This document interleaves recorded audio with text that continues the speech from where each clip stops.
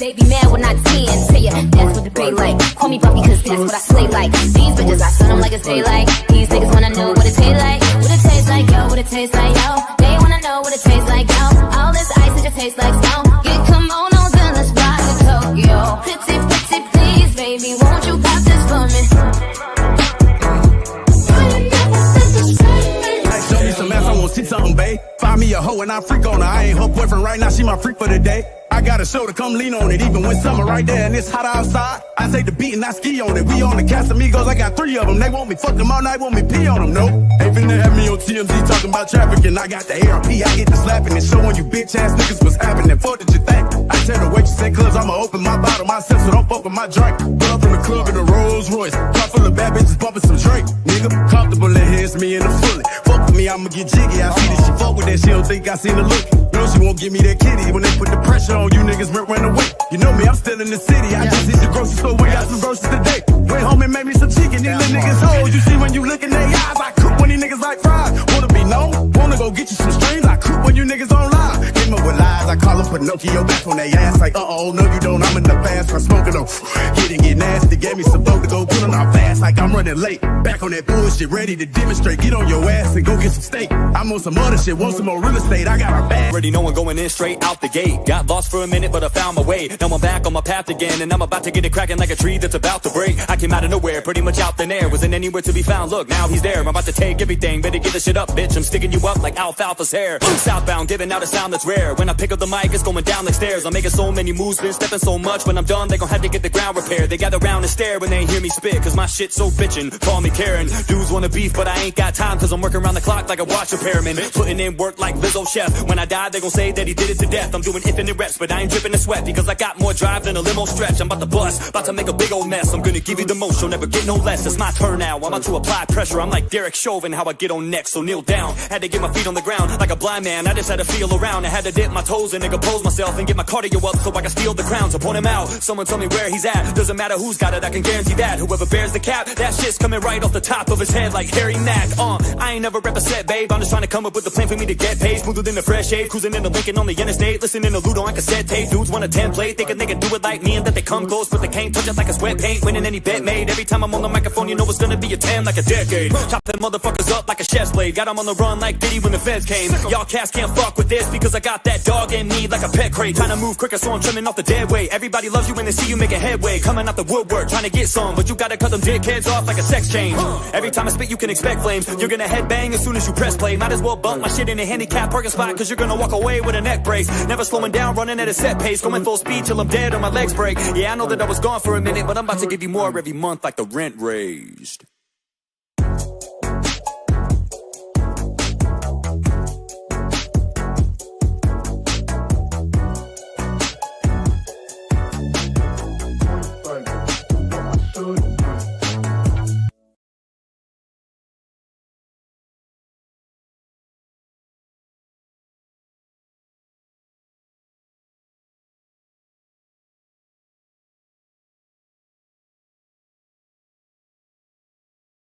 Hey Trick, I've got a bit of a treat for you. I'm gonna join the cornball wave and make a song to promote a fist fight. The only difference between All Ego and Trick Williams is I'm not a cosplay rapper. This is an original song. Ethan Page about to be the Plan B pill for your Plan B career. 1, 2, he's coming for you. 3, 4, EGO. 5, 6, better hide the kids, cause it's gonna be scary when he whoops that trick. 1, 2, he's coming for you. 3, 4, EGO. 5, 6, better hide the kids, cause it's gonna be scary when he whoops that trick. I heard it's Halloween Havoc, so I'm saying trick or treat. Shiny title in my bag, that's for every trick I beat. Your whole life's been a lie, but you're not tricking me. Take your best shot, Trick, but you'll never finish me. You're a shoulda, woulda, coulda from here. About to fumble that belt like your football career. About to drop that strap like the way you dropped the cash. Calling it the main event, but me and you are not a match. When you lay down, better stay down. October 27th, I'm the devil in the playground. But Mr. Williams, I didn't come to play now. Knocked you out cold the first night. night that I came out. Yeah, that's the night I made you a star. You see, I've been around the world, you just became what you are. A mascot, not the face of a brand. Came over? No, it never began. 1, 2, he's coming for you. 3, 4.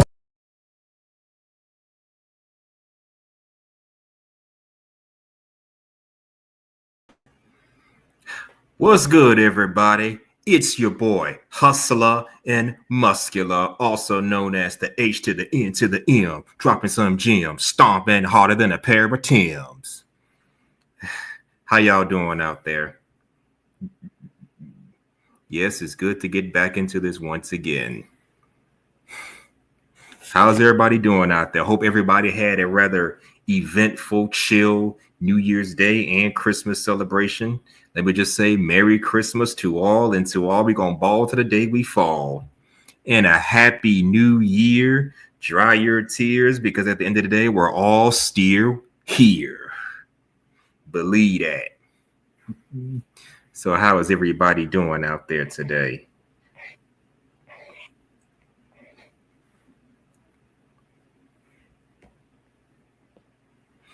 Oh, salute, Angela C. How you be? Discourse top tier MVP. Merry Christmas, Happy New Year. I know I was supposed to put on a New Year's Eve panel, but unfortunately, as y'all saw, something, for those of y'all that know or don't know, something came up around the Christmas holiday, and I just wasn't in the mood to do anything. I mean, my Christmas break was fun. It was good and everything, but something came up, and I just wasn't in the mood. Let's just say I was having a mental breakdown because of what was going on, and I just wasn't feeling so good. So I had to cancel that show just so I can get myself back up to where I need to be. So my apologies for disappointing y'all for New Year's Eve, because I really want to put on a show, but something happened and I just couldn't do it. I'm sorry, y'all. Y'all know what I'm talking about, so I shouldn't have to explain too much. I mean, we all go through shit.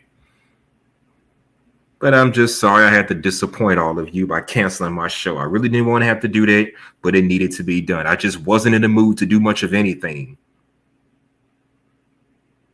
But that's all you people need to know.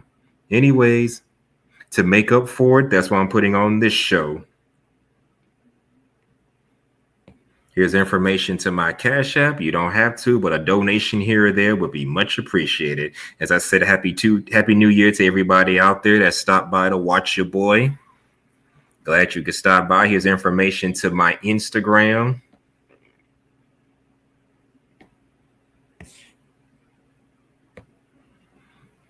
Make sure you like, comment, and subscribe. I'm gonna definitely try to put up new content.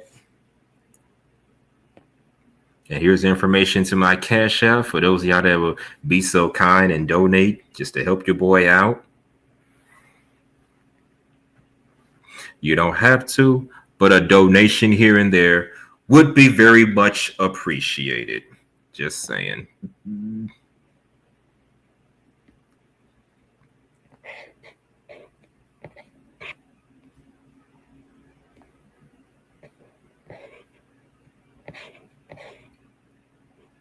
All right, let me put this message out here real quick. Like, comment, and subscribe, because it's just what the doctor prescribed.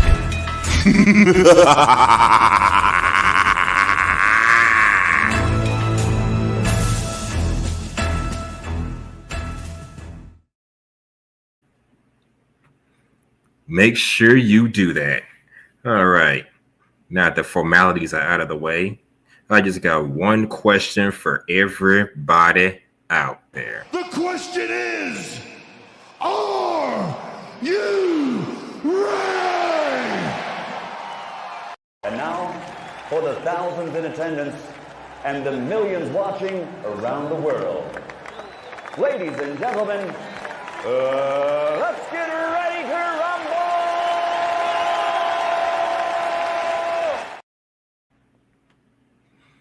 All right, let's get ready to rumble.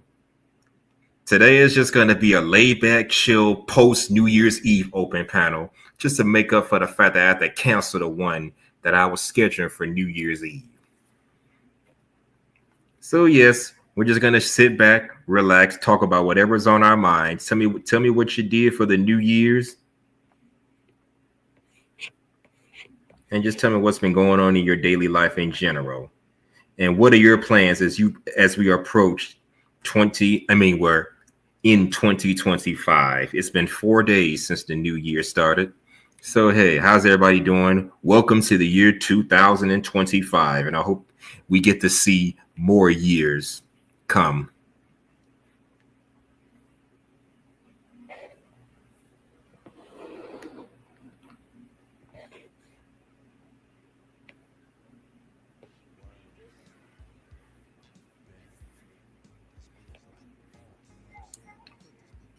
So yeah, this is to make up for the fact that I had to cancel my last show because something came up and I just wasn't feeling so good.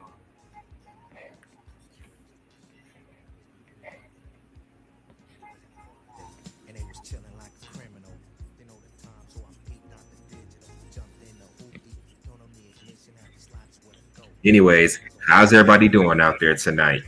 Happy New Year to anybody back there listening in.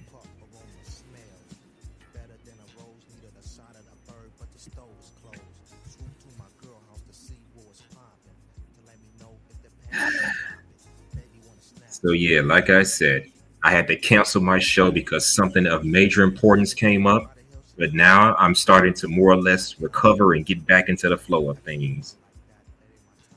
I'm starting to get back into the flow of things. I'm starting to come back to this. Anyways, I appreciate the support that y'all showed me as I was going through, you know, my own personal problem because of what happened over the Christmas break. I appreciate the support and I appreciate all of y'all's concern. So yeah, I'm putting on this show to make up for that. Well, how you doing, Chocolate Foundation? By the way, that was a good show you put on. What was it, yesterday or last night? Yeah, that was a good show you put on that day. Glad I could stop by because I was just all over the place that day. Anybody want to come up? The link is right here in the description. Excuse me. Talk to your boy. Tell me what happened to you over the Christmas break, the New Year's, whatever the case may be.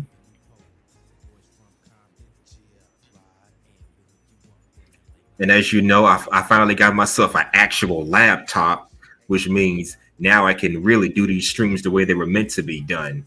Now I can actually share videos and show y'all without having to hold my goddamn phone up to the screen and shit. So yeah, I can finally do these streams the way they need to be done. Yeah, you're so much welcome, Chocolate Foundation. Salute to Shakira, aka the Chocolate Foundation. Anyways, how was your New Year's Day? Come on up here and talk to your boy. Don't be afraid. You know I don't bite unless you want me to. Yeah. And salute to you, Angela C., one of my top tier supporters, for stopping by. I can always count on you to show your boy some love. I mean, how was your Christmas break? How was your New Year's? What did you do to bring in the New Year's?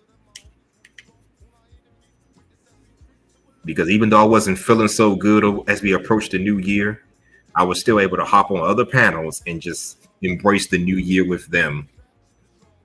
Yeah, that's kind of funny. I didn't have the energy or the will to put on my own show, but I was still willing to hop on other people's panels just to show y'all that I'm still alive and I'm not just giving up.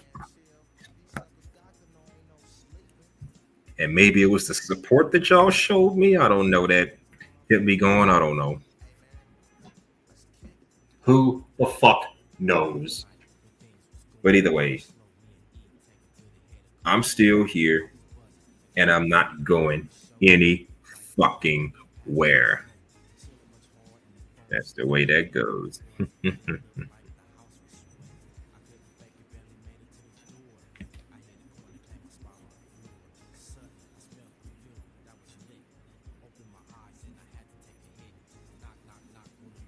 So, what did y'all get for Christmas? Or did y'all even get anything for Christmas? Did you buy your family something? I mean, I know the holidays are not what they used to be. Okay, hold on a second.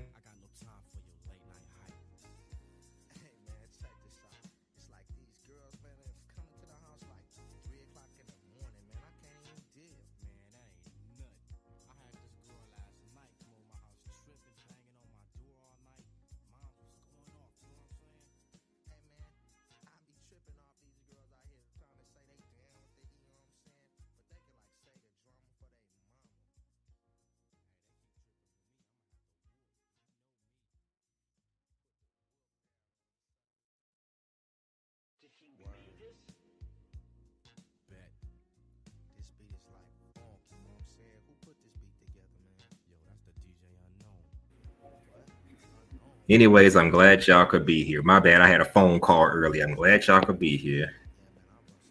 Angela C said she just chilled at home. Well, that's better than nothing. Shit. At least you did something. But I understand the holidays are not what they used to be when we were kids.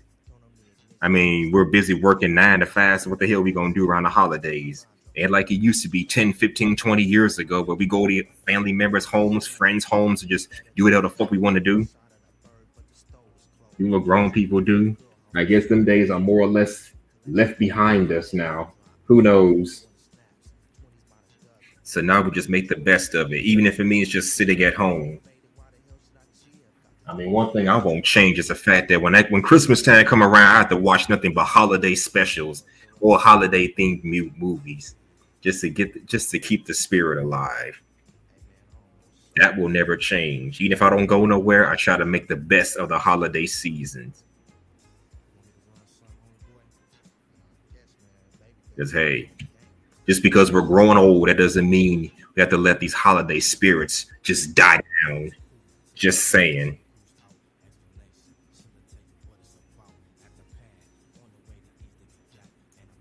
I say it's best to enjoy. I say it's best to make the best of what's in front of you. Oh, salute to you, Mel. How are you doing? Salute, Chocolate Foundation. Okay, can you hear me? Is it coming in okay? Yes, I can hear you. Okay, no, but is it coming in clear or is it special sounding? Oh, no, it's coming in clear. I can hear you. Oh, okay, good. Anyway, happy good New Year again. Yeah, Happy New Year. Good show you put on the other day. I appreciate you coming by. You know what I'm saying? Like I said, I'll be sharing on the 8th when we start the first food drive. So I'll be streaming that. Showing y'all I'm cooking and hold on. Okay. You got a lot of background noise, but I can still hear you. Yeah, that's what I'm saying. Okay, listen, I'm a switch. I'll be back. All right. Well, I gotta take care of something anyway. I'll be right back to you. I gotta go take care of something anyway. So I gotta go take care of something anyway. So anybody in the chat, anybody decide to come up? Okay, Mel said, I still didn't know why you're not married, hustler. You seem like such a nice guy. Well, I guess being a nice guy ain't enough. But I appreciate that, Mel. I appreciate that. He said, hey, Chuck, I thought you left this space. No, she didn't. She just did a show. What was it? Last night. I think it was last night she just did a show. But anyways, I got to step away for a little bit. So I'll be right back. Sit tight and chill until I get back.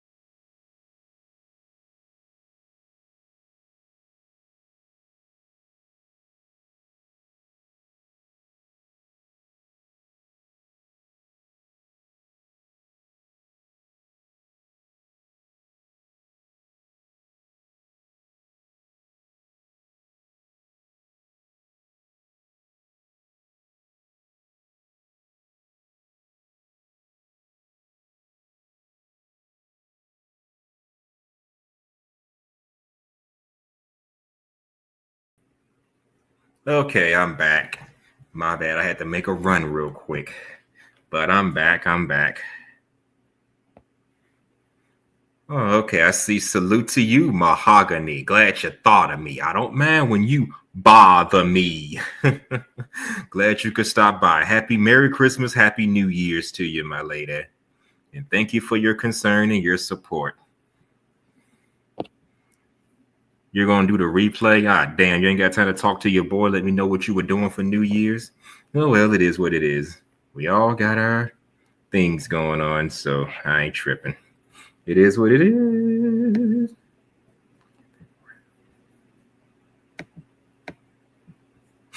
I ain't tripping. It would be nice to hear your soft-spoken little voice again, but hey, it is what it is, okay?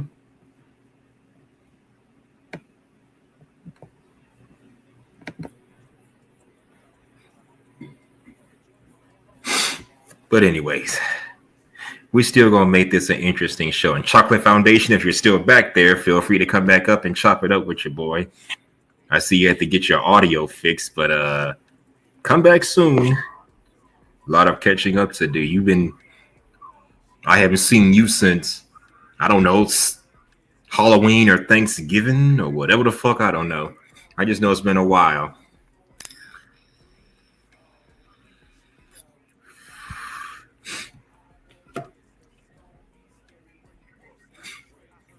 Oh, you're cooking dinner. Okay. What are you cooking, Mahogany? If you can hear me back there, you're still back there. What are you cooking for dinner? Anyway. But anyways, I hope everybody had a good holiday season. I hope everybody had a good New Year's. And I don't know what y'all did to welcome the New Year's. Whether you were basically on YouTube streams like I was while in a depressed state of mind, or you simply went out to downtown for the little countdown to welcome in the new year. Either way, hopefully everybody enjoyed their New Year's. I wish I could say the same thing for me, but like I said, something happened, so I just wasn't feeling so good.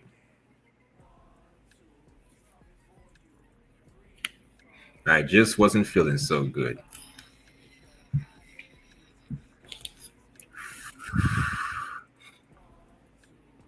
But anyways, I'm back up here doing more live streams. And anybody want to come up?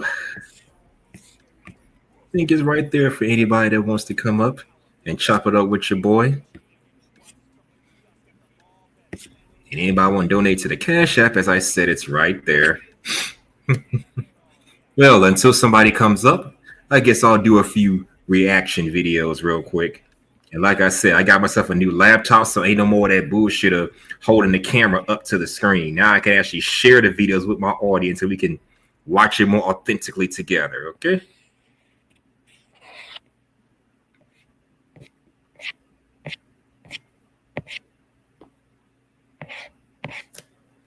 This will take some getting used to, but okay. All right. Now to get my first video going. Give me a sec, ladies and gents. I'll be right back.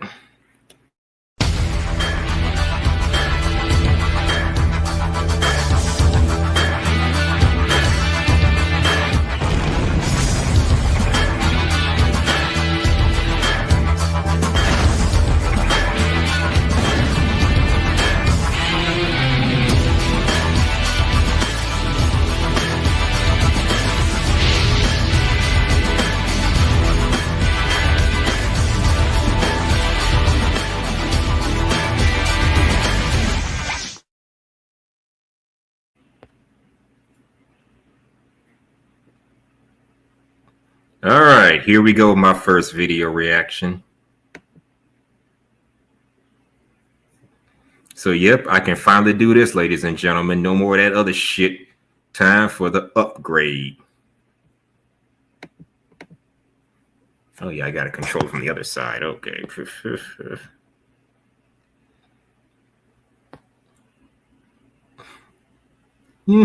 All right.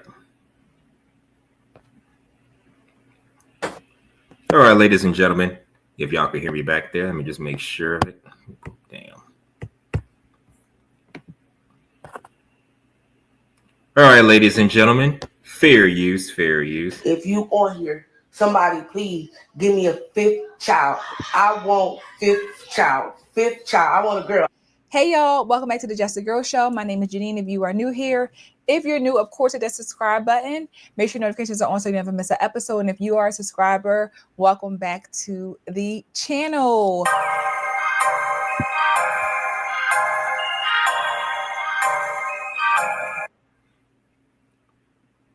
Okay, salute to. Okay, who is this? Hold on. Love being a mother. I have 3 children in total. First, let me see who this is, but so I can salute the content creator. Okay, salute to Just Girl Talk. I don't know who she is, but salute to this content creator because she makes some pretty good stuff from what I'm saying. All right, let's continue. Fair use. I have 2 kids of my own. I have a stepdaughter, right? So I really, really do love being a mother. But I want to talk about how motherhood, how it's portrayed, and the idea of what it means to become a mom in the Black community has really changed over the years, right? And women really say the wildest things when it comes to being a mom. There are single moms out here. There are moms out here who are co-parenting with their partner. You know, then there's the women who are with their partners who have children. And then there's the couples who are married with children, right? And there's so much conversation around dating women who have children for men and how men feel about dating women with kids. It feels like I want to do that. But I want to drop this. Well, me personally, I'm not dating no female that has kids. I know some people may take offense to that, but that's how I feel about the whole thing. Me personally, I just can't see myself being in a long-term relationship with someone who has children due to the fact that I myself do not have children. You know, just saying. That's just not something I would want to do. But I'm not going to say it's for everybody. I'm just saying it's not something I would want to do, you know? All right, let's get back into this. Fair use, ladies and gentlemen, fair use. Clip that y'all got to hear because it's something so disingenuous sometimes about how women speak as if they're not in reality when they talk about certain things. So let's get into it. You. Now back to him. But go back. If I was a grown ass man, I would only date single mothers. What? Whoa. You said if you was a grown ass man, you will only date single mothers. I'm calling cap. Triple cap. Stop the cap. Stop the cap right now. Stop the cap. No bullshit, bro. C-A-P.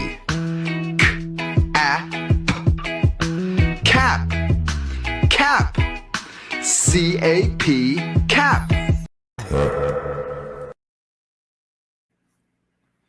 Oh boy. Get the fuck out of here with that shit. Okay then, you mind explain to me why you would date a single mother? Okay, let's get back into this. Fair use. Here's my explanation.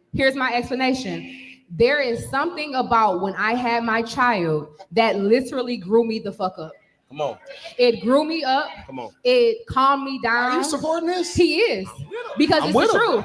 When a woman gives birth, when a woman carries a child and has that child, it's like another level unlocks in you. Like something different happens. Okay. And when I tell you. Yeah, I know these 2 ladies are wearing practically the same clothes. Just saying. What's wrong with you? First, I'm going to say, okay. Okay, so let me understand something. She said that when she had her first child, it caused her to grow up and mature. Okay, that's all well and good, but the only problem is that may be your situation, but unfortunately, it's not everybody's situation. They say some people don't really grow up until they actually move out the house or start a family or whatever the fuck. Well, like I said, that's not everybody. So who are you to say men should date single mothers because because you grew up and matured after having your first child? That's not the case for everybody. Just saying. So your narrative seems a bit disingenuous in my humble opinion. Oh, damn. Okay. Now here we go. Still getting used to this shit, but okay. That narrative seems kind of disingenuous in my humble opinion. You can't say that, oh, just because you grew up and matured after having your first child, that mean that that's going to be the case for everybody. It's really not going to be the case for everybody. Just saying. So that in of itself sounds disingenuous. But anyways, fair use. Oh, shit. What's wrong with you? I'm gonna say okay for some. I'll say that for some. Yeah, because it's not for everybody. You got deadbeat mothers out there too. Okay. Exactly. Thank you. I don't know who said that, but salute to that sister for calling that out. Salute to her.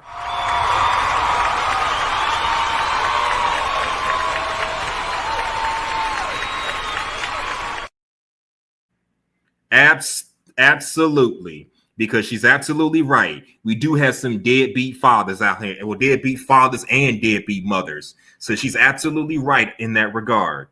We do have some deadbeat moms out here, moms and dads, actually. So yeah, you got to call that shit out for what it is. But anyways, fair use. I give y'all that. But the truth of the matter is, overall, especially when it comes to a single mother raising a kid by herself, she chose to keep that baby and stay. She raising that child. She's doing what the responsible person will be doing. Until he say you ain't my daddy. So immediately when she's absolutely, she kept the child, yeah, and now she's looking for someone to help her raise that child. That's all well and good until, like the man said, until the kids start talking about you ain't my real father, so you can't really tell me shit. Mm-hmm. Oh my God! Absolutely. That's just how that go down. But let's hear what she has to say. Okay, fair use. Said that, I was like, what are you talking about, Randy? Like, you're talking about your personal experience with being exactly.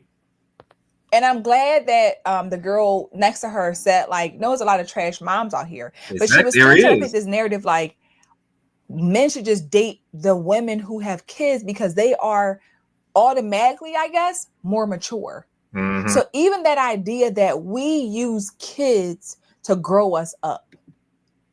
And I want to say this too. Using kids to grow you up. We all know that having kids does not make you grown. What you do when you're raising those kids and how you raise those kids is what's going to determine if you're a grown adult or not. That's just the bottom line. Again, kudos to this sister for growing up and maturing after having her kids. If what she says is true, that is, because we don't know. Allegedly, she matured after having her child. Okay, that's all well and good, but like I said, that's not the case for every freaking body. That's just not the case for everybody. Everybody's not going to be in your situation. Because like the young lady just said on the side, you got some deadbeat moms out here as well as some deadbeat dads. So not everybody out here raising kids is doing a good job at it. Just saying. But anyway, let's get back into this. Fair use. I think that a lot of things come out a certain way, or you project certain things when you've experienced it. So I think with her being a mom who had a child prior to being married, of course you're going to say that. Mm-hmm. Of course you're going to put it in a way that you know that you were one of those women and it worked for you. Right. So when you say men should only date women who are single moms, you are saying it because that's your story. And you're saying it, but you're not being real and realistic. Yeah, I mean, don't get me wrong. Everybody's experiences are valid. Everybody's personal experience is valid. But like I said, that's your experience and you can't project that on everybody. You can't just make it seem like that whole every woman out here who had a kid out of wedlock has grown into this mature person just because it happened for you. Nope, it doesn't work that way. It apparently does not work that way. That's not how that works.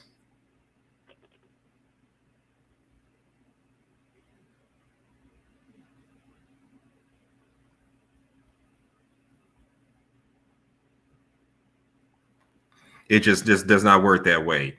So yeah, your experience may be good and it may be valuable, but it's not going to be the case for everybody out there. Just saying. All right, let's get back into this. Fair use. About what you're saying. Because like I said, there's so many examples, way too many examples of women, whether we know them or in our own or not, that they are just nowhere near mature. They got 15 kids and they still They oh my God, it's not clicking up top. So yeah, absolutely. You got single moms out here that still want to go out here party, clubbing, dancing, shaking their asses, twerking, doing more or less the same shit that they were doing when they were still single and childless. Now, I understand that there are some cases where you may want to go out and be with your homegirls and have fun and do all this kind of stuff. That ain't nothing wrong with, couples, what I'm saying, going out, having a good time and getting away from their kids. But my issue is when you got these single moms out here who still want to party it up and live it up as if they don't have kids of their own to take care of. Seriously, I've gone to nightclubs in the past and met women who had kids, 3 or 4 of them, and they still up here shaking their asses. Okay, that's all well and good, but how often do you do this shit? Are you still living it up as if you're still single? Or are you just out here just balancing it out? That's the way it needs to be. Oh, salute to you, Irby. Thanks for stopping by.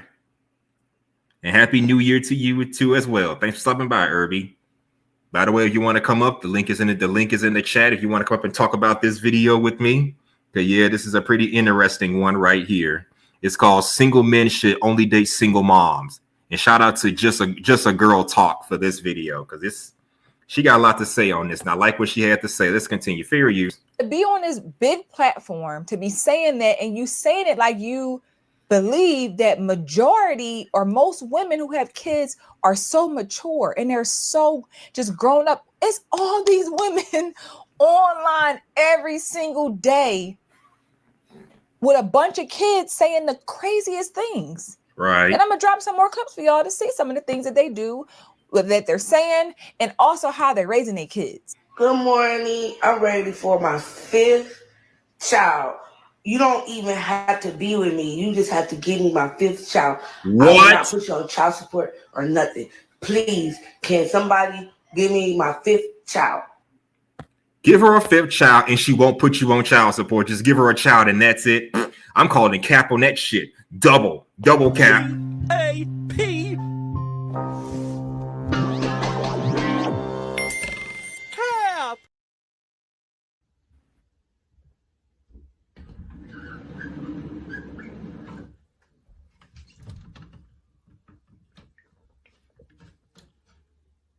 That's cap. It really is.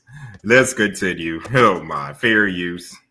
Please, if you on here, somebody please give me a 5th child. I want 5th child. 5th child. I want a girl. I have 4 boy childs. I want 5th child. Oh, that pistol for you. Fight for shit that's mine. Only one, and if I die, bitches love to want to cry. When it is mama, oh, you hurt and miserable. Oh, man.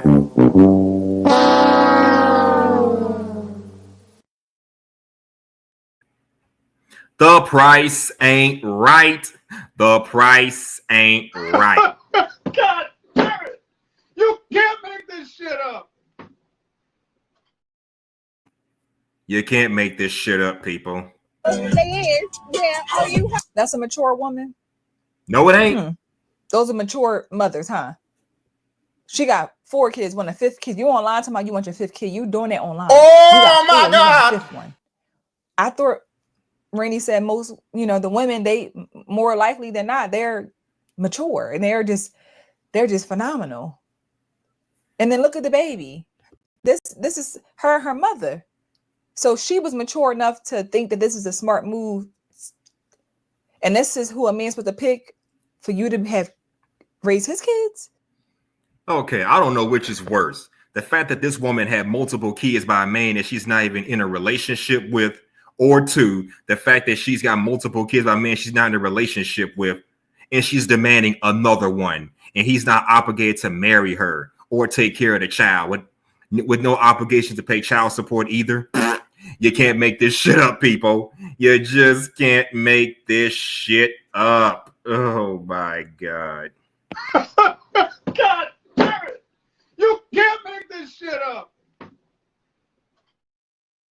Irby said, no single father should date a single mother. Exactly. If you don't have kids of your own, then I recommend you don't date a single mother. That's just that's just the way I feel about the whole thing. I believe as a man with no children, you probably shouldn't date a single mother. Same thing with a woman. If a woman has no kids, then perhaps she shouldn't date a man with children. Just saying. But everybody got their own take on this whole thing. All right, let's continue. All right, fair use. You see what I'm saying? The sisterhood will lie to you to fit their narrative. They will lie to you to make themselves feel good. So you're going to give me this false hope that men just supposed to want to be with me because they're going to think I'm so mature because I got kids. Like, so what does that say about the women who don't? Like, I'm going to choose you with the kids, with the stress. That's a very good point. If women who have children are so damn mature and so damn capable, then what the fuck does that say about the women out here who don't have children? Are they incapable? I mean, don't get me wrong. You got some women out here who don't have children who seem to be no better than the women who do have kids. So I can't say one is better than the other. You know, I'm not finna say, oh, you're a single woman with no kids. You're going to be a much better fit than some single baby mama. You may be just as bad as she is. Me personally, I'm going to try a woman who doesn't have kids because that's my personal preference as a man who doesn't have kids of his own. But I'm not finna say one is better than the other. We have to come out that damn mindset of, oh, that makes you better than somebody else. Irby, is that you? Yeah, that's me. What's going on, ain't you know? Oh, what's good, my guy? Welcome back. Happy New Year. Merry Christmas. Happy New Year to you. To you too. That was your first time coming on my show with you. Well, I had to touch on this topic. Kind of relates to me. Talking about shit, single men date single moms only. What's your take on that? Wait, I ain't got no kids. I'm single. Ain't no way in hell I should be dating. I should recommend nobody dating no damn single mother with it. Now, if you want to do that, that's your business. But if a man doesn't want to do that, if I don't want to do that, I ain't doing it. You just are looking for a sweet lick. You want somebody to take on the half of your responsibility that you caused. Mm-hmm. Okay, and you got to deal with it. If your baby daddy's a deadbeat, you got to deal with it. Now, yeah, absolutely. Now you can date a single father.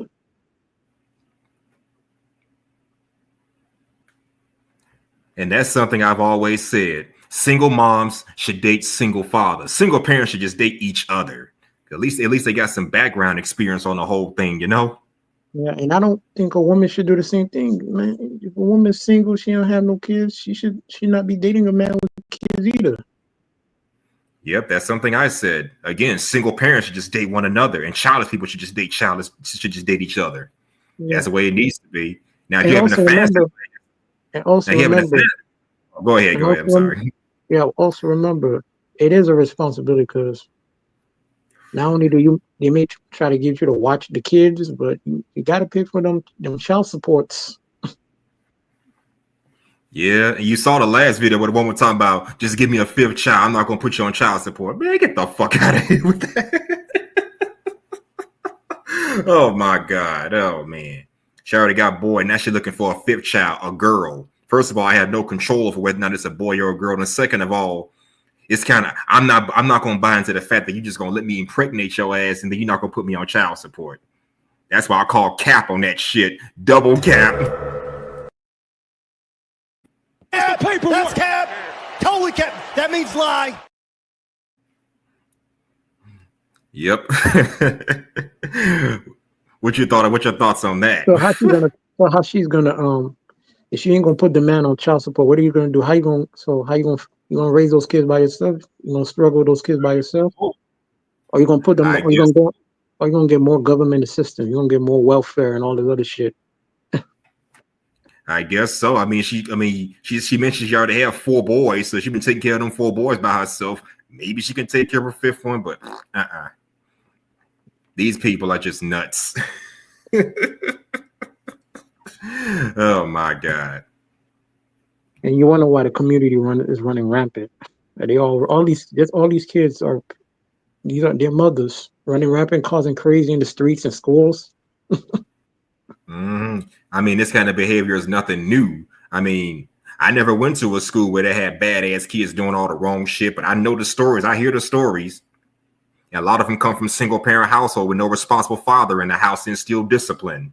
That's why I say fathers are necessary. I understand people pass on. Some people don't stay together forever, but that doesn't mean discredit a father's role in the relationship. That's all I'm saying. These are the kids that be having, these are the ones the kids going to be having like anger issues and shit. Yeah. And they have no kind of discipline. I mean, there was a statistic. It's damn near 30 something years old, but it stated that a lot of kids who come from fatherless homes either one, end up on the streets, end up in jail, end up in gangs, or worse, end up 6 feet in the ground. Yeah, 30 years later, 30 years later, it's still relevant. Yep. I'm sorry. Go ahead. Yeah, in prison. But when you tell some of these women that, they like kind of ignore that shit. They always want to pick out the outliers and shit.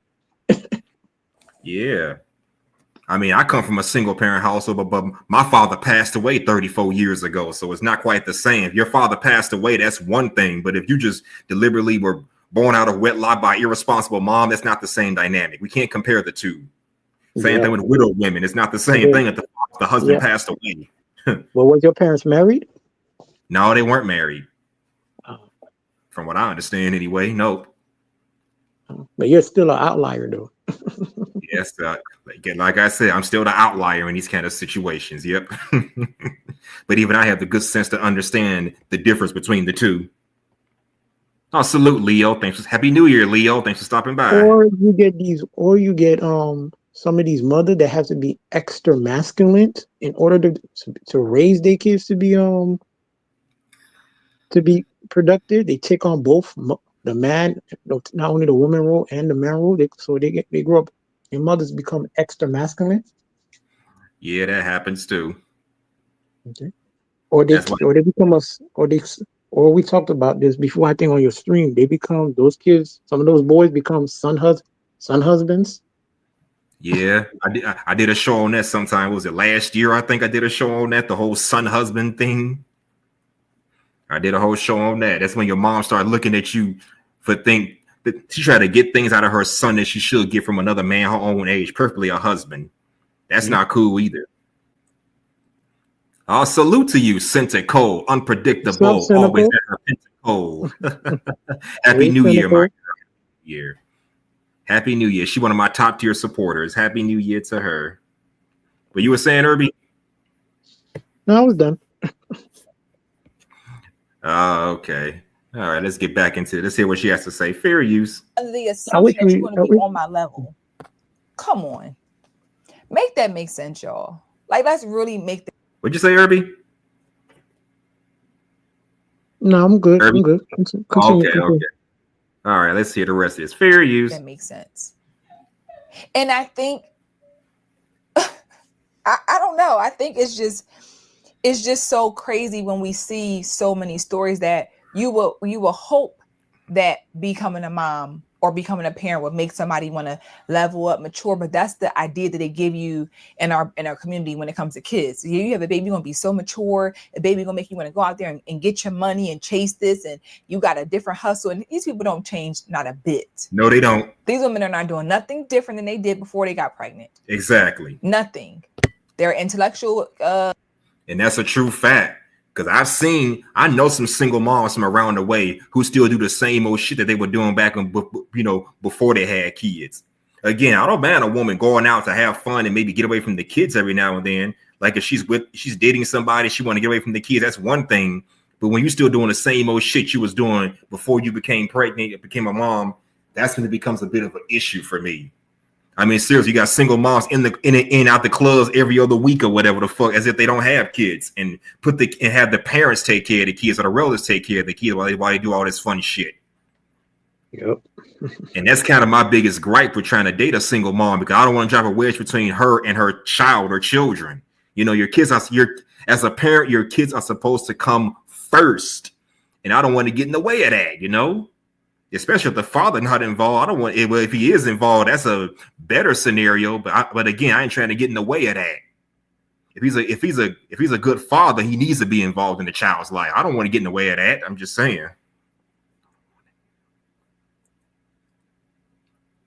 But yeah, they'll try to shame men into dating, to thinking that a single mom is the best thing. They think, oh, she got a child, so she must be mature. She must know how to get around and, you know, be a responsible adult. Nope, not always the case.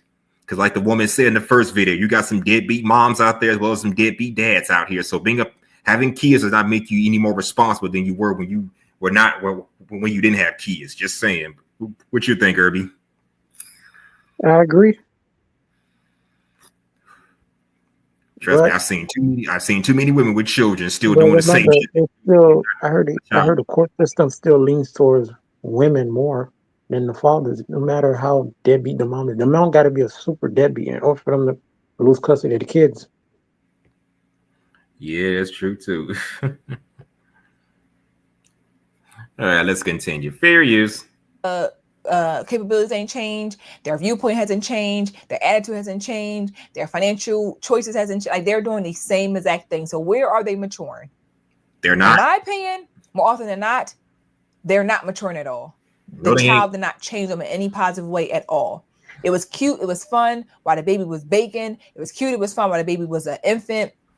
By the time that baby turned 1, they on the same wave. They're not teaching their kids anything. So again, of course I'm going to say that when I was a single mom. Why wouldn't I? And that's the unfortunate side about how it's so hard to have these conversations with people when they're just trying to say things that sound crazy, but I'm gonna make it make sense because that was my story. I was so mature. I grew up. It's something that just made me want to, but again, that's you. And I hate that this is, again, the idea that we paint when it comes to having children. Not all people, not all women who have kids have this instant hustle in them when they have a child. No, they don't. They don't. And they make you think, oh, have a baby. I'm going to just get so much energy. I'm going to just go ahead and chase all my dreams. And you had this baby. You like, okay, what happened? Why am I the hustler? Why am I still sitting here? Why nobody don't want me? That's easy. You having it because you may have had a child, but you didn't change anything about yourself. You didn't change the way you move or anything like that. Having kids does not make you a mature person. Raising those kids to be productive members of society makes you a responsible parent, a responsible person, or a responsible parent. That's the way that goes. But fair use said that the men should want and it's crazy. And these children are out here suffering. They are. With their irresponsible, immature mothers. They're suffering. And it's sad. For me, hey, you want to date, if a man want to date a woman who got kids, that's his preference. Mm-hmm. You know, I'm not saying that women who have kids don't deserve love. They don't deserve to find a partner and somebody to marry them. I don't think that at all. I think if you can find a man who wants to love you and your children, that's in my opinion, a good man who wants to not only be with you, but also your children. I think that that's totally fine. What I think it's trying to find a way to, in my opinion, like make women think that they can have kids and their options will be unlimited. When we know that's not true, because it worked out for you, it may not work out for her. Yeah, and we all know it's a common fact that when women have kids, their dating options do kind of dwindle, because not a lot of men want to see a woman that's already got a child by another man. I'm not saying that she's not physically attractive, but let's face it, even I noticed this, when I was still in university. I don't look at single moms the same way I look at women who don't have children. I mean, there's just something about some of these women. Some of these women still be messing with their baby daddies, though. Yeah, that's a good point too. Some of them still be doing it. That's something I'm always worried about. Where's the baby's father? Is he still in the child's life? And if so, is he contributing to the child's life? Yes, no. So that's something you gotta think about right there. Are he still smashing? Is he crazy? Yeah, that too. I mean, don't get me wrong. I've hung out with single mothers. Most of them were not bad people. They didn't do me dirty. They weren't bad, except for one who did me dirty. But I just can't see myself being in a relationship with a single mother as a man who doesn't have kids of his own. Like we said earlier, single parents should just date each other, and childless people should just date each other. Bottom line. Yep. And even these women, if their son gets older, they will tell these sons not to go date a woman with children. That's the crazy part of it. Even some of these women, if their sons get older, they'll even tell them their sons not to go date single mothers. That's the craziest thing. Yeah, my own mama told me not to date a female that has kids. Now she only difference is with her, it's like if she got one child, that might work. But if she has 2 or more kids, that's a no-go. And we both agree that's a no-go. I say have no kids, but she says 1 child should be the limit. So we kind of more or less agree on that together, you know. I prefer no kids, but she said you find a woman that has 1 child, that might do, depending on the situation. So even she told me don't date no female that's got 3 or 4 kids, you know.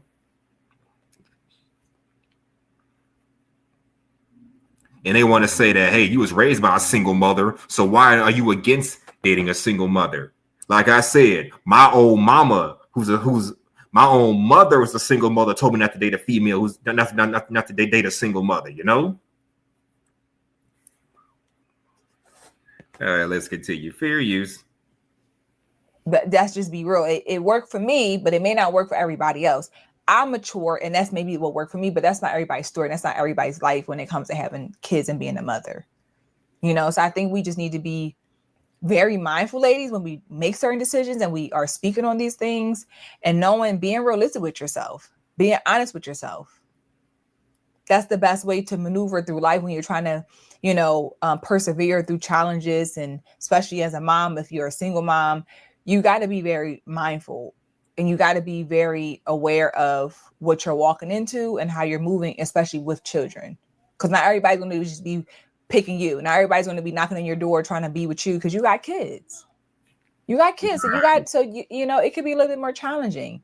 And again, don't get yourself caught up in what worked out for her. That's her personal journey. It's not yours. Yeah. Remember that. Okay. So just remember that. I just want to just put that out there. Okay. We are our own individual person, and what works for somebody may not work for you. What works for me may not work for you. Okay. Good to know. Yeah. Let me know in the comments what you guys think. Be sure to like this video. Hit that like button. Want to get the likes up if you enjoyed the conversation. Well, that's the video. Oh, man. I mean, she made some valid points. Just because one woman grew up and became mature to having her child, I mean, it's going to be the same for everybody, you know. Irby, you still there? Yeah, I'm still here. But what is the point? They're saying that she a guy who's single with no kids should date women with children. Yeah, that's what the woman in the first clip was saying. Yep. That sounds like an entitlement. It really does. Okay. I remember when she had her child, she grew up. So you mean to tell me that, for example, a dude that's in like medical school or law school or in college, he dedicated himself. He just graduated. He's single, and you spent your years being a baby mama, having like 1 or 2 kids, or by 1 or 2 men. You think you deserve to date that guy? Date this nigga?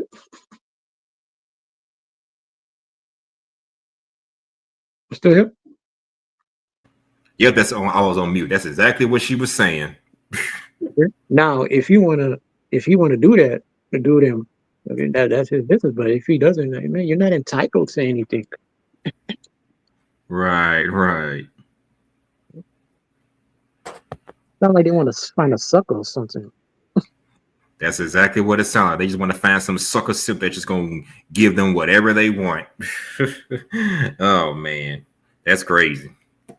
I think they found out because they see Russell Wilson, and I don't want to call Russell Wilson a sucker. May as well. Because I like Russell Wilson. I'm a fan of him a little bit, so that's probably my bias showing. But they probably see him, and they probably think everybody should be like that. So they feel like an entitlement because Sierra was able to got it. Mm-hmm. And that's why I tell people you can't look at what these celebrities do and think you can do the same thing. Just because Russell Wilson got with Sierra after she done had a kid or two by Future, that don't mean you and I should go out there and wipe up a single mother. I mean, look at how she's acting. Now, maybe she cleaned up her act over the couple of years or so, but come on. In the beginning, it was clear that she wasn't looking at Russell the same way she looked at Future. Clearly, she wasn't looking at him like that. So, So he just clearly got him. And I'm gonna keep it real. Not all of y'all are Sierra either, but I'm not saying Sierra acts a little crazy, but I'm probably talking about look wise, but not all y'all are Sierra.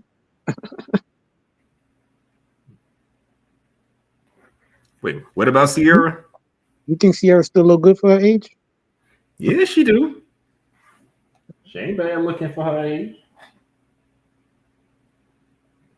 I just don't like the way she moves, but she still look good for her age. Exactly. Yep.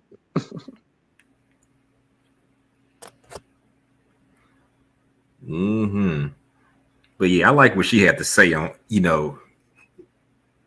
excuse me, in that regard. Oh, my bad. But I like what she had to say. But how was your New Year's? It was good. I just chilled. Just for chilling at home.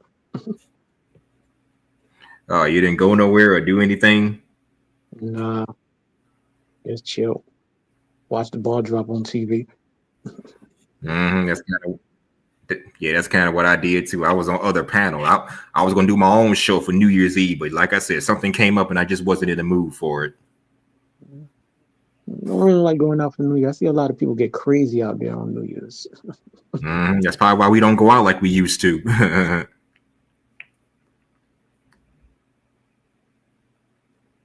Okay, I had another video I wanted to react to. Let me see if I can find it real quick.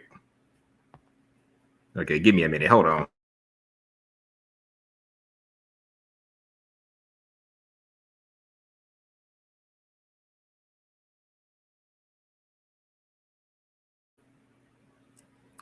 Okay, I found it. Let me share the screen real quick. It's the same content creator. But let me share the screen real quick. Ah, there it is. Can you see it? Yeah, I see it. All right, this one says single moms are really winning and married women are jealous. I'm calling cap on that. That's the paperwork. That's cap. Totally cap. That means lie.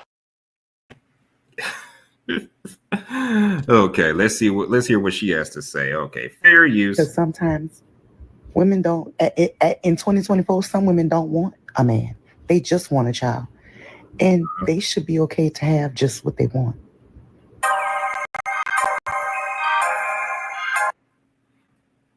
All right, let me mute this so I don't get no copyright. Salute to just a girl talk. Good, this should be interesting. Talk. My name is Janine. If you are new here, if you're new, of course, hit the subscribe button.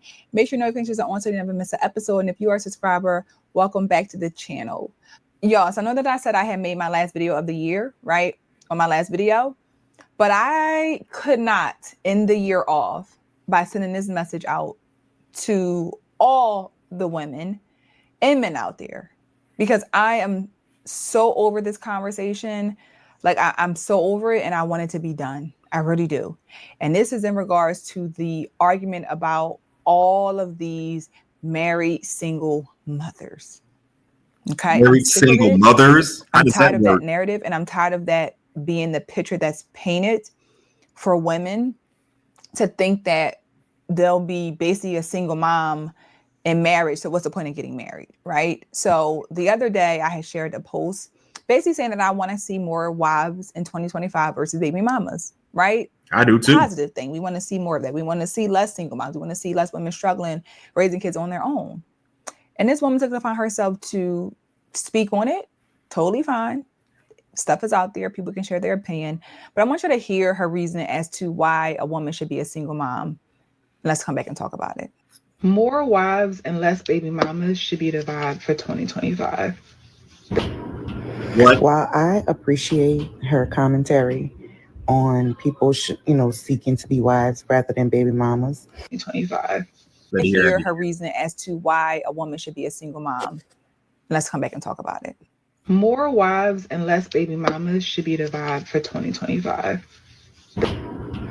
While I appreciate her commentary on people, seeking to be wives rather than baby mamas, I just want to point out that a lot of times, more times than not, wives are still single mothers. And what the hell are you talking about? Wives are still single mothers. Stop the cap. Stop the cap. G-A-P. Cap.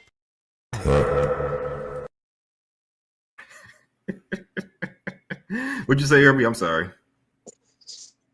What she's saying now, are there like dysfunctional marriages out there? Yes, but to say that married wives are still single mothers, that's a little crazy. It is. It really is. Let's hear it. It's fair use.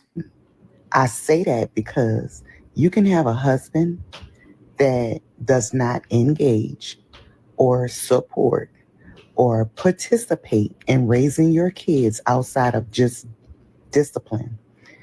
And I'm gonna give you a few examples. He don't do the doctor visits. He only show up to the football games. He don't do parent-teacher conferences. He's never taken them to the dentist. If he takes your children to the doctor and he has to call you and ask you what your child is allergic to, ma'am, you might as well be a single mother. What the fuck kind of dumbass analogy is that? This is bullshit.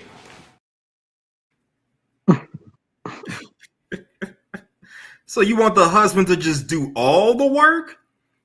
I mean, it's called a team effort, for God's sake. So if you're a husband and your child needs to go to the hospital and you want to confirm with the wife what kind of medicine to get the doctor to get the child or whatever, or what he's allergic to, whatever the case may be, isn't that called working as a team? I mean, the way this dumb chick talking, it's like the husband got to do all the work. If he can't, if he needs his wife for just the smallest things, she may as well be a single mother. That's basically what she's saying. That's my interpretation of it anyway. Sound like she wants to be the husband. She wants to, well, there's that too. It sounds like she wants to be the husband. He wants him to be the wife. Oh my God. Talking about she don't contribute outside of discipline. He doesn't go to the parent-teacher conferences. Well, I know when I was in school, we had parent-teacher conferences. Sometimes the mom would go, sometimes the father would go. Sometimes both parents would show up. You can't expect that all the time. Parents will show up all the time. But I'm sorry, go ahead. Her baby daddy doesn't contribute to go to the parent-teacher conference? Yeah. Why? I mean, that's what she's saying. The husband doesn't go there. Well, so who goes there? She goes there? I guess so. No, she was saying like he don't contribute outside of just discipline, and he doesn't go to the parent-teacher conference or do the other stuff. But she does, right? She does, right? She does, yeah. Okay, so both of y'all do different roles, different tasks. Exactly. But the way she's talking is like the husband gotta do everything, and if not, it's basically on her. That's the message she's putting out there. So that's why it just sounds like complete bullshit. Sound like she's just whining. She wants to live some soft life shit. Yeah. Any married person, male or female, will tell you that the wife and the husband have different roles. There is no one person doing everything. They both got their parts to play. But that's not the message she's putting out there. She's saying it's like the wife's got the husband got to do everything, even her own job. But fair use. Because you don't have a partner. All you have is a husband. Mm-hmm. A husband is a fucking partner. Jesus. And I think y'all should also focus on not telling people what they should strive for. Because sometimes women don't, in 2024, some women don't want a man. Yeah, but then y'all be the same ones complaining about how y'all can't find a good man, or it's all men's fault for not guiding y'all or leading y'all. So make the shit make sense. You can't have it both ways, you know. They just want a child. And they should be okay to have just what they want. So So if she just wants a child but no man to raise her, then she'll be saying all men are deadbeats, all men ain't shit, all men are this, that, and the third. You know, it makes no sense. You can't have it both ways. What do you think, Irby? Same thing, just whining, just whining. Yeah, that's what it sounds like to me. But let's hear what this young lady has to say. Does that make sense? No, it doesn't. Like, does that make sense? You might as well be a single mom if you have to carry more of the load because your partner is somewhere else. That's the reasoning. Do it all by yourself if he can't do this or that. He can't go to the doctors with the kids. He can't do this with the kids. That's what they say. That's what they promote. You might as well just be a single mom if you got to do it, if you got to do more. And that is the Oh my God. We are where we are when it comes to the Black community, because we have women who think this way, who don't understand marriage, who don't understand being a part of a team, don't understand being in the role of a wife and the role of a husband, and just the overall family dynamic, right? Because the idea that as partners, as a team, the thing is, the idea that thinking that you and your teammate do the exact same thing all the time, every day, is insane. Okay. My husband and I are a team. Right. I'm the wife, he's the husband. And our roles are different. And what we do is different. So to think you are new here. Oh, my bad. That's the way it's supposed to be. My bad. That's the way it's supposed to be. Like she said, as a wife, she has her role. As a husband, he has his role. They are a team. There is no one person doing everything. That's the way it's supposed to be, right? Exactly. All right, fair use. Get afraid because they're like, damn, and that's what married women got to go through. Their husband don't do nothing. They don't help with anything. You're listening to somebody who's not even married. Right. That's the thing. The ones who are not married, the ones who ain't never experienced true love and who probably are single moms are the loudest about what married women go through because they. And have you noticed that as well? Uses the single women out here who are the loudest as far as, you know, how marriages are supposed to go down and what women have to go through as wives. They're the loudest ones about that shit, knowing they never experienced a day in their lives. Yeah, they call them bitter. They say they be pick-me's and all this other shit. They be calling them slaves. Mm-hmm. You a slave to a man. Well, at least she got a man to help her out doing something. That's better than being a single mom taking care of kids all by herself while men just come and go into her life. At least she got one man to be with her. Yep. And even if marriages are not for you, because I agree, marriage is not for everybody, but that doesn't mean that, hey, you got to force certain narratives on people. That doesn't mean the single mother route is the best route to go. Or if you're a man, just stay single for the rest of your life. No, what's good for you ain't good for me. Like we discussed in the last video, what's good for me ain't good for everybody. Marriages may work for some people. It may not work for some people. We can't just force our narratives on everybody. Yeah. I encourage people. I want people to do what's best for themselves while at the same time doing what's righteous.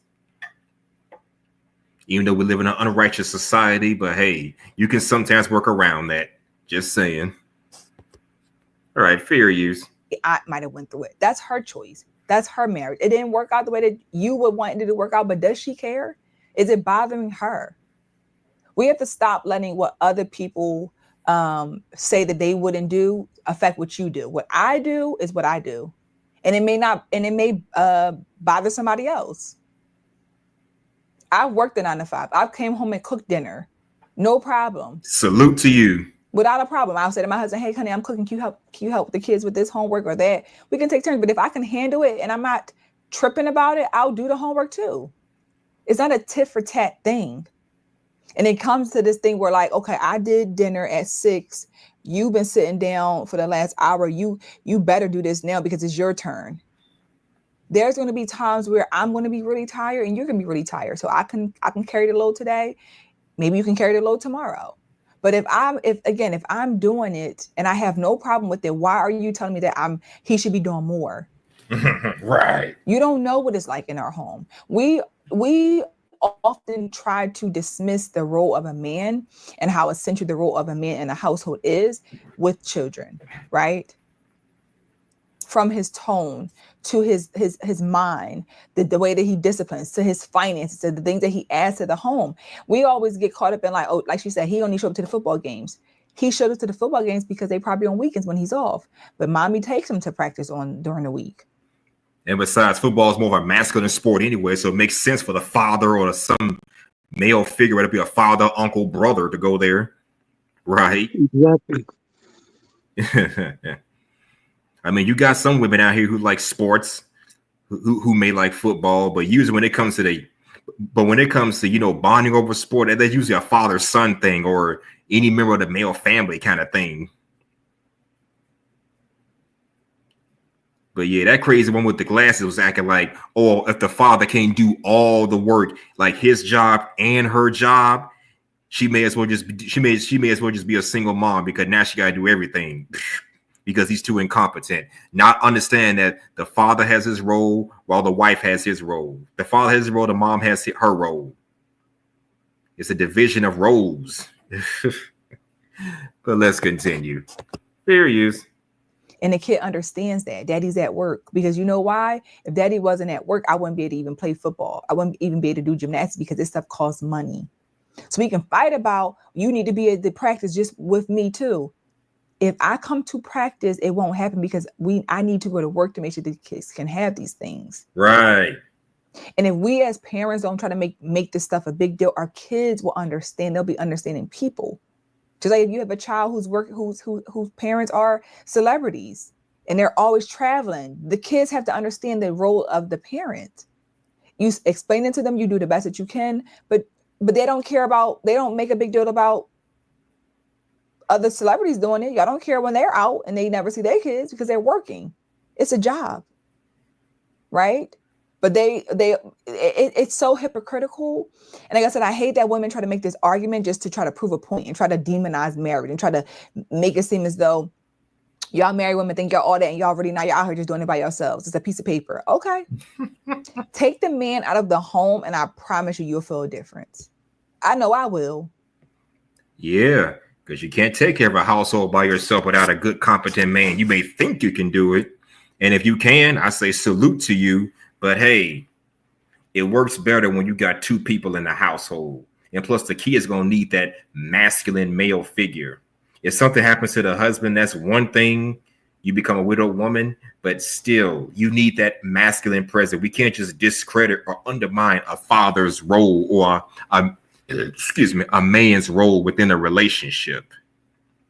You know, what you think, Irby, if you're still there? I agree 100%. Yeah. All right, fair use. I 100% know that I will. There is some beauty. There is a beauty about knowing that you're walking home into another human being is there to help you, or he's coming home, at the end of the night. You know that. There's so much comfort. Again, protection. We underestimate how huge it is to have a man in the home to protect you and your children. Like, so when we think about, she got to help with homework, she got to cook dinner. So what? She doesn't care. It doesn't bother her. But also, if it did, she can go to her husband and say, babe, I don't feel like cooking tonight. Let's eat out. He'll say, okay, honey. He gonna be like, get in that kitchen, cook, because I said so. That's how they try to paint this narrative about the women, or the men are doing nothing. If you ask him to cook, he ain't gonna do nothing. It's very one-sided. And I think if men were trying to paint this picture about women, they wouldn't like it. But we try to make it seem as though that the man's role in the home is not essential, especially when we all need money. Correct. He has to work. And as I say, y'all love to say y'all want a man to pay all the bills and you don't want to go to work, you want to be a stay-at-home mom. So if you want to be a stay-at-home mom, you cannot try to dictate what you want and won't do when you signed up for that. Absolutely. You want to be a stay-at-home mom, that's fine, but you have to acknowledge your role within the relationship. He's the money maker, so he's going to dictate what he's going to do with said money. And it's funny how some women sign on for shit like this and then they want to throw a fit because, well, he's not spending money on the things I want all the time. It's like there's no balance with that kind of with that kind of dynamic. I mean, he's the one making the money, so he should be the one making the decisions if he's trustworthy enough to be financially responsible. Just saying. No, fair use. You signed up for it. Now, if you want to go 50-50 and you want to pay the bills, cool. That's on you and your family too. And you still take on a bigger load, that's fine as well. As I said, it is not even. It's not going to be equal. It's harmony. We work together and it works. It works. There's a difference of like the job toll that we have. Again, if I'm a secretary and I sit behind a desk and I type in notes all day, I'm not saying that your job doesn't matter, but you're not doing a strenuous job per se, where your husband's outside all day long in the heat, the cold, working with his hands, his body is aching. It's different. It's different. So when he comes home, he may need to, jump in the shower and soak in the bath just to get his body moving. Where you come in the house and you can just get in a groove of things with the kids. You know what I'm saying? And that's okay. That's understanding the husband that I married or the wife that I married. Now, we're both two doctors and we both have like lost multiple patients today. We were moving on our feet all day long. Of course, it might be like, babe, we gotta process this and we can get back to it, later on, because we will understand that the toll of our jobs are hard and heavy. But there could also be a dynamic where you have a doctor, right, who may just be an outpatient doctor, see patients, throughout the doctor's office, and they're not seeing unaliving or just, chaos all day long. So I can come home as the doctor who works a traditional 9 to 5 hours and still cook dinner for my family, where my husband is on call. He worked a 24-hour last night. He worked 18-hour this night. He been up. Like, that's different. We have to understand where we are in life. And as I say all the time, whatever works for you and your husband, let it work. Make it work. Do not let these miserable women get in your ear and tell you what you should and shouldn't be doing, or what he should or shouldn't be doing when they. Exactly. And that's the thing that women, I'm going to say single people in general got to watch out for. Watch out for these people, these angry, bitter, single people out here who never been married, probably never had a committed relationship, just been fucking around trying to sabotage your relationship. Because a lot of women, because I read I read a statement somewhere where it said a married woman's worst enemy is sometimes other single women. And they need to watch out for that shit. If you're a married woman out there listening to this, you need to understand that other single women are your biggest enemy, because they'll be the same ones telling you how your relationship should go, trying to drive a wedge between you and your husband, knowing everything was cool in the beginning until she stuck her damn nose into y'all's business. So watch out for that. Because misery loves company. Exactly. Now, don't get me wrong. Sometimes you got some dirty ass, snake ass, dirty macking dudes out here who do the same shit to their to other men's marriages, but you see it more prevalent with the women for the most part. Because you do got some dudes out there that will try to hit on, your best friend who's been single for some years, trying to hit on your wife and all, a girlfriend, and all that kind of shit. Or it's always a third wheel on y'all dates. That happens too. You got some snake ass dudes out here. Don't get me wrong. Watch out for those, for you married men out there. But yeah, this stuff seems to be more prevalent with the women from what I'm noticing anyways. But yeah, fair use. Ain't got no man, and ain't no man trying to marry them. Because you also have the married women who put this story out there. Yep. The same women who are complaining about their husbands not helping, and they're married single women. Why you ain't leave that husband then? Good if it's point. So bad, if it's so not serving you, if there's no benefit to marriage, why are you in that marriage? And the women don't think about that. You listen to a woman who talk about how her husband don't do nothing, but she's still with him. Because I promise you, he does something. I promise you, she's benefiting off of it. But you don't realize that because you think that she's telling you she's lying to you to trauma bond. I don't know why these married women want to trauma bond with single women so bad, or single mom, like you want to get an extra award. I don't get it. It's like we're fighting and fighting and fighting for like this Olympics, victim Olympic. And we got to stop. So I just didn't want to leave 2024 without this message. Like, let's stop trying to derail women and keep them from progressing and doing something that you didn't do or nobody wants to do with you. You didn't get married. Nobody's looking to marry you. So you want to try to manipulate and taint other women's minds as to why they shouldn't be married. Let's make that make sense. It makes no sense. You're right. It makes absolutely no sense. Oh my God. It makes absolutely no sense. Own that you don't want to be married. I don't want to be married for whatever reason. But even the idea, like some women should be able to have a kid if they want to not need a man. Again, another reason to just tear the community apart. Not progress together, not progress and bring family back. Let's just have a bunch of kids out here and be single mothers and be out here complaining, because that's what's going to eventually end up happening. Right. It is. It really is. So we got to be mindful as women when we speak. Be clear about what you're saying and be clear that this is just from your experience. You're speaking about this because you are in a marriage like that. That's not the overall majority of how marriages are. And we can't go to the extreme of the worst of the worst. Does this happen? Absolutely. Is that the average married woman situation? I don't believe so. I don't believe so. So I want us to just, I'm just over this narrative, because I really want women to want to see the beauty of marriage. I want women to understand that there are good men out here for them. I want them to work on themselves to attract those good men and be able to create healthy families. Even if you are a single mom and you want to get married, you can. Don't let your experience, what you're going through now with being a single mom, affect your ability to have a good man come into your life and want to help take care of your child and create a family with you. It is possible. You just have to let go of that negative mindset and let go of the thoughts other people put on you or try to portray or make you believe. See it for yourself. Because 9 times out of 10, these women be single or they chose the wrong man, and now they say all men are like that.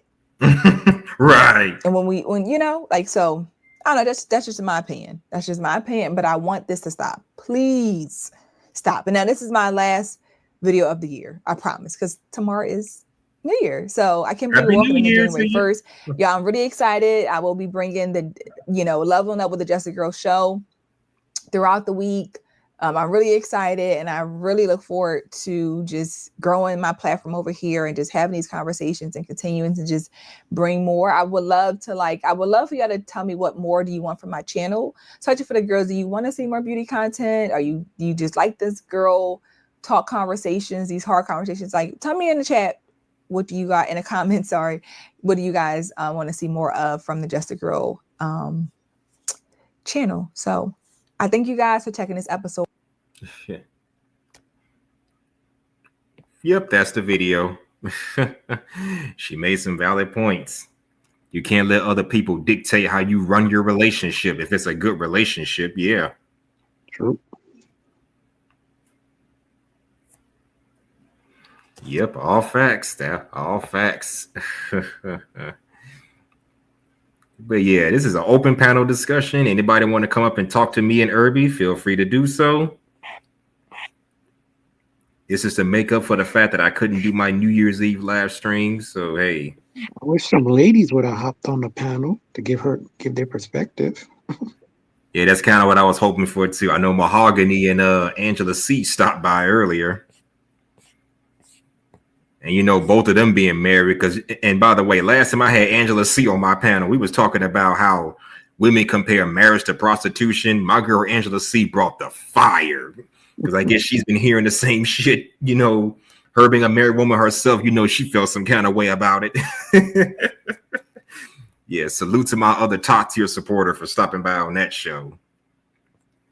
I did that somewhere around Thanksgiving time. I was hoping to get some ladies to come up here and give their take on it, but they'll probably come back. Hopefully. Or they can do it in the chat. Yeah, but I don't think there's anybody watching at the moment. Because, it's late night. Normally I do these shows like during the day. Just to ensure more people come up. But I chose this at nighttime. Because this is just one of my little chill out streams.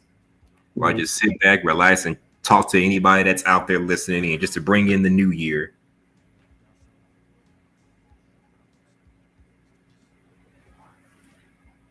Yeah. So what you got planned? Yeah, you want to do New Year's resolutions? Yeah, I haven't really thought about that. Just keep on improving myself as the years go on. I heard some people don't want to do it because they don't follow up on it. Yeah, and that's the thing too. I don't see the point of making a resolution and then all of a sudden you find it hard to follow up on it. That's something that kind of bothers me as well.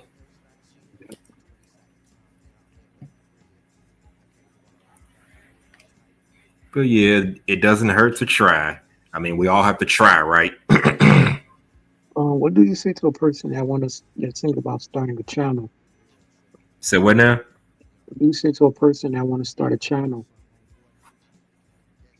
Hey, you want to start your own channel? I say go for it. I did it. I mean, Killer Swag and Sweet Melody inspired me to start my own channel and become a content creator. So hey. Yeah. Sweet Melody? Yeah, Sweet Melody. Yeah. I've been streaming with those two for at least a year and a half. I'm gonna say back in 2022 or 2023. And I'm gonna say around that same time to say, you know what, fuck it, I'm gonna start my own platform. At least I inspired them in some manners. So they and by the same token, they inspired me to become a content creator. Shout out to the both of them. They can hear us back there. Shout out to Killer Swag and Sweet Melody. Yeah. I think Melanie was out traveling. I know she be on Insta. I think I see a few of her Instagram stories. She be all over the damn place.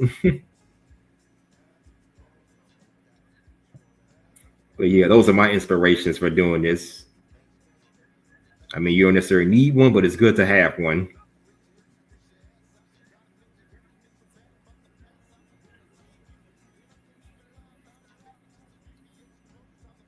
Irby, you still there? Yeah, I'm still here. Oh, okay. I mean, are you thinking about starting your own channel? Yep. Oh, okay. Now I'm thinking about it. Yeah. I mean, if you want to start your own channel, I look forward to it. If I can get mine going, I mean, now granted, when I started doing these streams, it wasn't picture perfect like it's been for the last year and a half or so. With the little intros and the backgrounds and stuff. So I had to start out small because, you got to pay like an extra, you got to pay that little premium fee just to even get access to all that stuff.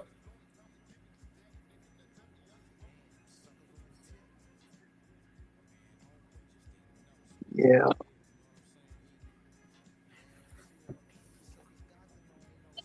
Do you think social media has messed up the modern dating market? Oh, yes, it has. And the funny thing is, in my opinion, it wasn't always like this. I mean, go back at least 20 years ago when we had shit like Black Planet, eHarmony, and of course the granddaddy of social media, MySpace. I think that's how different times were back then. Yeah. And it's funny because I was on Facebook and somebody posted a picture of you remember when Facebook first came out? You had a picture of that dude. What was his name? Tom, the CEO of MySpace.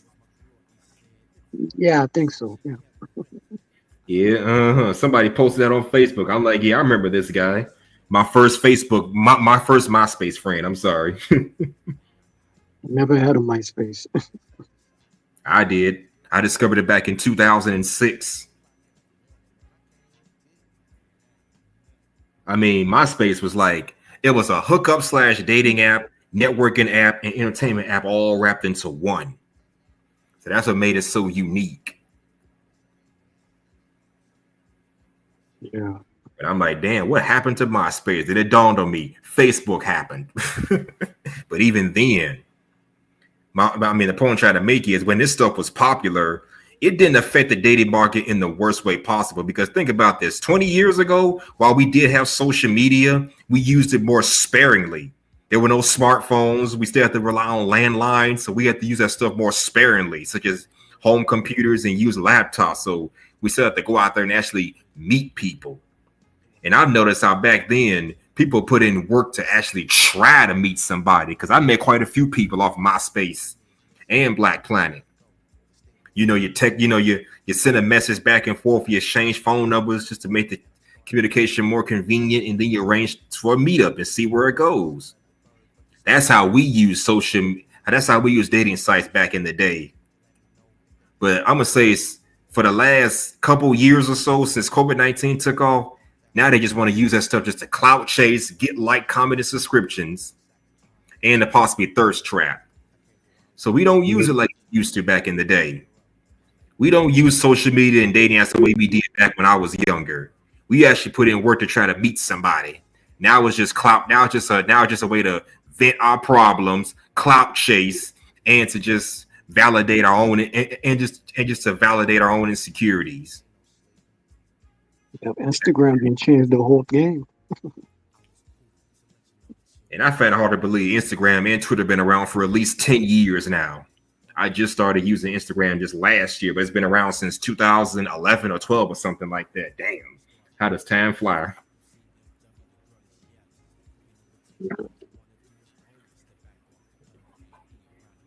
But man, that is crazy. So it has really changed everything. Go back at least 10 years when this stuff first got started. You can see people were at least trying to meet somebody. I could go to the shopping center, mind my own business, and some pretty lady gonna notice me and probably want to say something. Used to get that kind of attention. It didn't happen on a regular. It didn't happen every day, but it happened enough times. Now it's been some years since that's happened. Can you believe that? Yep. It's like everybody just stuck in their own bubble now.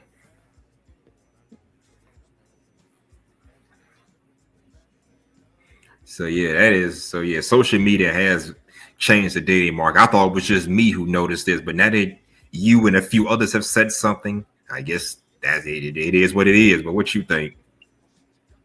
Yeah, that's what it is. It's even worse than now. The people barely go anywhere now. Yeah, and I think COVID-19 just added to the misery, because even before COVID-19, we still tried to meet somebody. So it really was a game changer. Yep.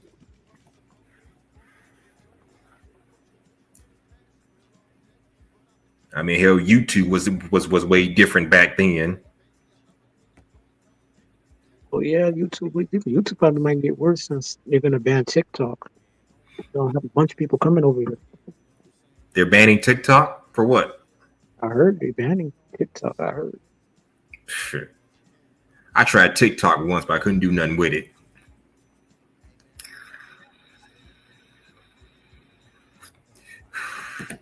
But it wouldn't surprise me if they did. They ban TikTok, you're gonna have a bunch of everybody coming jumping on YouTube. Yeah. I mean, when I first discovered YouTube back in 2006, it was totally different. We didn't have, this is way before, a decade before live stream became a thing. You would just go on there, post videos, as long as there's nothing sexual or violent, and you could say whatever you want on these things as long as you don't violate the guidelines. Now you can barely say anything on here. Yep. You'd be hard pressed to make a video where and don't get a copyright strike, even though the video's damn near a decade old. You won't say fair use. So what? You got to keep mentioning fair use. Yeah. I mean, I've gotten a few copyright claims, but that's the most I've gotten. Yep. Mm-hmm.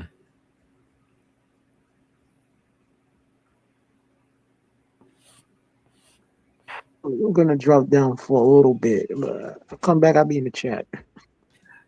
All right, thanks for stopping by. Happy New Year to you. Happy New Year too. Hope this year's eventful for you. Yep. See ya. Take care, my guy. Take care. Yes, salute to Irby Fatal for stopping by. Salute to Irby for stopping by. All right, ladies and gentlemen. Oops, hold on.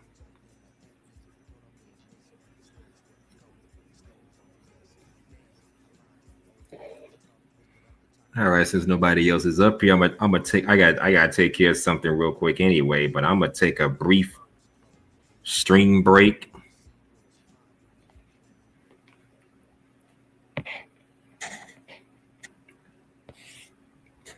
All right, what I'm gonna do is take a brief stream break, and I'll be right back. If anybody comes in before I get back, we'll just sit tight, because I'm trying not to be gone for too long. Heck, I'm usually not gone that long anyway, but I'll try to come back in a timely manner.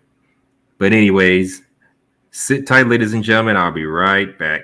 After these messages, we'll be right back.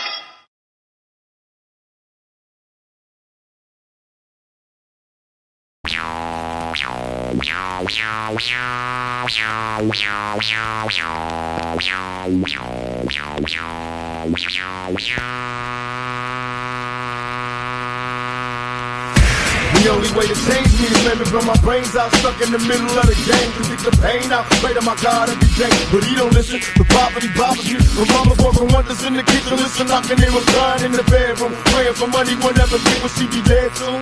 Am I wrong for wishing I was somewhere else at 13, can't feed myself? Can I blame daddy cause he left me? Wish he would've hustled too much like him. So my mama don't love me on my own at an early age. I'm getting paid in them straps so I never be afraid. Where did I go astray? I'm hanging in the back streets, running with G's and dope things where they jack me. Can't turn back, my eyes on the prize, I got nothing to lose. Everybody gotta die, say goodbye to the bad guy that want you fuck when you pass by.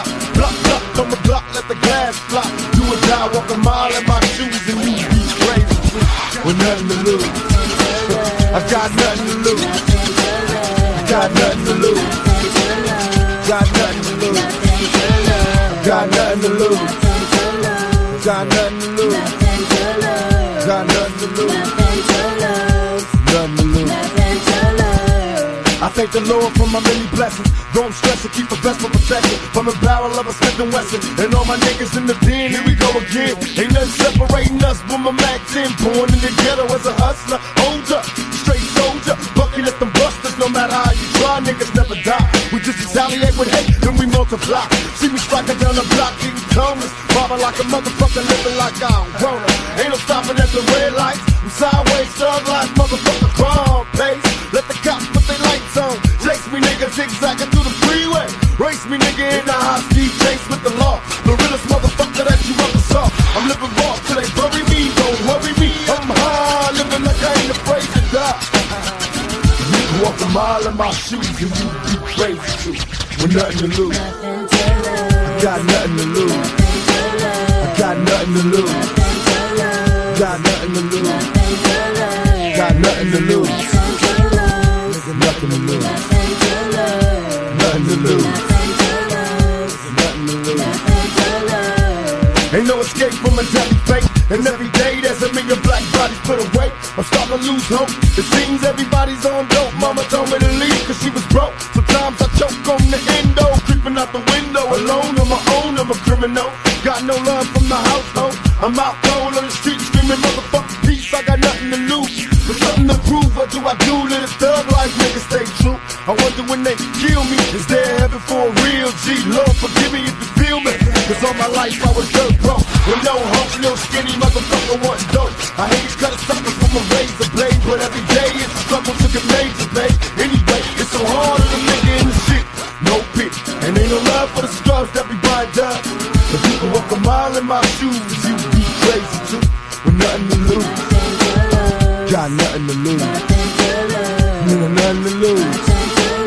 Got nothing to lose. Nigga, nothing to lose. Yeah. Got nothing to lose. You know. They wonder what type nigga be a thug life nigga. We be the craziest motherfucker. You know. They wonder what type nigga be a thug life nigga. We be the craziest.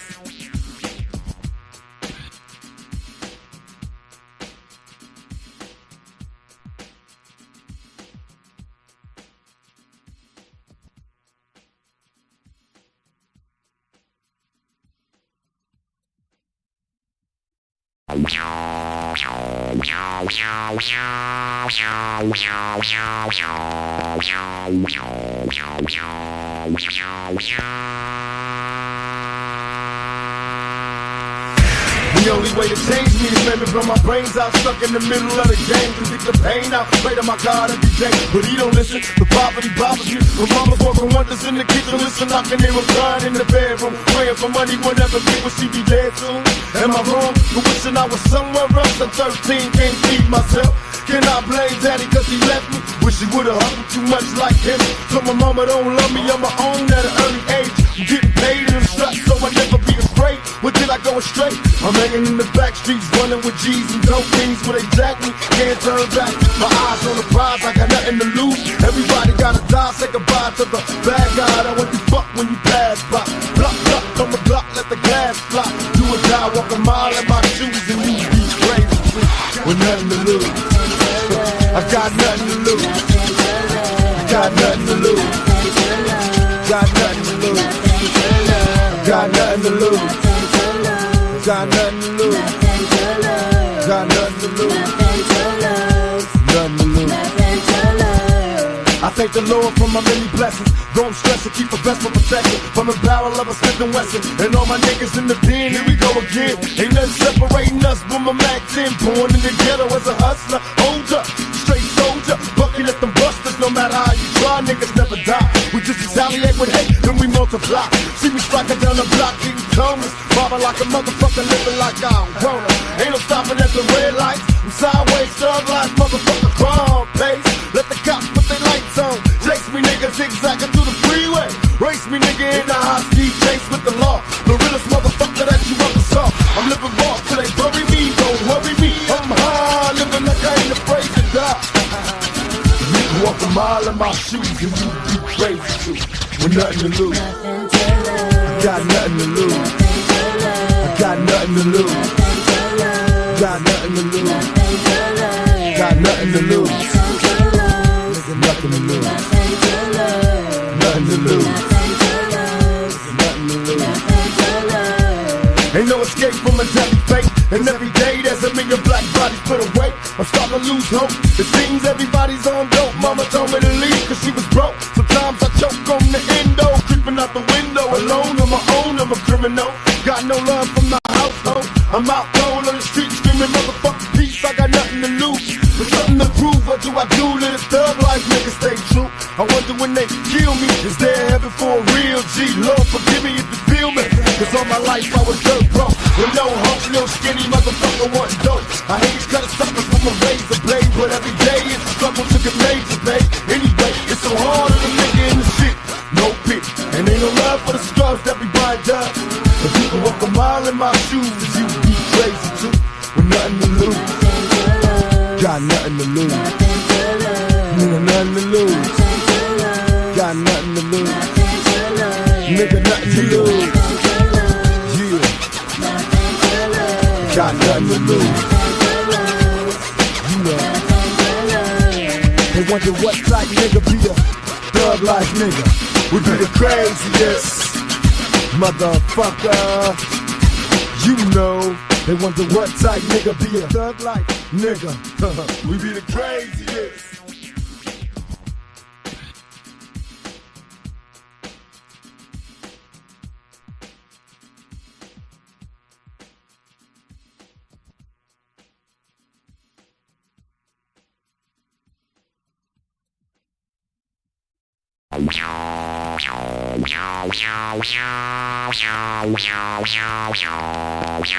Did she believe this? Bet. This beat is like funk, you know what I'm saying? Who put this beat together, man? Yo, that's the DJ Unknown. What? Unknown? Niggas didn't think he was capable of something. Hey, don't we got something for it? Yeah, man, I run some funky lyrics to this. Oh, let's get busy.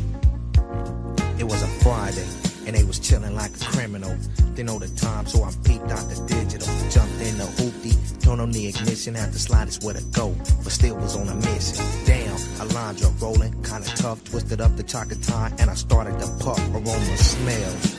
Better than a rose, needed a shot of the bird, but the stove was closed. Swooped to my girl house to see what was poppin', to let me know if the panties was dropping. Baby wanted snaps, 20s by the dozen. I guess the tramp thought that the E was buzzing. I couldn't fade it, why the hell should I jib? Got the 20 sack of time and I'll head for the crib. I can't go out like that, that ain't my type. I hooked her up on my late night hype. Chill. Word. Hey man, I don't know what's up with this thing, man. This broad is like real tripping. Hey yo, you want me to run some, homeboy? Man, I guess, man, baby thinking she gon' gang. Ain't no sleeping. Run it then. I was coolin' to let you know the chill cool's out. Explanation, chillin' tell you what it's about. At the pad, on the way to ease to get got. And I'm thinking of a sorry clown we should jack. 10-3-0, it's the time I start bailing. Chill from CMW, the girl is yelling. Pay no attention, all they wanna do is bone ya. Step back off the curb, came E around the corner. Music was thumping, head started bobbing. Swooping through Compton like Batman and Robin. It's kinda late, what's the plan for the evening? Let's roll till we find a pack of girls that skeezing. Skeezing, I play the game like a sport. Yo, E, roll out, let me hit the new pole. Boys from Compton, yeah, ride, and we hook you up on that late night hype. Too fresh, ain't chillers back with a funky track. Yeah, you know that. Hey, I got 100 to spin, what's up on some heat? Yo, man, I'm with that. Let's roll down Compton Boulevard. I know it's a snow, stay open like basement. Living in the fast lane, I'm for real. Love the way you activate your hips and push your ass out. Got a nigga wanting it so bad I'm about to pass out. Wanna dig you, and I can't even lie about it. Baby, just alleviate your clothes, time to fly about it. Catch you at a club, oh shit, you got me feeling. Body talking shit to me, but I can't comprehend the meaning. Now if you wanna roll with me, then here's your chance. Doing 80 on the freeway, police catch me if you can. Forgive me, I'm a rider, still I'm just a simple man. All I want is money, fuck the fame, I'm a simple man. It's the international player with the passport, just like a ladder bitch. Get you anything you ask for, it's either him or me. Champagne, Hennessy, a favorite of my homies when we floss on our enemies. Witness as we creep to a low speed, peep with a whole need. Pump some more weed from you don't need. Approaching hoochies with a passion, been long days, but I've been driven by attraction in a strong way. Your body is banging, baby. I love it when you're flown it. Time to give it to daddy, nigga. Now tell me how you want. Damn, suckers on a tip. Man, homeboy just didn't know, so we got peeled. You know what I'm saying, E? Man, chill. These suckers got to know ain't no sleeping. Homeboy, you know we know what's up, and that's on that. You know what I'm saying? Hey, man, let's kick it. I'm with it. On a night when things was going kinda slow, me and E taking to the head of Kovo. I was buzzing and clowning the ski, that was show. Right then, 8 passed me the smoke. Chilling much hard and the phone started ringing. I was buzzing and it looked like the house was swinging. I couldn't fake it, barely made it to the door. I hit a corner, claimed my spot on the floor. Suddenly, I smelled the fume that was lit. Opened my eyes and I had to take a hit. Knock, knock, knock on the door. Somebody's tripping. It was my girl, he said. Hit the button, stop sipping. She kept ripping. I said, shut the trap. You're pissing me off. You keep it up and I slap. She said, no. I said, chill. Fool, take a hike. I got no time for your late night hype. Hey, man, check this out. It's like these girls, man, they're coming to the house like 3 o'clock in the morning, man. I can't even deal. Man, that ain't nothing. I had this girl last night come over my house tripping, banging on my door all night. Mom was going off, you know what I'm saying? Hey, man, I be tripping off these girls out here trying to say they down with they, you know what I'm saying? But they can like say the drama for their mama. Hey, they keep tripping with me. I'm gonna have to whoop. You know me. Put the whoop down on the suckers. Did she believe this? Bet. This beat is like funk, you know what I'm saying? Who put this beat together, man? Yo, that's the DJ Unknown. What? Unknown? Niggas didn't think he was capable of something. Hey, don't we got something for it? Yeah, man, I run some funky lyrics to this. Oh, let's get busy. It was a Friday, and they was chilling like a criminal. Didn't know the time, so I peeped out the digital. Jumped in the hoopty, turned on the ignition, had to slide it's where to go, but still was on a mission. Damn, Alondra rolling, kinda tough, twisted up the chocolate tie, and I started to puff. Aroma smells better than a rose, needed a shot of the bird, but the stove was closed. Swooped to my my girl house to see what was poppin', to let me know if the panties was dropping. Baby wanted snaps, 20s by the dozen. I guess that tramp thought after he was buzzing. I couldn't fade it, why the hell should I jib? Got the 20 sack of time and I'll head for the crib. I can't go out like that, that ain't my type. I hooked her up on my late night hype. Chill. Word. Hey man, I don't know what's up with this thing, man. This broad is like real tripping. Hey yo, you want me to run some, homeboy? Man, I guess, man, baby thinking she gon' gang. Ain't no sleeping. Run it then. I was coolin' to let you know the chill cool's out. Explanation, chill'll tell you what it's about. At the pad, on the way to either get got. And I'm thinking of a sorry clown we should jack. 10-3-0, it's the time I start belling. Chill from CMW, the girl is yelling. Pay no attention, all they wanna do is bone ya. Step back off the curb, can't be around the corner. Music was thumping, head started bobbing. Swooping through Compton like Batman and Robin. It's kinda late, what's the plan for the evening? Let's roll till we find a pack of girls that skis. Skis. I play the game like a sport. Yo, E, roll out, let me hit the new pole. Boys from Compton, yeah, ride, and we hook you up on that late night hype. Too fresh, ain't chillers back with a funky track. Yeah, you know that. Hey, I got 100 to spend. What's up on some heat? Yo, man, I'm with that. Let's roll down Compton Boulevard. I know the snow stay open like late night.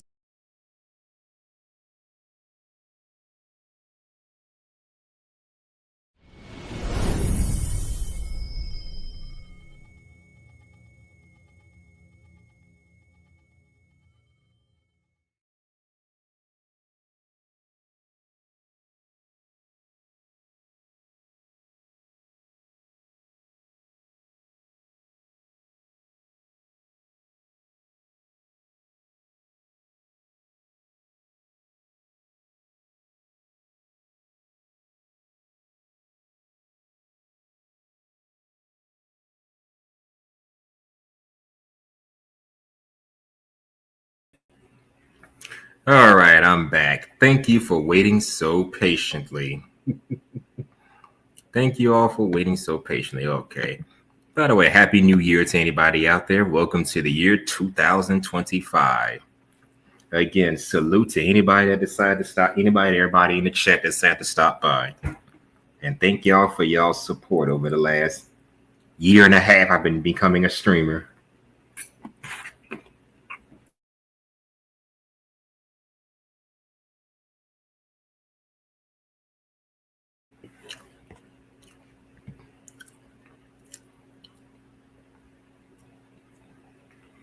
All right.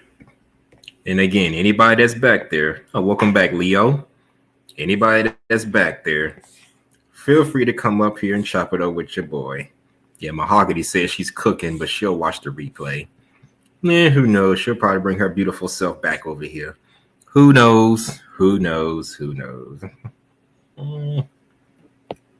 Anybody want to come up? The link is right there in the description.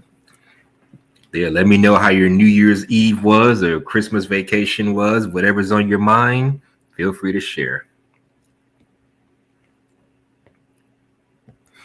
Is that you, Leo? Yes, sir. Oh, what's good? Leo, coming in at ground zero. I'm the villain, you're the hero. How are you? I'm good. Happy New Year. Yeah, Happy New Year to you too. Yeah, I haven't jumped on one of these in a while, so I figured I'd just stop by and say hi. How was your New Year's, by the way? Yeah, it was decent. A bit uneventful, but it was decent. Oh, okay. Well, maybe this year things will be different. Yeah, I hope so. Yeah, I was gonna do a New Year's Eve show early about a week ago, but around New Year's Eve, but something came up and I had to cancel it. Oh, okay. Yeah, New Year's wasn't too bad for me. I did get to see Killer Swag and Melody, and we had a fun night. And then I got to hang out with my coworkers a little bit too before that, so it was pretty cool. Ooh. Let me guess, karaoke night, right? No, we just went out for some drinks. That was it. It was a cool night though. It was what night? It was a cool night though. Yeah, I hope so. So y'all sat there while they did the whole New Year's Eve countdown? No, we just because by the time we all linked up, it was about to be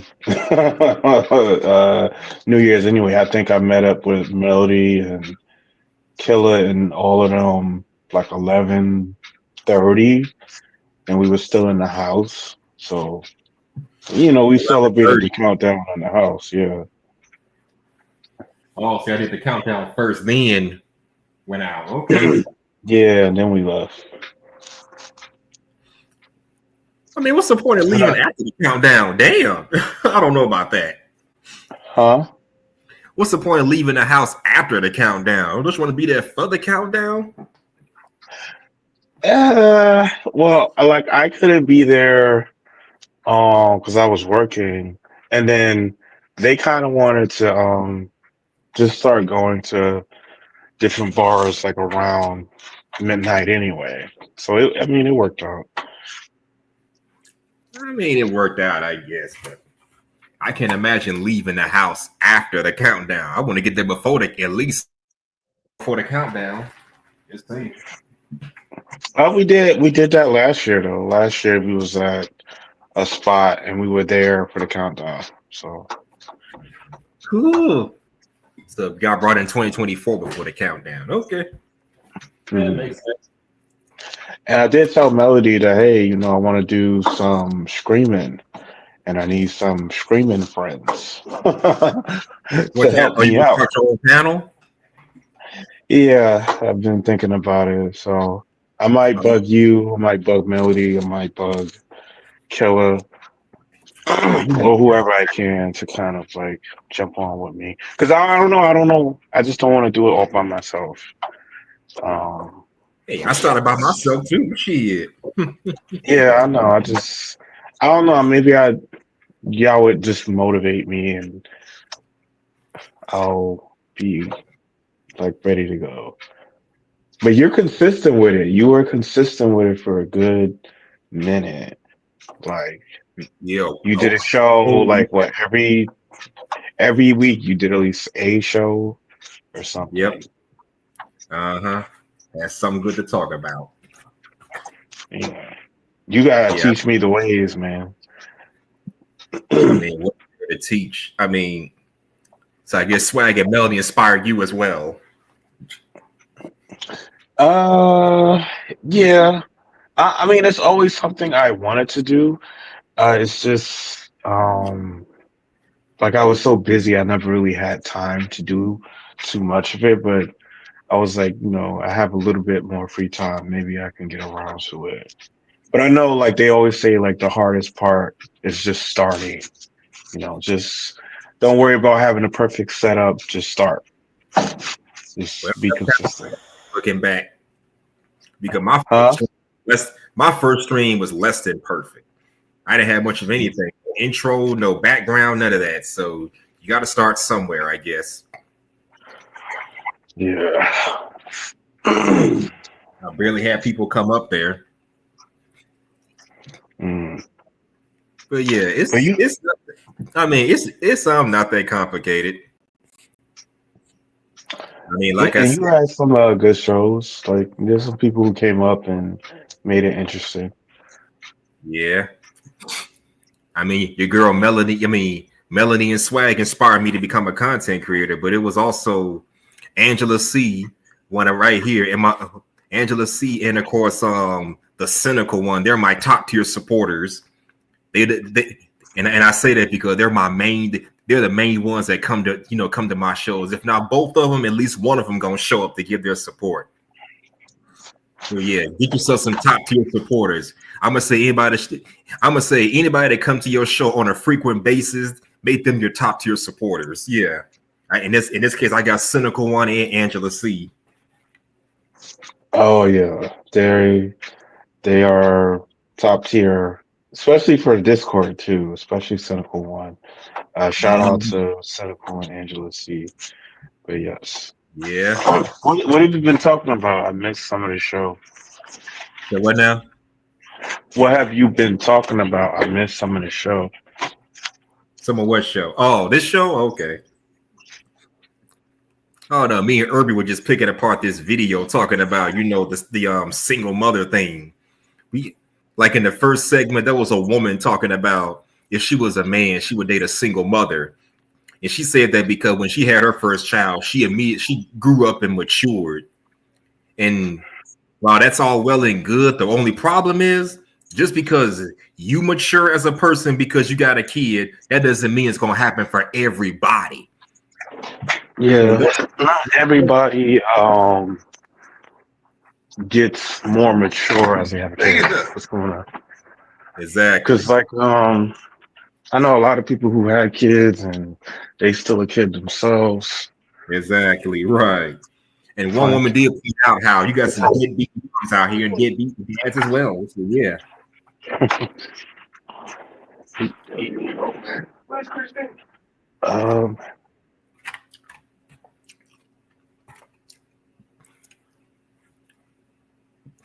You still there? Oh, I guess he'll be back. Yeah, I'll be back. Hang on 1 second. All right. Shout out to Leah for coming by, showing your boy some love. Anybody want to be a content creator? It's not that, well, I'm not going to say it's hard, but it is difficult to kind of find your footing in it. Because when I first started doing this stuff, I barely had people show up. They would come on in the chat and talk, but hey, they wouldn't come on the panel on a frequent basis like they do with Melody, Swag, or other big timers. So yeah, you got to start somewhere. You always got to start somewhere.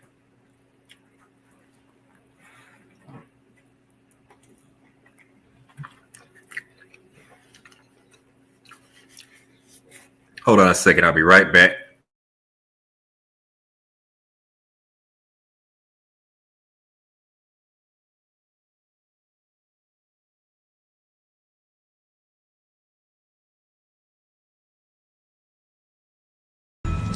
Like, comment, and subscribe because it's just what the doctor prescribed.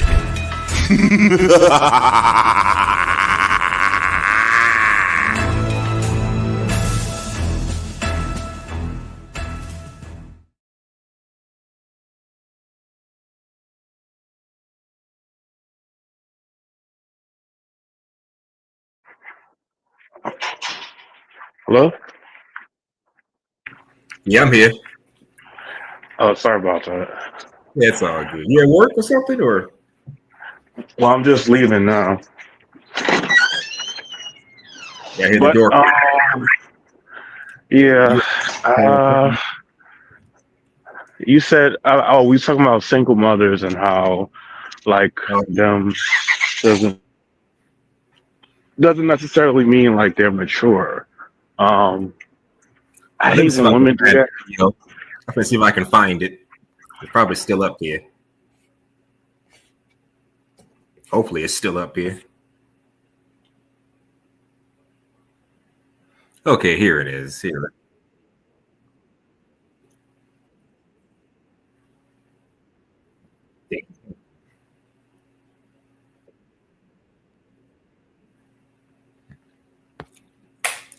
Hold on.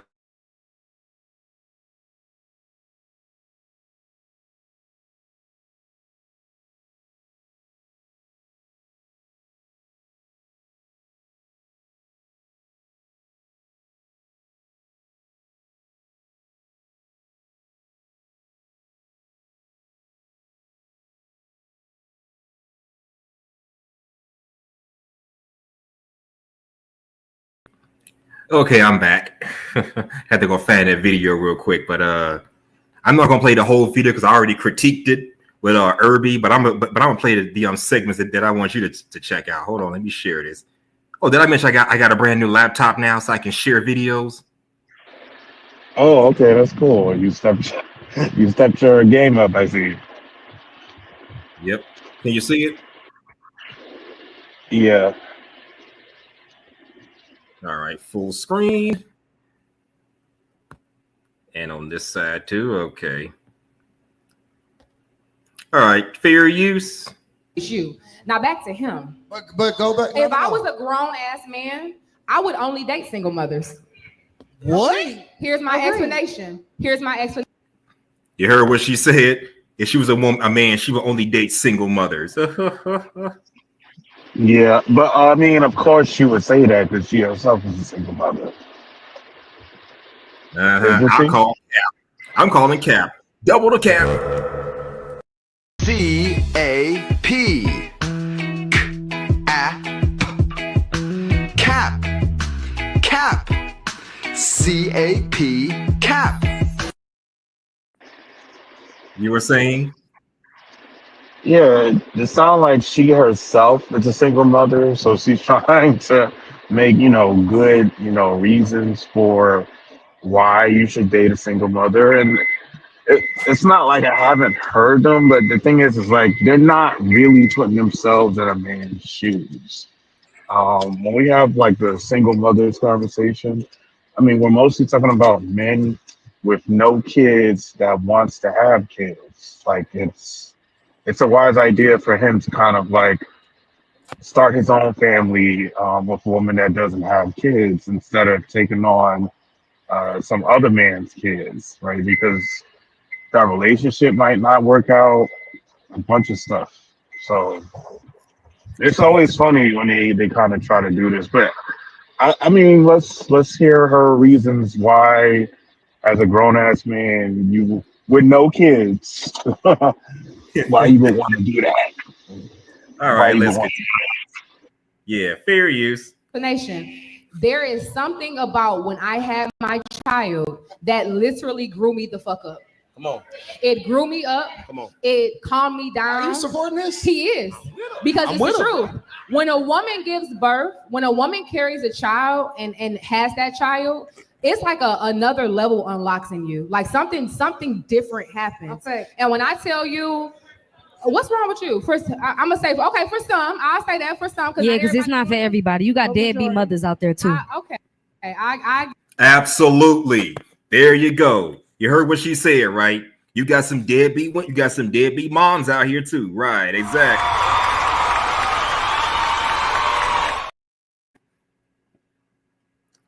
But yeah, that's her explanation. She said that when she had her child, she matured and grew the fuck up. Like she said, her words. Now, that's all well and good, but you can't sit up here and say, oh, just because you grew up after you had your first child, that every woman is the same. Like the sister said, you got some deadbeat moms and some deadbeat dads out here. So not everybody that has a child is mature. So that statement made little to no sense to say. So, what do you think, Leo? I mean, a lot of the times when they say they mature and grew the fuck up, they mean that like they had to be an adult faster than they would have had to if they didn't have kids. Like they had to get their own place, get a better job, clean up after kids and be responsible, even if they weren't ready to, which could make you a little bit more mature, but that doesn't necessarily mean as far as like a person you're more mature. It's just like that's just like you taking care of your responsibilities. That's something you're supposed to do. Yeah, exactly. And it's like women, it's like they want cookies for like the basic stuff that they're supposed to do.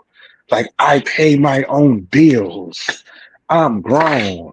I'm like, that's what you're supposed to do as an adult. Yeah. I got my own car and I pay my own car notes. That's what you're supposed to do as an adult. Exactly. It's not like anybody's challenging you to be an adult.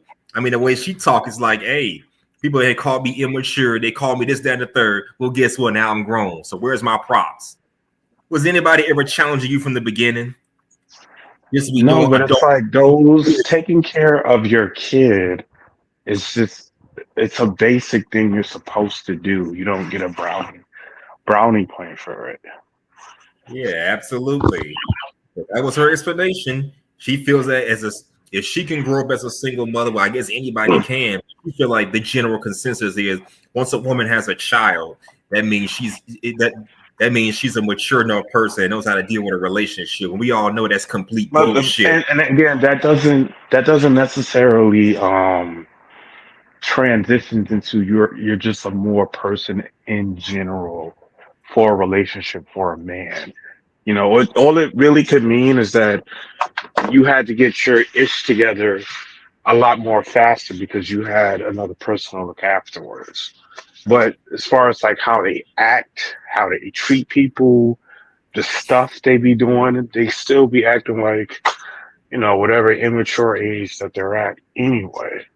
So I can't say that just having a baby alone matures the woman, but I get why she's saying that.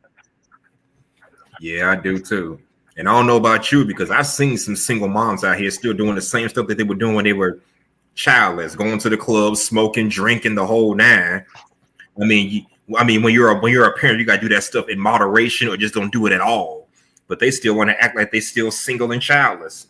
Yeah, still clubbing and partying, still getting drunk, still getting high, still messing around with a whole bunch of different dudes, still bringing a whole bunch of men around your kid. Like, exactly. Where's the maturity at? Yeah, that's the thing they don't get. You can't move the same way you did when you have kids around. If you was a married man, hell, you and your wife keep doing what y'all were doing when y'all were young, horny 20-something-year-olds. So y'all got to find a balance or just don't do it at all. But yeah, let's hear what else she has to say. Fair use. Give y'all that. But the truth of the matter is, overall, especially when it comes to a single mother raising a kid by herself, she chose to keep that baby and stay. She raising that child. She's doing what the responsible person will be doing. Until he say you ain't my daddy. So absolutely. Well, that's the part I want you to see. Like that man said, it's all well and good until you bring another man around and the kid. Yeah, okay. She failed to kind of explain how this is beneficial for a man, right? To take on a single mother with a kid, because it's supposed to mean that she's more mature, even though in real life, you know, that doesn't necessarily mean that's the case. At most, it may mean that like she had to get her ish together. But even that doesn't necessarily mean mature because they still be doing wild and dumb stuff. They still partying, sleeping around, right? Being immature, doing stupid stuff to the guys that they're with. Like that doesn't necessarily mean you're more of a mature person. It's just like you just have to be more responsible because you have a kid. That's why it doesn't necessarily transition into a relationship. It really he hasn't explained how it does. Now, for a woman, see, I can make the argument for a woman without a kid. For a woman without a kid, to me, for a man that doesn't have kids and want to have kids, you already see the benefit, right? You can say, oh, you know, I could start a family with her, right? If I have a kid with her, I know that child is going to be in my life permanently, right? You have more to go off of instead of like, maybe I'm more mature because I had this kid. That's a big maybe. Absolutely. And that's the thing. And like I was telling Irby, you know, salute to him if he's still back there listening in. Yeah. And then me and Irby agree. Single parents should date each other. Childless people should just date each other. That's the way it needs to be. Because at least if you already have a child of your own and she got a child of her own, well, y'all as far as giving childbearing is concerned, y'all can work with that, but there's other aspects y'all can work on because y'all both have the same background at least, compared to someone that doesn't have. The reason why I look at it as like, if a man has kids and a woman have kids, I don't see nothing wrong with a man dating a single mother if he already has kids himself. If you want a big blended family and you got the resources to do that, that's fine. And plus, it's like since you already have kids of your own, there's no downside if she doesn't have kids for you, or y'all don't work out and y'all have to split. Like you still have your kids in your life, right? Even if you don't have your stepkids. So I mean, Yeah, there's less of a downside for it if you already have your own kids. yeah, and that's the point. That's the whole point. It's less of a downside when you're if it's two single parents dating one another compared to someone that doesn't have kids. Yeah. And plus, you can't put that experience on everybody. Just because you had a child and you grew up and matured, that doesn't mean that that's going to be the case for every woman. I could meet this woman, she had a kid and she matured, but what about this woman over here? What about the woman over there? What about the finances behind you? Are they the same thing? You can't, because you can't put your experiences on everybody. We all got our experiences, but I don't try to put my experiences on everybody. I can tell you what I've seen, heard, and been through. I'm not going to put that on just everybody and say, you know, you should do it like this, that, and the third. Do what's best for yourself. Just take heed to what I'm telling you based on what I've seen and heard. So you can't put your experiences on everybody. And like you said, being a parent is not necessarily make you responsible because you're doing what you're supposed to do. Yeah, That's what like just because you got a job and pay your bills, that doesn't mean you're this super duper adult. You're a basic adult doing what you're supposed to. You know, they try to, yeah. spruce it up like that means that they're wife material and they're special because they did that. Yeah, absolutely. Now check out. Hold on. Let me share the screen again real quick. Then it's another part of that video I want you to take a look at. I'm gonna play the whole thing. I already talked about it, but hold on. Oh, there it is.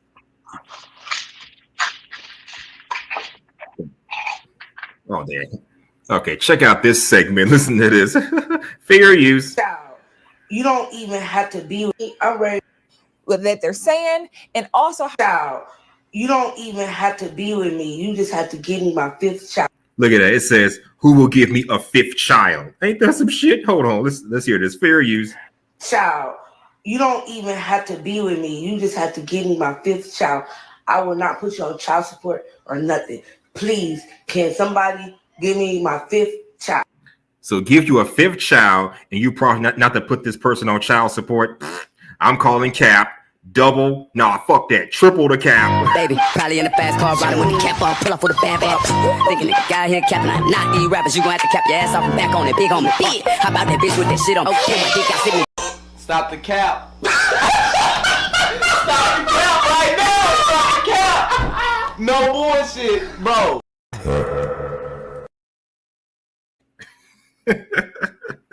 I'm calling triple cap on that bullshit. What you think, Leo? I think this chick wants another baby so she could get some more food stamps in Section 8. That's what it looks like. I mean, just look at the photo. That's literally what it looks like. She wants some more government assistance, and another baby will help. Yeah, well, she promised no child support, so not that I believe that, but I'm just saying. Okay, fair use. Please, if you on here, somebody please give me a fifth child. I want fifth child. Fifth child. I want a girl. I have 4 boy childs. I want fifth child. Oh, that pistol for you. When I kiss it, say it's mine. You know this pussy fine. Shit, that's mine. Only one, and if I die, bitches love to wanna cry. What is mama? Oh, you heard? And miserable they is. Yeah. Oh, you heard? that's a mature woman. Oh my God. Those are mature mothers. Really changed. See, I just said that. Like, that doesn't mean that, like, as a person, that they've matured. You know, like they still could be doing the same stupid, immature shit that chicks their age be usually doing: partying, drinking, smoking, doing drugs. They're like the lady said, there's some deadbeat moms out there. So it's not like having a baby automatically proves that you are responsible. It doesn't prove that automatically. Yeah, absolutely, and that's the whole point. I mean, you saw they had the baby in the car, listen to some rap ass music. I mean, come on now.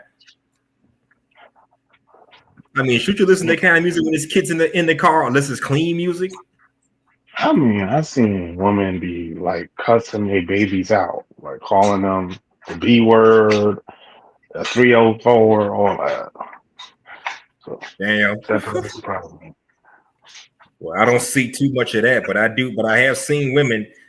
Matter of fact, I'm gonna say about 2 summers ago, I saw a woman literally smoking weed while her little baby boy was walking by her side. They outside, she's smoking weed right in front of the kid. I'm like, what? Oh my God. I said, you're gonna smoke, take that shit elsewhere, away from the kids. Ugh. But man, the way some of these parents be acting. So yeah, that's the point that me and Erg were talking about earlier. Having kids does not make you a mature person. You could still be doing the same old immature shit you were doing when you were single and childless. So that's not going to be the case for everybody. So why should a man even risk that, chance that with a single mother just because your experience was different? That's what we were trying to say.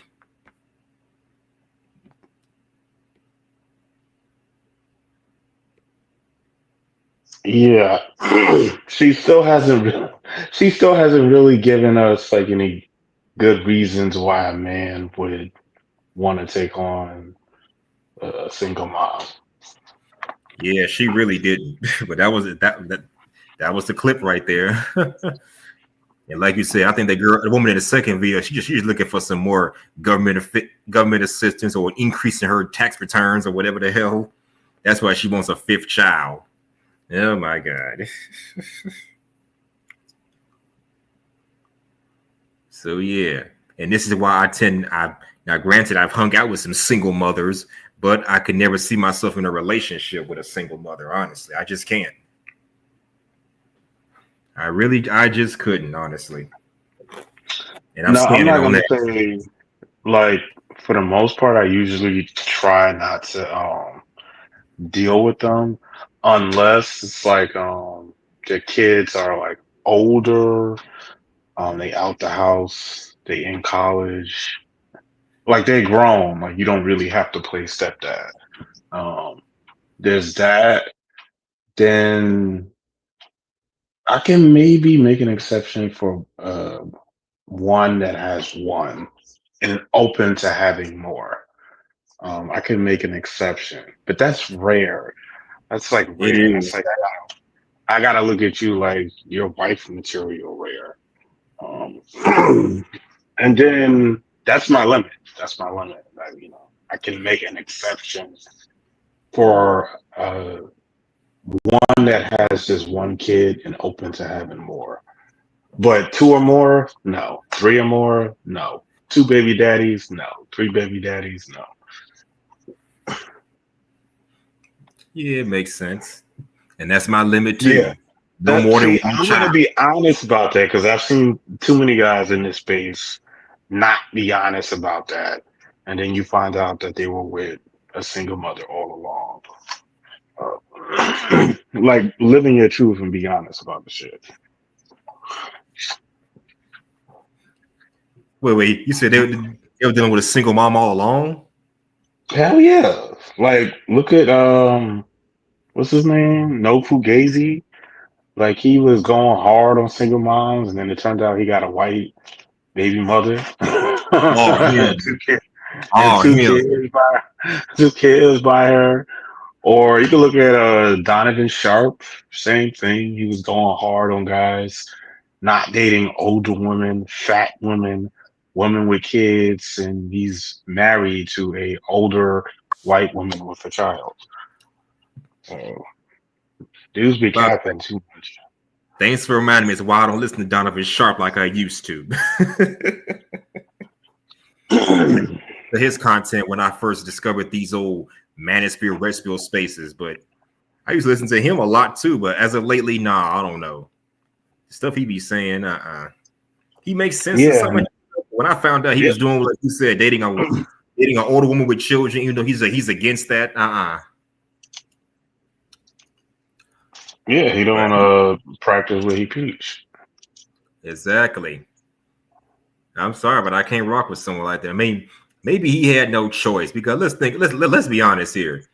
You're not gonna find too many women our age who don't already have children. Hell, you'd be hard pressed to find a chick between the ages of 18 and 25 that don't already have children.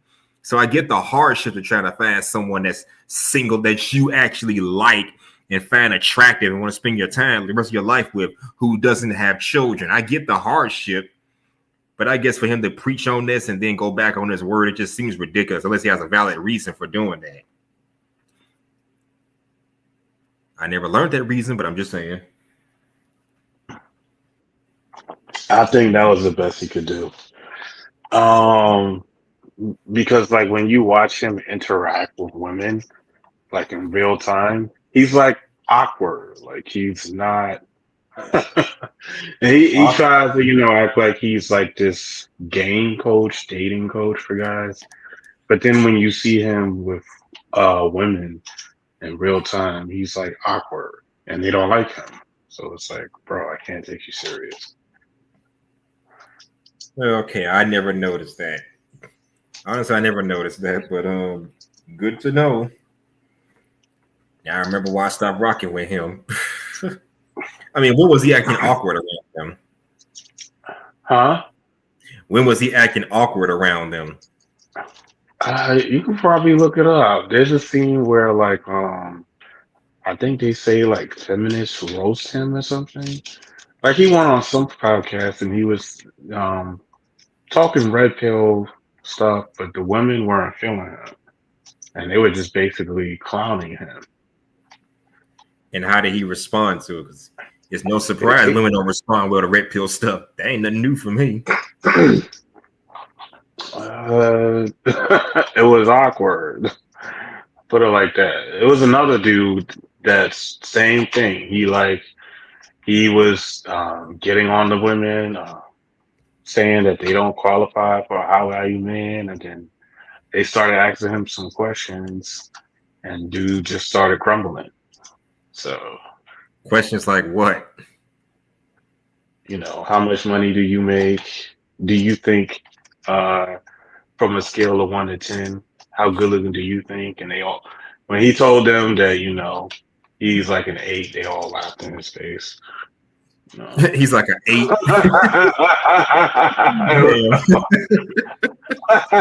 It was like, I'll give you like a -1. Like, yeah, they clowned him. I mean, what did he look like? I'm like, damn. You can look it up. It's like red pill guy gets roasted, by panelists of women. I think it was on that whatever. Is it called whatever podcast?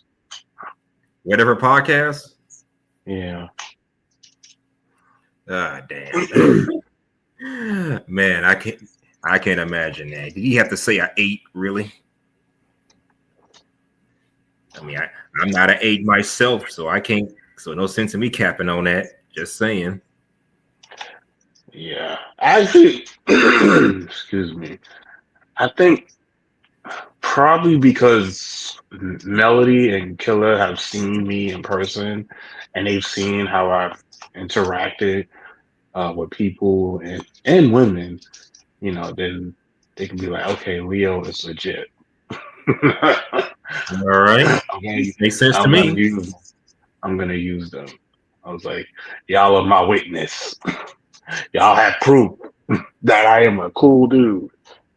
So, yeah, makes sense to me. I practice what I preach. I ain't got no kids. I ain't with nobody's baby mama and nothing.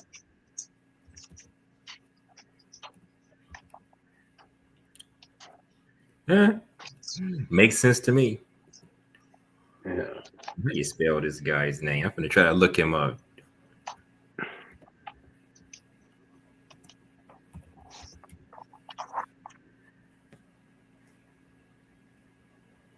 Okay, I'm trying to look this guy up to see where was it that he was just being awkward. Okay, that's a live stream.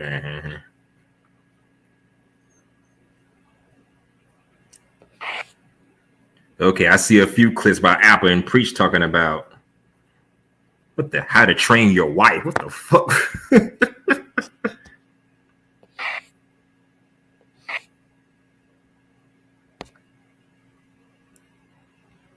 Okay.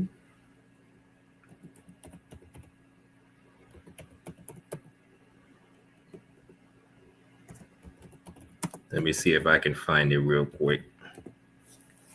Because I want to find the one where you said how does he interact with women? I don't see it.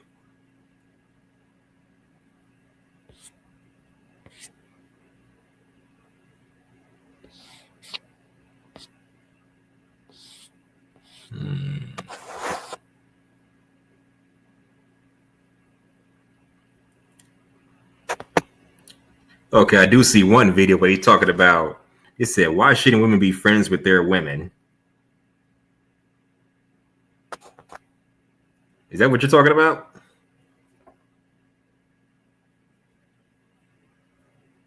Leo?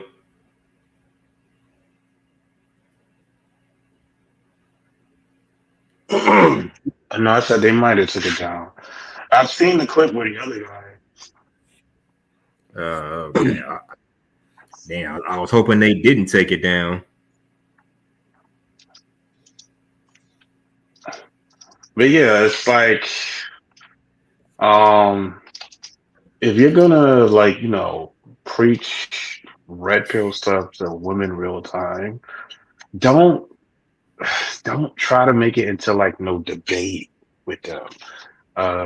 Or it's like where it seems like you're just trying to like bash a woman over the head with talking points and make them feel like shit. Just have a conversation with them. Those tend to go much more well than the way some other guys do it. Yeah, some guys try to win the debate. Now, Yeah, granted, it's like women don't like to really, they don't like to debate, you know, so it's like if you're gonna have a sort of like red pill conversation with them, you know, you have a conversation with them. You don't try to like debate them. I'm sure you've heard of Saint and Sinner, right? I've heard of what? Saint and Sinner. Saint and Sinner, yep. Yeah, like you don't like the way he does it is like, yeah, you don't want to do it like that way. Yeah, makes sense to me. But yes, now granted, some females be starting these little debates. They be instigating that kind of stuff. That's why I try my hardest not to debate with a woman. I'm just gonna speak my piece. You can take it for whatever the hell it is. Shit. Yeah, like the I guess the podcast that Anton be going on now with these ladies, yeah. They be you know, they be there for the debate. I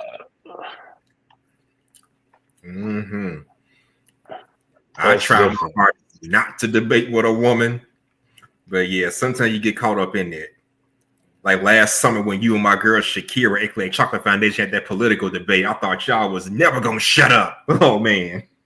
Yeah, but you saw that like I mostly was just trying to have a conversation with her. I wasn't trying to like beat her over the head with talking points. Right. Yeah, you did. And you wonder why I don't do it politics. This is why. Because people don't know when to shut up when it comes to politics. They would go on forever and ever. Yeah, but did you see like towards the end, I got her to like calm down, and then we was just talking like regular people. Yeah, I mean, she cool like, people overall. She cool people. It's like yeah, it's like that's how you got to do it. Yeah, I'm like, I sat there for like 30 minutes listening to y'all debate. I'm like, when is this going to end? Before I had to step in and end it myself.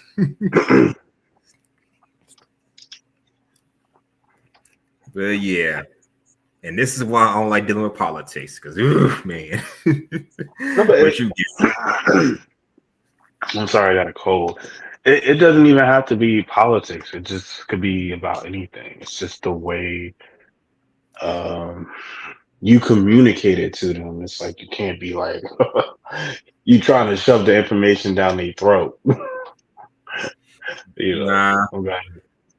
I try not to shove information down people's throat. I try to make them see it from my perspective, while at the same time looking at it from their perspective. Everybody's experience is valid, even if it's a bullshit perspective. I gotta debunk the bullshit and let you know what it really is. Again, I am nobody's teacher or counselor, whatever the fuck. I'm just here to tell you what it is, and you can take it for what it is. That's how I roll.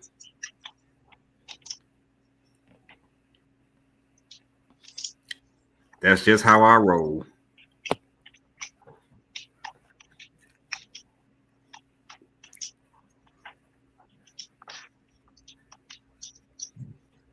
I had something else to look at up here.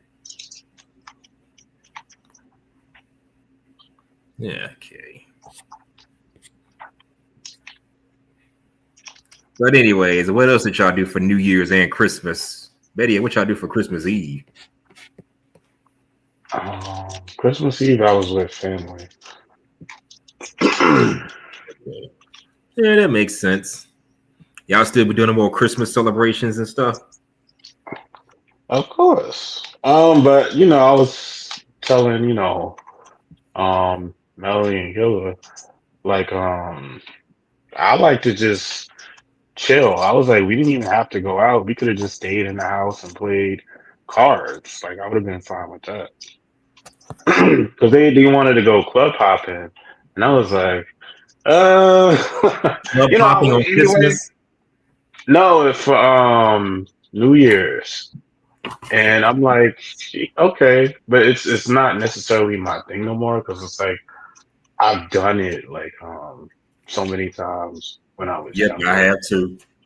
Yeah. So I'm like I'm at that age where we could just stay in the house and play Uno cards and drink, and I'll be fine.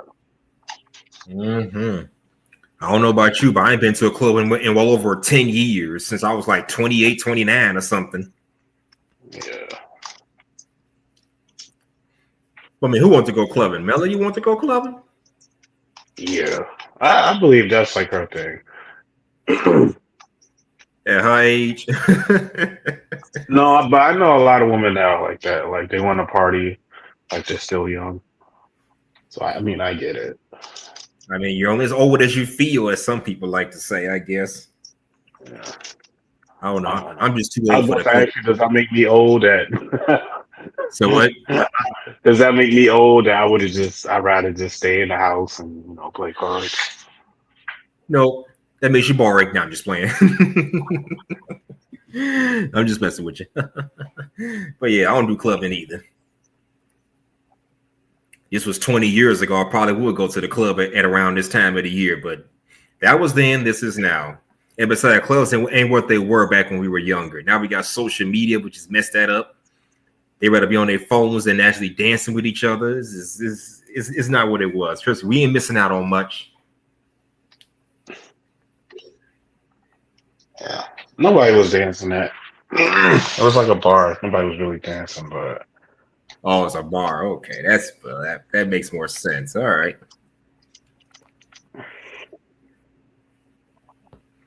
Let me see. Yeah, it's like y'all had an eventful New Year's.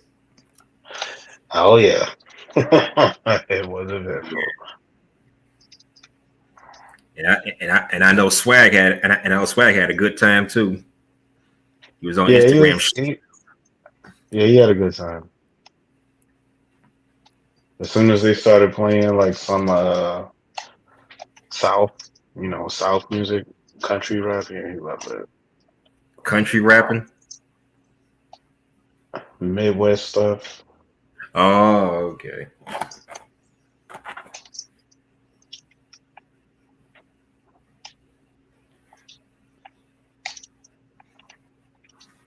Okay, that makes sense. I'm at the 3 hour marker. Yeah, I put this show up to make up for the New Year's Eve show I was supposed to put on, but yep.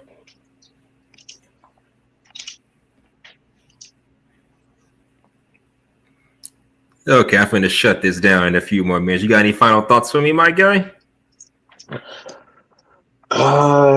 Just Happy New Year's, and hopefully this year will be better than the last, and I'll be catching you when you go live. All right, and you still want to start your own platform? Well, you can always talk to either me or Swag or Melanie about it, because I mean they inspired me to start doing this. I guess I can tell you a little something about what I had to do to get this stuff started. Yeah, like I'll hit you up. I'll let you know. Okay. Yeah, makes sense to me. Just know you got to pay the premium just to get access to the stuff. Put the little clips and stuff up here, the little short videos and stuff. You got to pay that annual fee. Okay. I paid for that in September. Oh, you mean StreamYards? Yeah, with StreamYard. I use this is StreamYard I'm using. Didn't they increase the price? I think I saw they increased the price a little bit. I didn't notice. I never noticed. I just said, give me the old basic plan so I can just add clips and add at least 10 people on my stream, and I'm golden. That's all I need. Shit. Let me let you go because my phone is about to die. Okay. Oh, well, thanks for stopping by. Happy New Year, my guy. Happy New Year. Happy New Year. Welcome to 2025. Good to see you again, Leo. Good to see you again. Well, I guess before I shut this stream off, I can take a look at some things up in here. Give me a minute.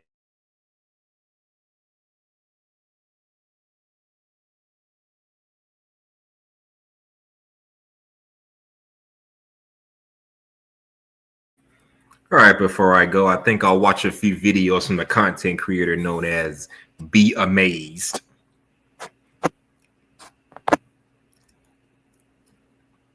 So I think I'll watch maybe a little bit of that, if not the whole video, before I shut this stream down.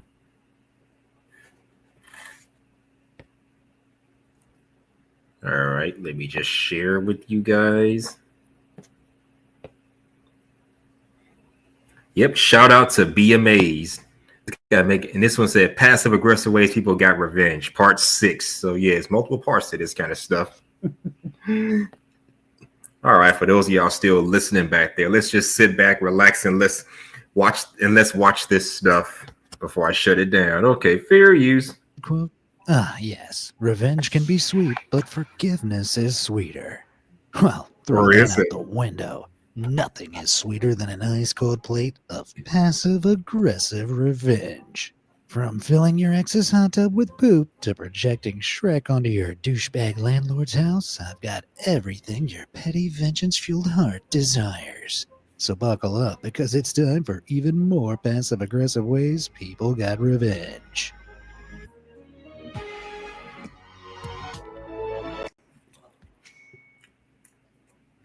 "20 tons of vengeance."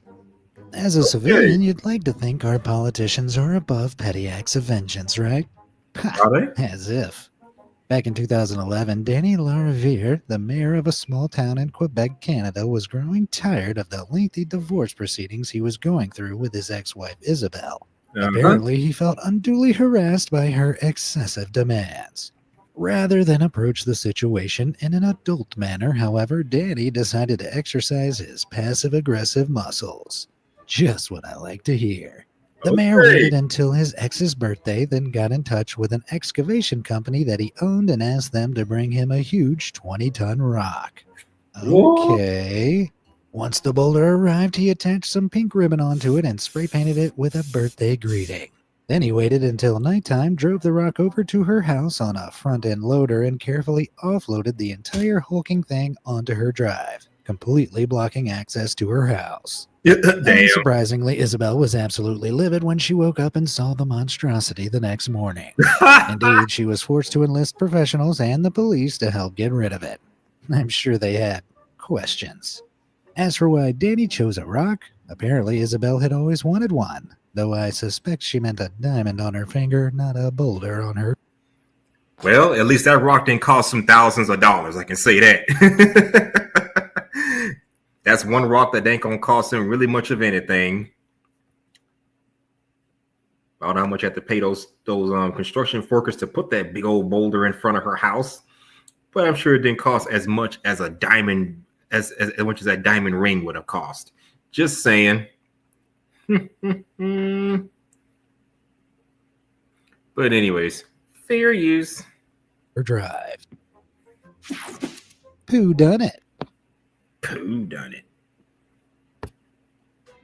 One of my pet peeves is dog owners not cleaning up after their pets. Like, come on, it's really not that hard.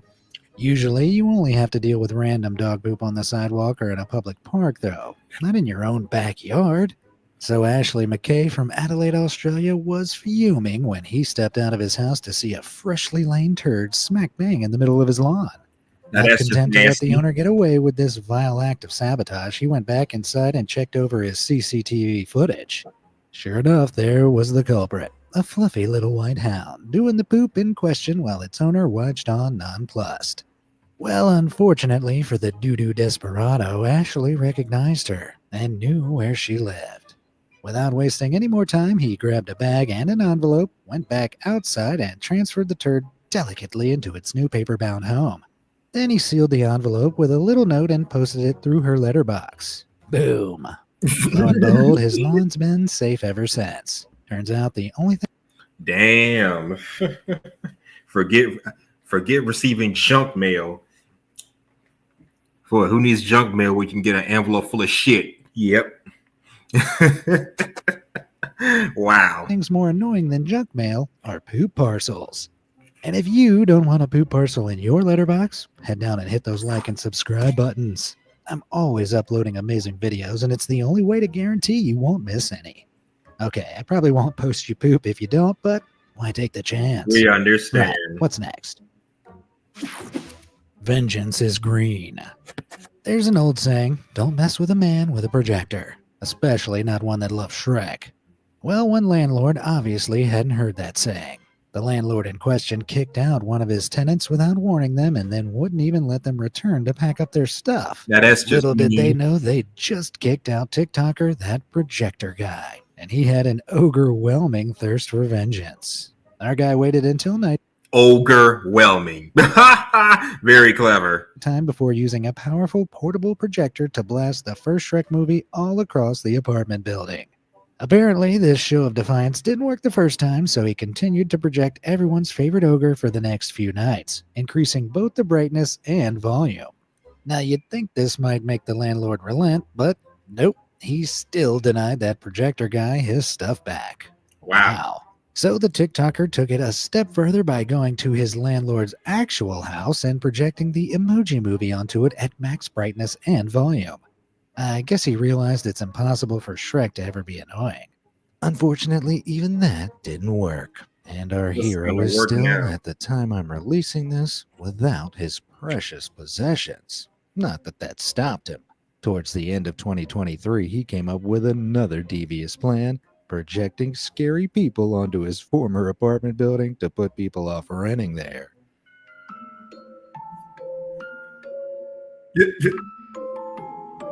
Hit the place on it. It definitely worked on me. As of right now, that's the latest news we have on his vengeful shenanigans. Over the line. Neighbors have the potential to be either best friends or worst enemies. Unfortunately for main construction worker Gabriel Braun, the latter was true. Gabriel and his family had been in a years-long disagreement with their next-door neighbors, the Ritters, over where the property line between their two plots of land was. Essentially, both thought they A owned more land land than dispute. the other. Things came to a head when the Brauns brought in a land surveyor who told them the property line fell right through the center of the Ritters' garage. Why? In other words, part of their garage was on Gabriel's land. In response, the youngest of the Ritters, Blake, started throwing trash, smashed glass, and even old furniture into the Brauns' yard. Gabriel was, as you might imagine, pretty peeved about this. But being a construction worker, he had both the tools and the know-how to exact the perfect revenge. I wonder Grabbing what- a machine-powered saw, Gabriel hopped into a truck-mounted crane he owned. Yes, this is going nuclear. Then he positioned himself above the garage roof and started sawing into it precisely at the property line. Some delicate handiwork later, and one knock with the crane was all it took to bring a perfectly sliced third of the garage crashing down. I mean, wow. This is the wildest neighborly dispute I've ever seen. Gabriel's probably going to have to pay damages for his actions, but remains steadfast that there was no better solution. I've heard of damn. he saw that man's garage completely off. Ain't that some shit? Now it's practically even right there. Ain't that about something? Oh man. Okay, fair use. Whether you agree with him or not, I'll put it to you this way. The Ritters didn't make any trouble ever again. They better not. Stinky booty. Wow. Being able to order something online and receive it the very next day is one of the wonders of modern living. Okay, last one. Sometimes the courier might leave it on your doorstep, though, where it's a sitting duck for package thieves. Yes, these despicable porch pirates exist. Yep, I know these kind of people exist because I've been hearing stories about people going around my neighborhood stealing packages and shit. I know it happens. In fact, I got an app on my phone that's like what they call that thing, a ring. I forget the name, but it allows you to see activity that's going on in your neighborhood. It pings whenever someone posts something crazy happening within the neighborhood. And one person literally had a doorbell camera.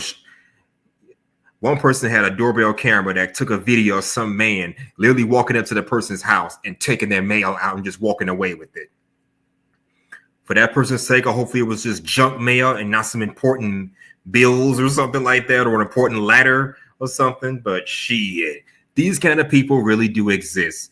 You got people that literally go to your outdoor mailbox and take your mail, or if you got a UPS or FedEx packet, they will literally just steal it off your front stoop.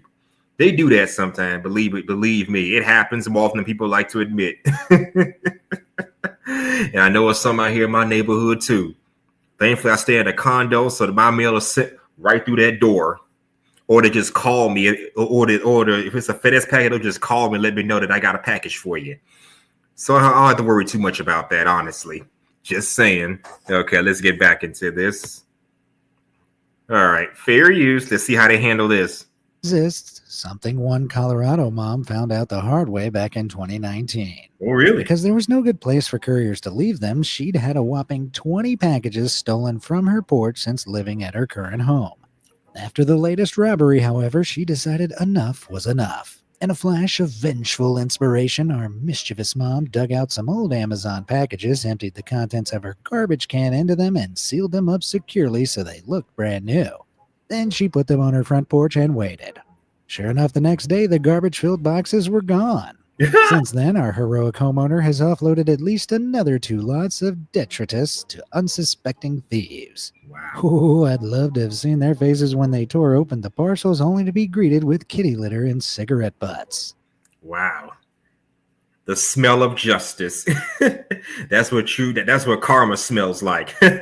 Karma can be a bitch, and it also smells like shit. Yep. Yep, the closest thing to booty those pirates got was a bunch of used diapers. All right. Oh, man. That was hilarious. Oh, what's good, Brienne? My #1 fan. Always cooking like a frying pan. Nice of you to stop by, my girl. Feel free to come up here and chop it up with your boy. If you got anything on your mind, how was your Christmas? How was your New Year's? Whatever's on your mind, my lady. Feel free to come up here and chop it up with your boy. Feel free to do so. Link is right there if you want to come up. I was going to hop off, but I think I'll give you a chance to come up here and speak your piece. I guess I can watch one more video until you make up your mind. All right, let's continue. Fair use. Driven to vengeance. Cars. People get very precious about them. So if a proud car owner commits the cardinal sin of peeing the wrong person off, there's one possession that's guaranteed to see the brunt of their vengeance. Over in Cleveland, Ohio, back in 2022, one such car owner cheated on his girlfriend. Oh, really? After she found out, she knew exactly how to hit him where it hurts. I mean, seriously, just I see where this is going. What in Wolverine's claws happened here? Well, supposedly she keyed his car. But I'm sorry, if Amir Key did that, then the manufacturer must have also been responsible for Thor's hammer.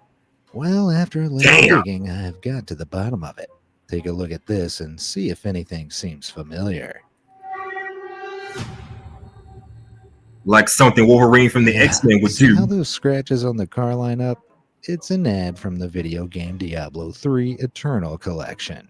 Oh, Ah, I never so played it seems Diablo. that after What I filming, know. the prop car was left on the side of the road, and this whole cheating story was made up by a passerby looking for internet clout. To be honest, I feel safer sleeping at night knowing a wronged Wolverine isn't actually out there somewhere. Yep, I do too.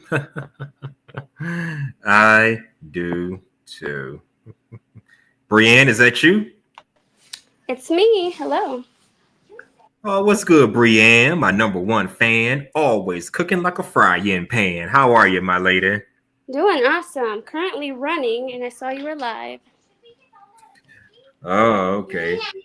Yeah, I did this live just to make up for the New Year's Eve live I was supposed to do, but something came up, something really crappy happened, and I wasn't feeling so good at the time. So, Oh, I'm sorry to hear that. I had the notification on. I didn't see anything. oh, they probably shadow banned my ass. I don't know. You know how YouTube be? They be on that boo. Your baby's in the background, so I can't say the word. Right. But no, I was just gonna say Happy New Year. Happy to be here. Another year. A lot of stuff to do as usual. You know, New Year, same stuff. Yep. Dry your tears because a new year is here. Absolutely. Okay, now every time I get on the phone, now she wants to say something. But Okay. yeah, one video I saw was about the girl who said you might as well be single. Oh, you said, wait. Wasn't that Which one? yesterday? Yesterday. Yeah, I saw something on your channel. I thought it said a girl was talking, like a chocolate skin girl was talking about if he doesn't do this, that, and the third, you might as well stay single. Do you remember that one? Oh, no. Well, if you're talking about the video from today, the one I just had up here earlier. Oh, okay. The one I had up here from earlier. Because I hit the next button, so I'm guessing it went to your live next. So maybe YouTube isn't, tripping. But yeah, that's what I saw before I changed the baby and got some food. Yeah, that was from a different day. Oh, okay. Well, I can pull it back up for you. Hold on. Give me a minute. Mm-hmm.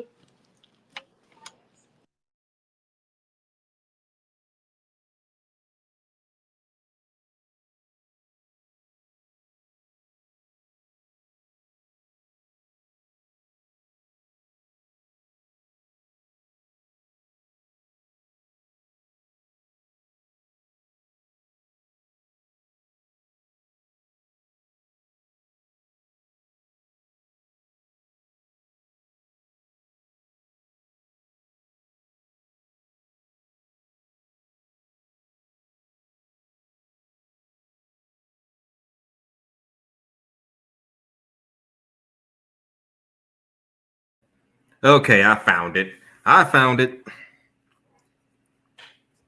Bree, you still there? Yes, I am. Okay. Oh, salute to you, No Chase. Glad you could stop by. I think it's from Ashton's panel.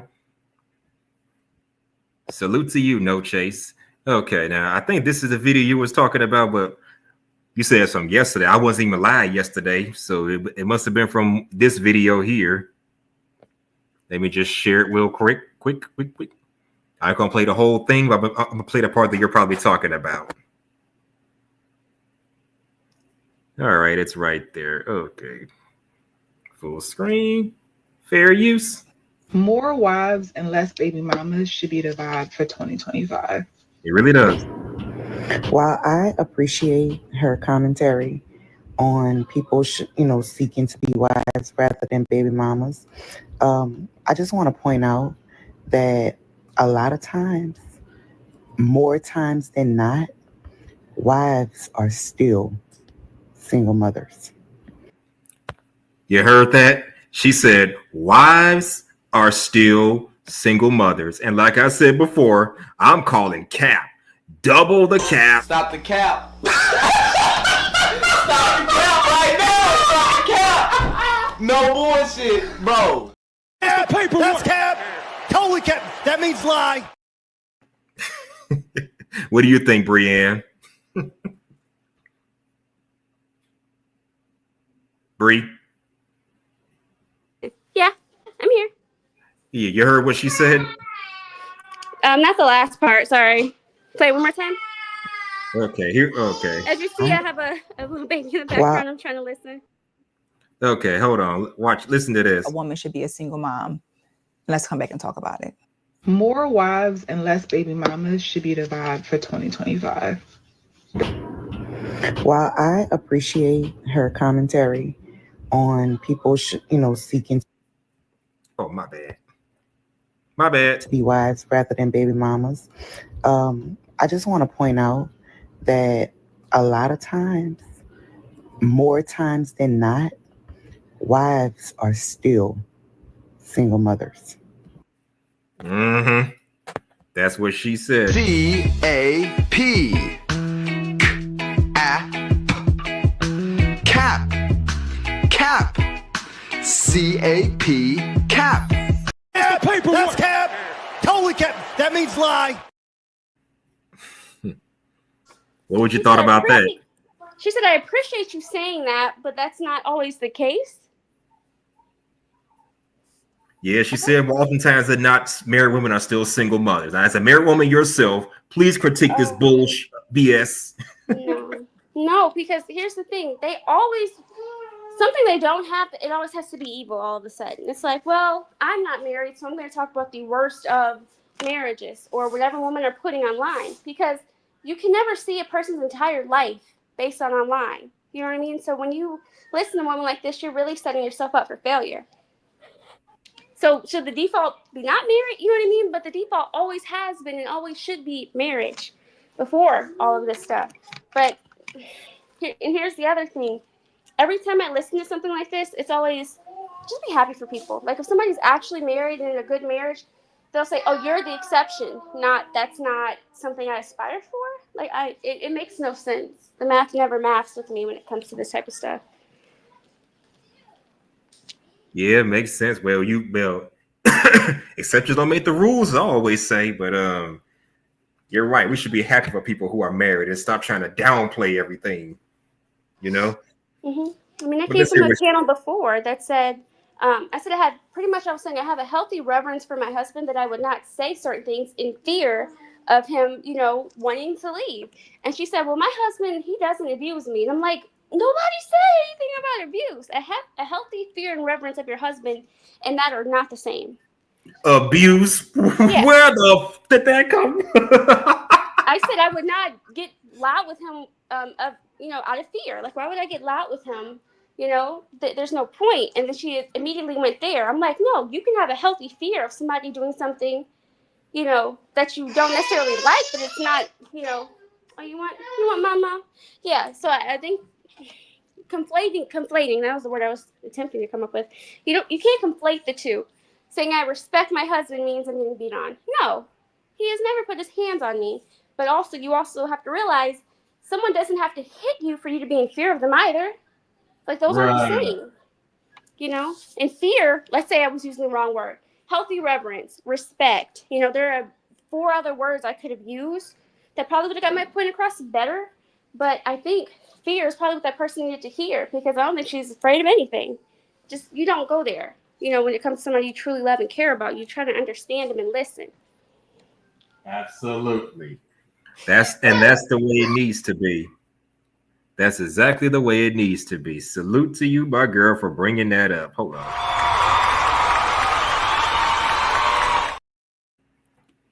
Okay, let's hear what else this crazy woman has to say. Fair use. And I say that because you can have a husband that does not engage or support or participate in raising your kids outside of just discipline. What? And I'm going to give you a few examples.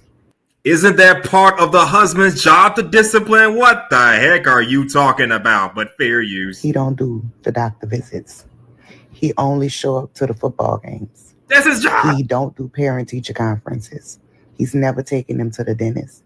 If he takes your children to the doctor and he has to call you and ask you what your child is allergic to, ma'am, you might as well be a single mother. Are you effing serious with this? Oh my God! So the man got to do every damn thing on the list while the woman has no role in the marriage? Is that what she's saying? The husband got, if your husband can do everything, even his job and your job, you're basically a single married woman. You can't make this stuff up, people. You just can't make this. God damn it! You can't make this shit up. Brienne, these are the women you go should ahead. not listen to. This is why. When you listen to a woman like this, you'll be like, you know what? He missed, one parent-teacher conference, and he didn't, pick up the right size shoes. Yep, throw the baby out with the bathwater. No. You know what I mean? You have somebody else in the house to help with other things. I know you don't like taking out trash. I know you don't like lifting heavy things. I know you can't open the pickle jar. You know what I mean? Does that count for anything? Like all the things we physically, for the most part, I know some women are super strong, but I can't do it. You know what I mean? I'm not going to throw the baby out with the bathwater, and that's the thing. He's never missed a baby's doctor's appointment, but that's because I know his schedule. You know what I mean? And we're able to coordinate it that way. But if he ever had to take her by himself and he had a question, shoot, I might have a question. You know what I mean? I'm not expecting perfection out of somebody. Nobody expects perfection out of me. So I think they're online too much. They're not looking at real life. Yes, he's not going to be able to make everything. Maybe he has to work. Maybe you guys are preparing for a vacation. Maybe, he was sick last week and has to make up for it. Every single time we go to these type of conversations and women are like, you know what? He's not perfect. Throw him out. Find someone that's perfect. Well, you know what? You be your own perfect person and deal with only yourself, because this is exhausting to listen to as a woman. It is. And No Chaser said, true, some men come home after work and get right to sleep and spend very little time with the children. Mm-hmm. Very little time with the children. Now I'm pretty sure if he's working, he's going to come home and get a nap or something, sleep. Then he's going to wake his little butt up and then tend to his husband duties. Mm-hmm. I mean, you talk, sir, it's like he just neglects them all together. That's not what we're projecting over here. We don't condone that.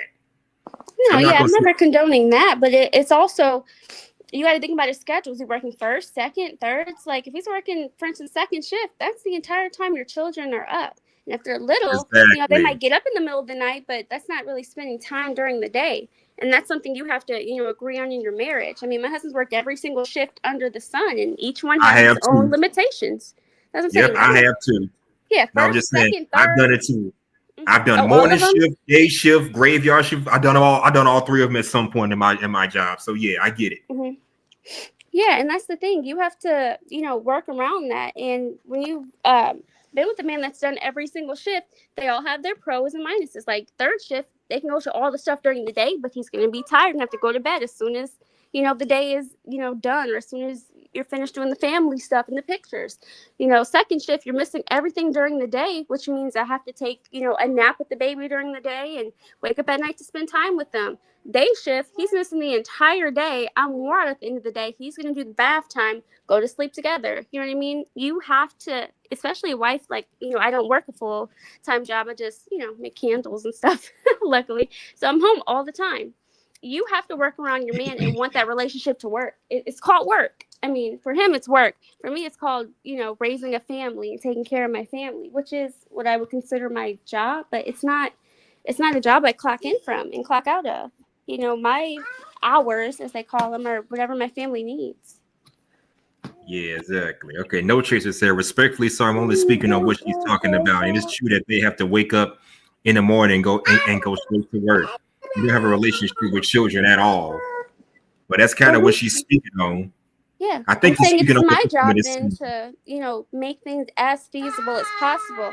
The people he's talking about, he's making it seem as if they have a choice. Like they have to, ignore their children. No one's saying that. If he has to work, especially if he's working anything, I mean, my husband's worked at one point like 18-hour days. I'm not expecting him to necessarily come back and do something.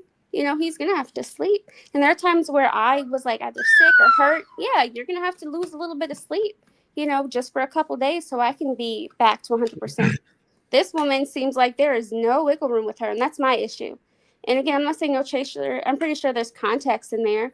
But I just don't think the majority of men feel that way, that they, oh, well, I work, I'm not doing anything. My husband has never been that way. Again, even sometimes those 18-hour days, he's still helping. The problem is Yeah, she's selling too much for business on the internet. Who? yep, This she woman? is. Yep, she is. Is she married? This woman, well, I don't know. Yeah, but I would say her saying this, like, you might as well, that's the issue. Like, what, and that's the thing. Even if she is, single, what man is going to see this and be like, yep, I want to be with a woman that thinks this way? That's my issue here. You wouldn't want to. Yeah, exactly. All right, let's hear what else she has to say. Let's get back into this. Hold on. All right, fair use. Because you don't have a partner. All you have is a husband. Your husband is your partner. Darn it. Mm-hmm. And I think y'all should also focus on not telling people what they should strive for. Because sometimes women don't, in 2024, some women don't want a man. They just want a child. I could have told you that. Shoot. Now, she did make a valid point there. Because, yeah, you got some women out here that do just want children, but don't want the man. Oh, my God. Yeah, no shit, Sherlock. What do you think, Bree? I mean, I don't disagree with that. We see that every day. But my issue is that's not okay, though. Like, saying it, yes, I know women think that way. Like, oh, I just want the kid. But I've heard women say, okay, I only want the kid if it's by a certain type of man, if I can get certain benefits from it. That, to me, the kid is the benefit. But obviously, I only want to have a kid if, well, I said before getting married, I'm only having a kid if I'm married and if everything is set up, for success for that child. This woman is saying, oh, yeah, they just want a baby. That's not okay. Even the first thing you said was not okay. That could be your opinion, but that's not right. That's not thinking about the child first. Yeah. And oftentimes they don't think about the kid. They just think about what can they get just for being a single mother. Increasing your taxes, government assistance, the possibility of putting a man on child support. Yeah, stuff like that. All right, let's continue. Raising your kids outside of just discipline. And I'm going to give you a few examples. He don't do the doctor visits. Hold on, we already saw this part. Your mother. Because you don't have a partner. All you have is a husband. That is a partner. And I think y'all should also focus on not telling people what they should strive for. Because sometimes women don't, in 2024, some women don't want a man. They just want a child. And they should be okay. Yeah, no shit, Sherlock. So does that make sense? Like, does that make sense? Well, Bree, what you think? Don't strive to tell women what they should get, because let's face it, some people just want to get pregnant. Some women just want to get pregnant and have kids just because, for whatever reason. What are your thoughts on that? Again, I don't disagree with that. There are women that just want that, but it doesn't make it right. Again, not thinking about the child, being selfish. Like, how are you going to raise a productive human being if that's your mindset from the jump? Well, I just want the kid, forget the man. But don't forget the man when it comes to finances, when it comes to, buying things for the kid, when it comes to, making sure the kid is on your health insurance, making sure, no, the men are more than what she's saying, reproductive juices in a wallet. That men are more than that. And I really hate to see this on the internet continuously. This is the only time I've seen something like this. This is a consistent thing. Yeah, I'm glad you feel that way. Being a married woman yourself, I knew you was going to come with the fire. I knew you was going to feel some kind of way about it, being a married woman yourself. You and, where is she? Well, that's Cynical, my other top tier supporter, but you and Angela C. Both of y'all married women, so I know y'all feel some kind of way about people talking all this kind of BS. So, yep. Bree? Oh, yeah, I'm here. Oh, I didn't want to interrupt. Oh, that's all good. It's all good. Yeah, I'm glad you get your perspective on it, but that's what we was talking about earlier. Yeah, it was that was from earlier. Me, Irby, and Leo talked about. That's like my third time playing that video today. Well, I think the sentiment is important because when you listen to women long enough, they will tell you who they are. That goes for pretty much any woman you could ever speak to. And I think when women say this stuff on the internet, it should be documented and saved somewhere. You know, not to be necessarily used against them, but I think people should have some type of forewarning before you go into conversations with them. Because I mean, you know, a lot of people say like the internet is forever in a lot of ways, but if you're about to spend the rest of your life with somebody 50, 60 years plus, I think you really should know these types of things about someone. These conversations you're not going to have the first year, second year, maybe even the third year. You might be with somebody 10 years before you realize they don't really like you. They don't respect you. You know, if they were to leave the relationship, they will just want to take everything and act like you didn't exist, even if you had children together. Like, these are things you just can't predict, you know, prior to getting with somebody. And I think the safest thing is, I mean, if they're already saying it on the internet, there's the proof in the pudding already. You're saving yourself decades of heartbreak and headache. Exactly. So that's why I say social media is a gift and a curse at the same time. It's a gift because it exposes BS like this, stuff that we've been aware of probably since, you know, it's been going on for decades, but we've probably been aware of this more or less since we were like youngins in high school, maybe college or whatever. But at the same time, it's also a curse because people like to live precariously through what they see on social media. You know, the lavish lifestyle, what they see these Instagram models and Twitter and Twitter users have, like, get that bag, you don't need a man. You know, they live in delusion. And while this kind of stuff is nothing new, because they've been projecting this stuff for decades, I'm gonna say as a Gen Xer, we more or less knew how to separate reality from fiction. We knew that the stuff we saw on television was just fiction, not to be taken seriously. It's just there for entertainment. But I think that line has been blurred for the last decade plus or whatever. Whatever women see on TV, they want to emulate it in their own real lives. They got six-figure men on Basketball Wives or whatever the hell. They want to find a man just like that. I mean, seriously. And I've heard women, I mean, from, like I said, middle school, high school on, like, he has to, you know, be able to buy me a mansion and do all these things. And I understand as children, you know, a lot of things are fantasies, especially, you know, the people I know that grew up in poverty. Like, I can't imagine that. I had both my parents, but, you know, the ones who grew up in, you know, poverty and bad situations, the idea of being a princess in a castle means all that pain and heartbreak you had as a kid, you don't have to go through anymore. I'm not disagreeing that, you know, you want better for your life. But to go from the way you were raised to a mansion like a princess, I'm saying that's the issue. You can have a really good life, you know, with another person you love and respect and admire, and not have to be in a castle. You know, I just think the two don't have to be mutually exclusive. Like I said earlier, having a good life could mean just, you know, being in a nice apartment that's clean and has food and running water. You know, all these things you probably didn't have growing up. But every time I talk to someone, it's like, nope, if it's not this, I'm done. It's not happening. Nope, I'm not marrying him. Nope, not enough. When is enough, you know? And then you get that guy who is enough, and then, you know, it comes with things you didn't expect. So, you know, I just think striving, at least at a minimum, for a normal life should be the goal. If you guys, you know, hit the lotto and get a business and make a lot of money, I think it'd be better in a couple to do that together. You want him to do that on his own and then come and get you. And that's not typically how it works in most marriages.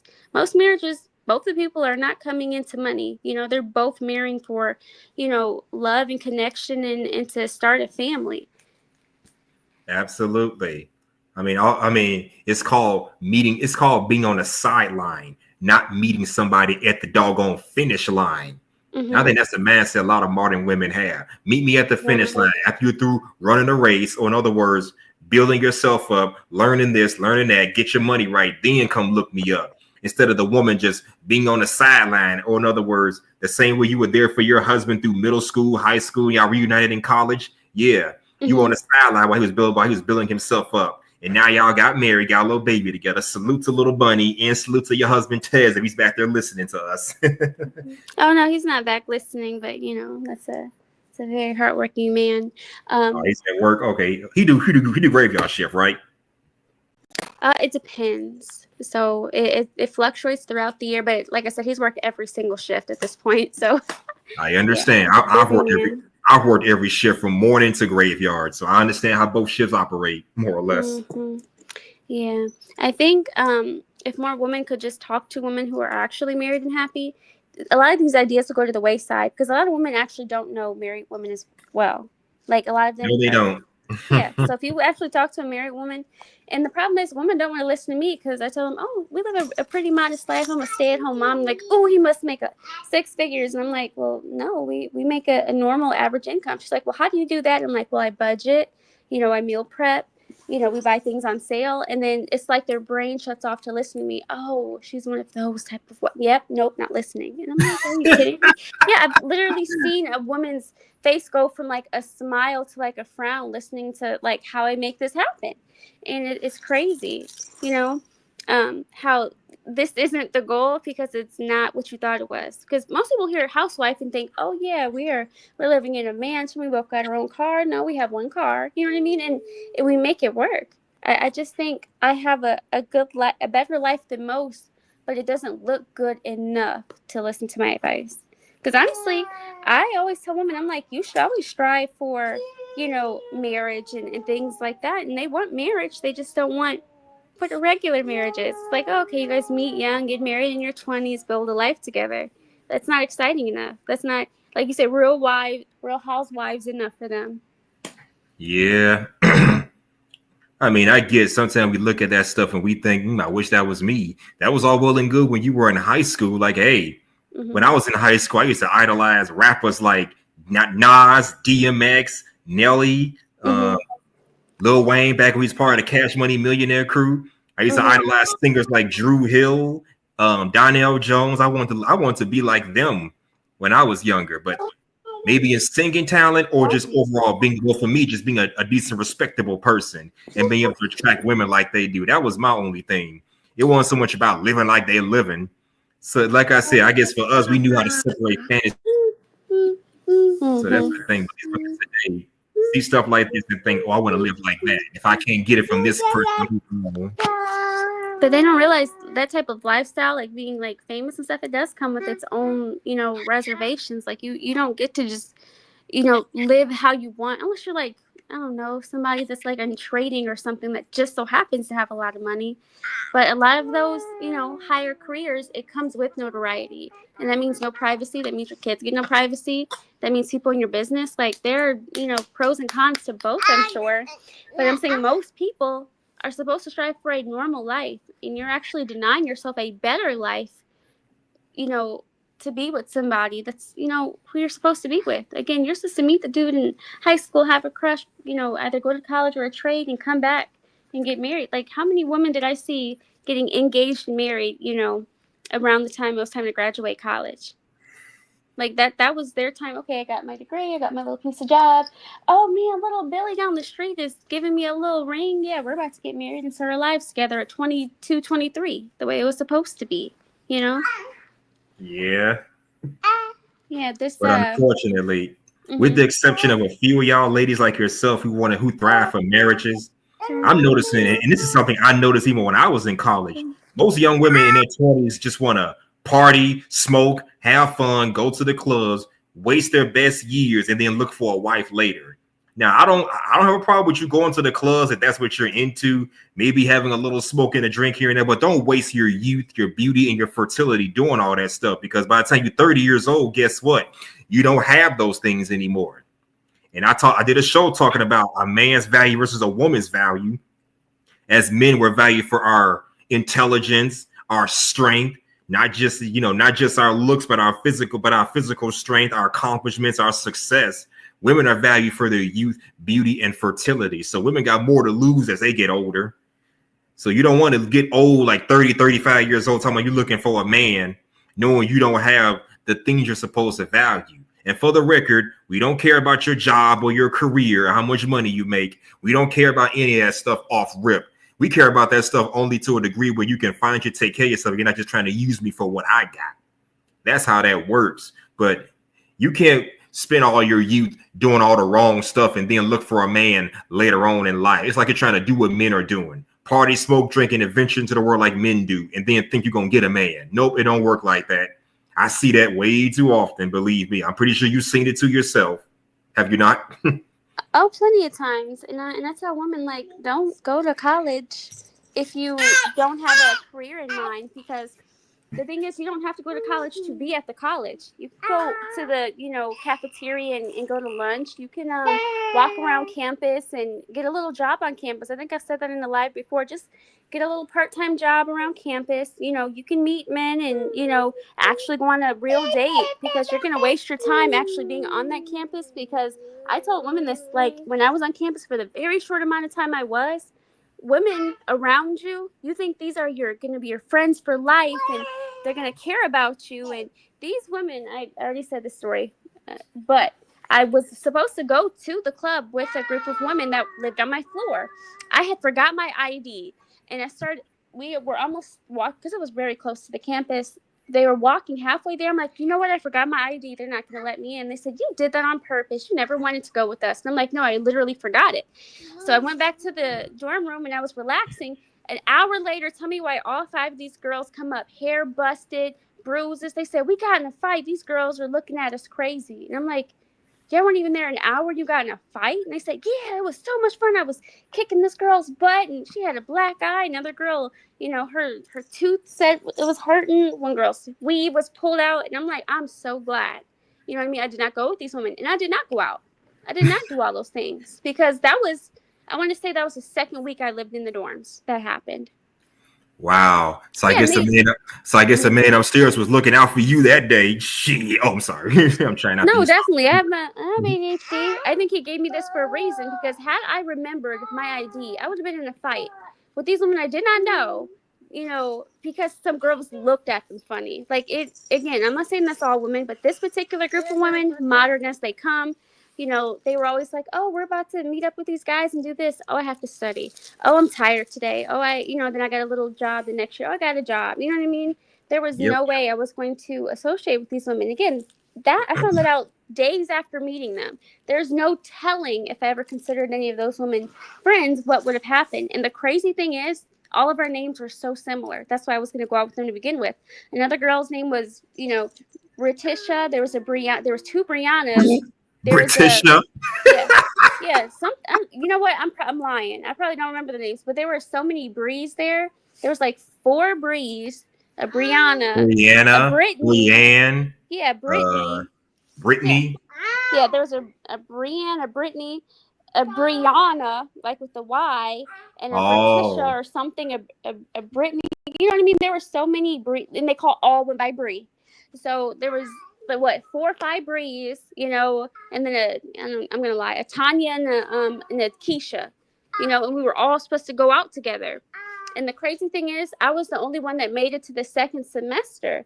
And people go to me and say, hey, I thought you had a baby. I can't believe you're back on campus already. I was like, I never had a baby. They said, well, the girl named Bree that lived on the first floor had the baby. What happened? And I'm like, I never had no baby. What are you talking about? And then after talking to them longer, they got me mixed up with the other Bree.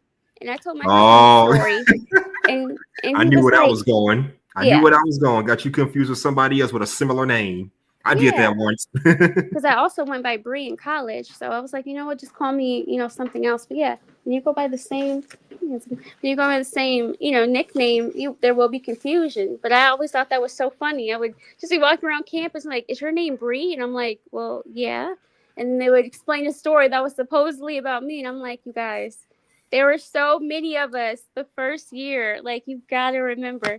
And they just couldn't believe it. But yeah. Yeah.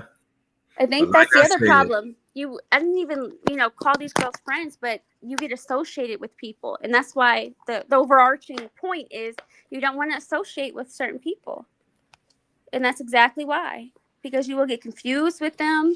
They'll start thinking you did and said certain things. And I had to separate myself. And honestly, I separated myself naturally by just being able to stay on campus and get the degree and leave. None of those women made it to the second year of college. Ain't that? And that was the first semester. Yeah.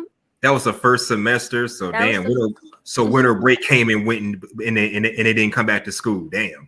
No, I think one went online for a little while, but yes, all 7 girls I'm talking about, none of them made it to the second semester there. Damn. Like I said, the man upstairs was looking out for you. I think back to that, and I'm so grateful because it's just my memory. Oh my God, I remember as we were halfway walking there, something just went over me. Call it the Holy Spirit. I was like, oh, you know what? I know exactly where my ID is. It's right there on the desk next to my notebook. And I remember, like, yeah, I have to go. I don't have my ID because they're obviously very strict. You got to have your ID to get in here. I didn't have it. Walked my butt right back. And an hour later, here they all come busted and bruised. So the fight happened in the dorm room, like at on the campus? No, remember we were all walking to the club. And they convinced me to go, and I'm like, all right, these are the girls on my floor. I want them, to be friends and stuff. I'm gonna go. Totally forgot my, ID. Like I said, it was on my desk next to my notebook. I could visually see where it was, and I was like, you know what, I'm gonna just head back and it was dark too. It was like, let's say it was 9:30, going on 10. I'm like, let me just walk back, and I'm not walking back out here by myself. It's dark, right? So I walk back to my dorm, and again, good girl. He's like, good girl. Yeah, and I never went out with those girls. Actually, I never went out, period, if it wasn't with, my now husband, because I think I went to maybe 2 house parties with him and just talked to people.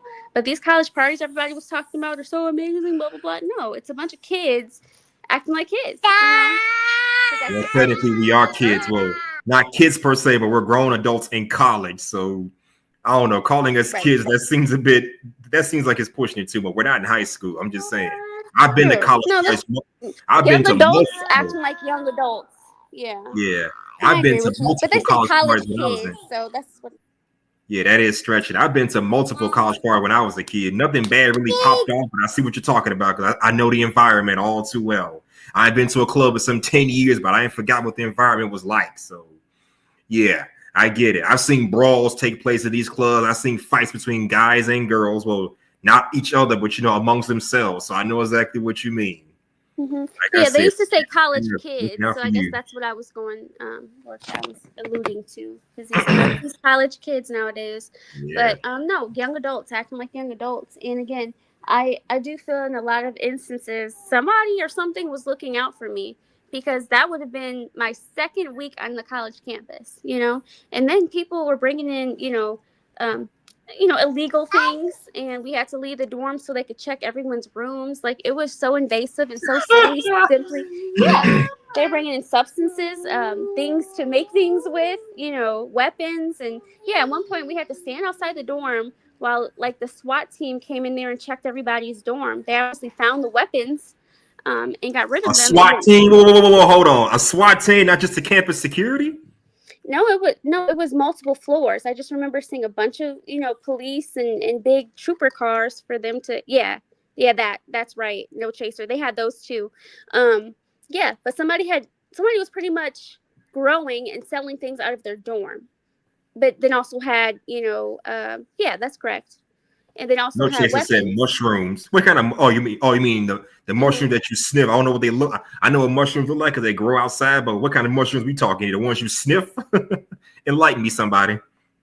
No, I'm saying all the drugs, because there are some you eat, there are some you put in other substances. Again, I wouldn't know, but so in other words, magic. Okay, so you mean magic mushrooms? Magic mushrooms. Okay. Yes. Yeah, growing stuff out of their dorm, and it was getting ridiculous because it's y'all are being silly here. There are people who are here to learn, so we got to leave our dorm in the middle of the night in our pajamas while you guys search all of our stuff because they made those choices. That's what I'm saying. When you associate and you being on that floor in that particular dorm, I had to leave.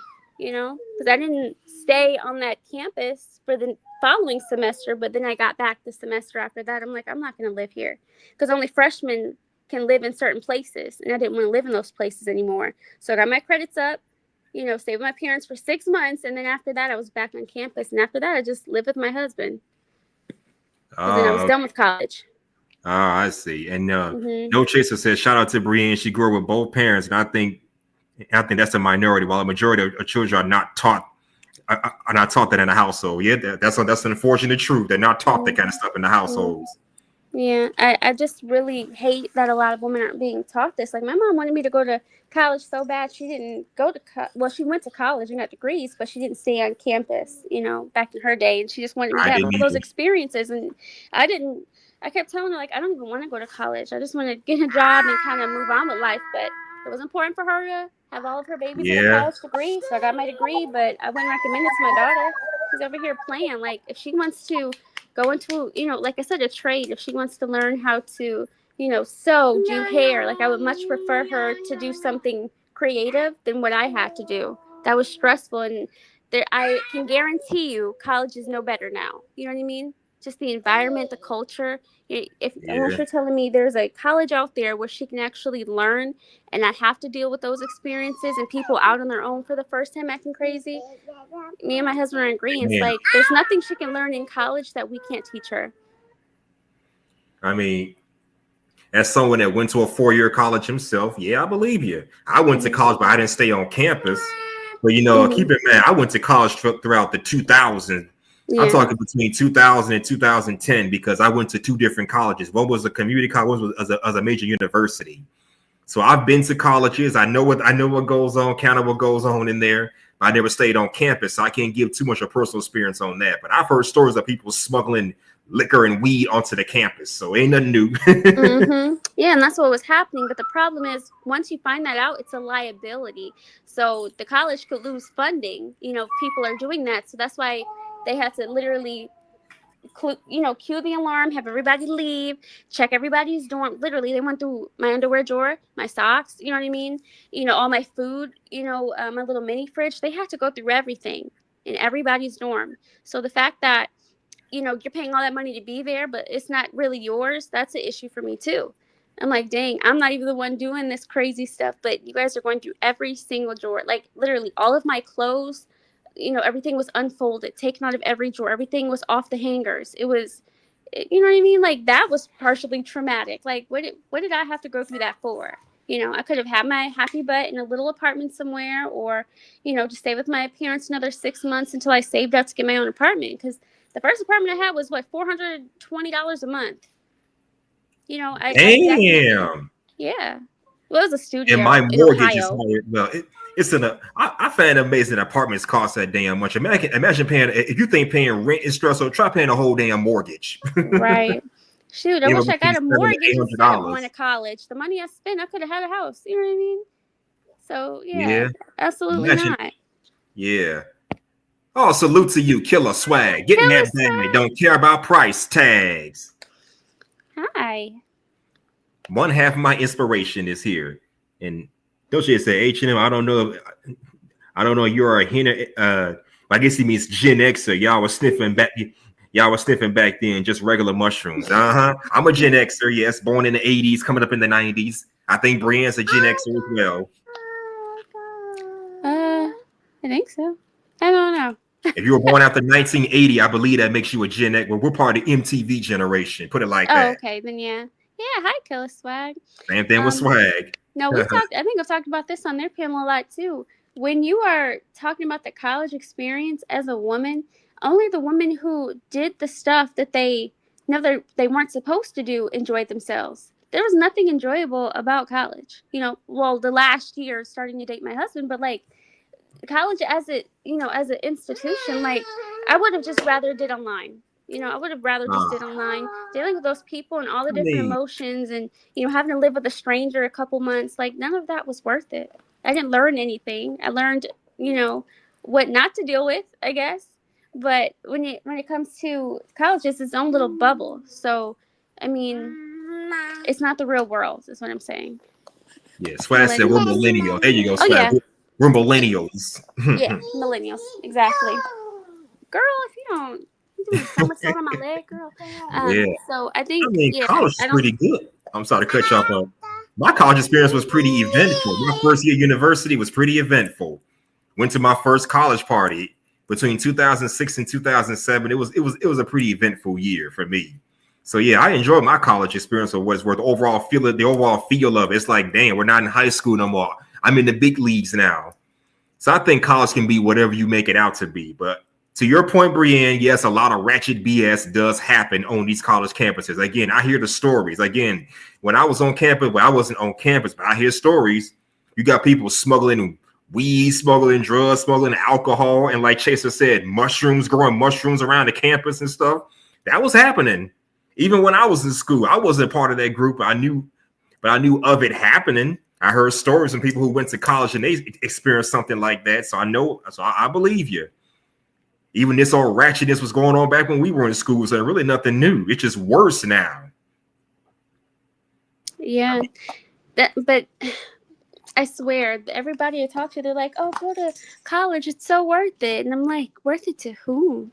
That's what I'm saying. If you're doing all the things that the people around me were doing, sure, it's probably going to be worth it to you because that's fun. But what does a person like me get out of that? Nothing. You get a headache, you get It ain't for trauma. anybody. No, it's Like not I worth said, it. when I was in college, I wasn't. Well, when I was in college, I was in school, but I wasn't doing all the bad things. But then again, you could say I was already doing all the hooking up and flinging even before I went to my university. So it wasn't nothing new for me.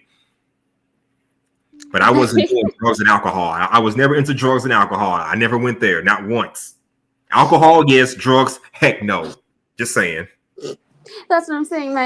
I guess that kind of proves the point. It's you get out of the experience what you kind of put into it. Like if that's something you're already doing, it didn't change. Being in that institution didn't change anything for you. But being to a place where people are just acting, I don't know what other word to say, cuckoo crazy, did not help me. You know, it made me want to avoid people for the longest time. Bless you. Bless you. That was a big sneeze. Whoa. Yeah, I'd rather have this time in my life, is what I'm saying. Like the comfortability, being married in a home, you know, even the baby starting to rub her eyes. So like, you know, and then I'm gonna just be down here on the computer, watching my little shows. Peace. That's what I want, peace. Yeah. I mean, when was you in college, by the way? I'm just asking. Like, what time period? For me, it was between the early mid-2000s going to the 2010s. What about you? Well, my first year of college was 2009. I took I want to say I took a gap semester. But then I was either 24 or 25 at the time. And then I got my degree December of 2014. So think of it like. Oh, okay. Yeah, because I took a gap year. I switched majors a lot. So yeah, and that's when I got my degree and I was done. I'm like, I'm not coming back. Yeah. By the time the 2010s rolled around, I was through with college at that point. I went to college, graduated, joined the military the following year, and the rest is history. Gotcha. Yeah, I would just say most women, again, unless you really want to be a doctor, nurse, lawyer, something, don't go to college being like, oh, I don't know what I want to do. I'll figure it out when I get there. No, just don't go. You know, get into a trade. Like I think more women, and men would do better coming up here, just getting into a trade. Men, again, the hand strength. My husband opening up this pickle jar the other day, I'm like, wow. You know what I mean? Like, whatever your personal strength is, go into that. And again, most people aren't meant to go to college. And I promise you, my family hates when I say that. I was like, no, most people aren't meant to go to college. Yeah, I used to tell my mom the same thing, but you know, she went, my cousins went, my uncle went. So I guess we want to keep what do they say? Keep it in the family. If your family went to school, yeah, they want you to do the same thing. And No Chase said high school experience was the same as the college experience. Well, I don't know, because we all know high school and college are not the same thing. It's a different world. Like that old TV show from the 80s, a different world in college compared to high school. He also said, even as a marching band geek, I wasn't popular, but knew everybody in school. Yeah, me too. I was kind of the lone wolf, but who knew enough people. So I feel you on that, No Chaser. Just saying. You were saying, Bree? And you in a marching band too? Hey, impressive. Oh, Bree is tending to Little Bunny. So, okay.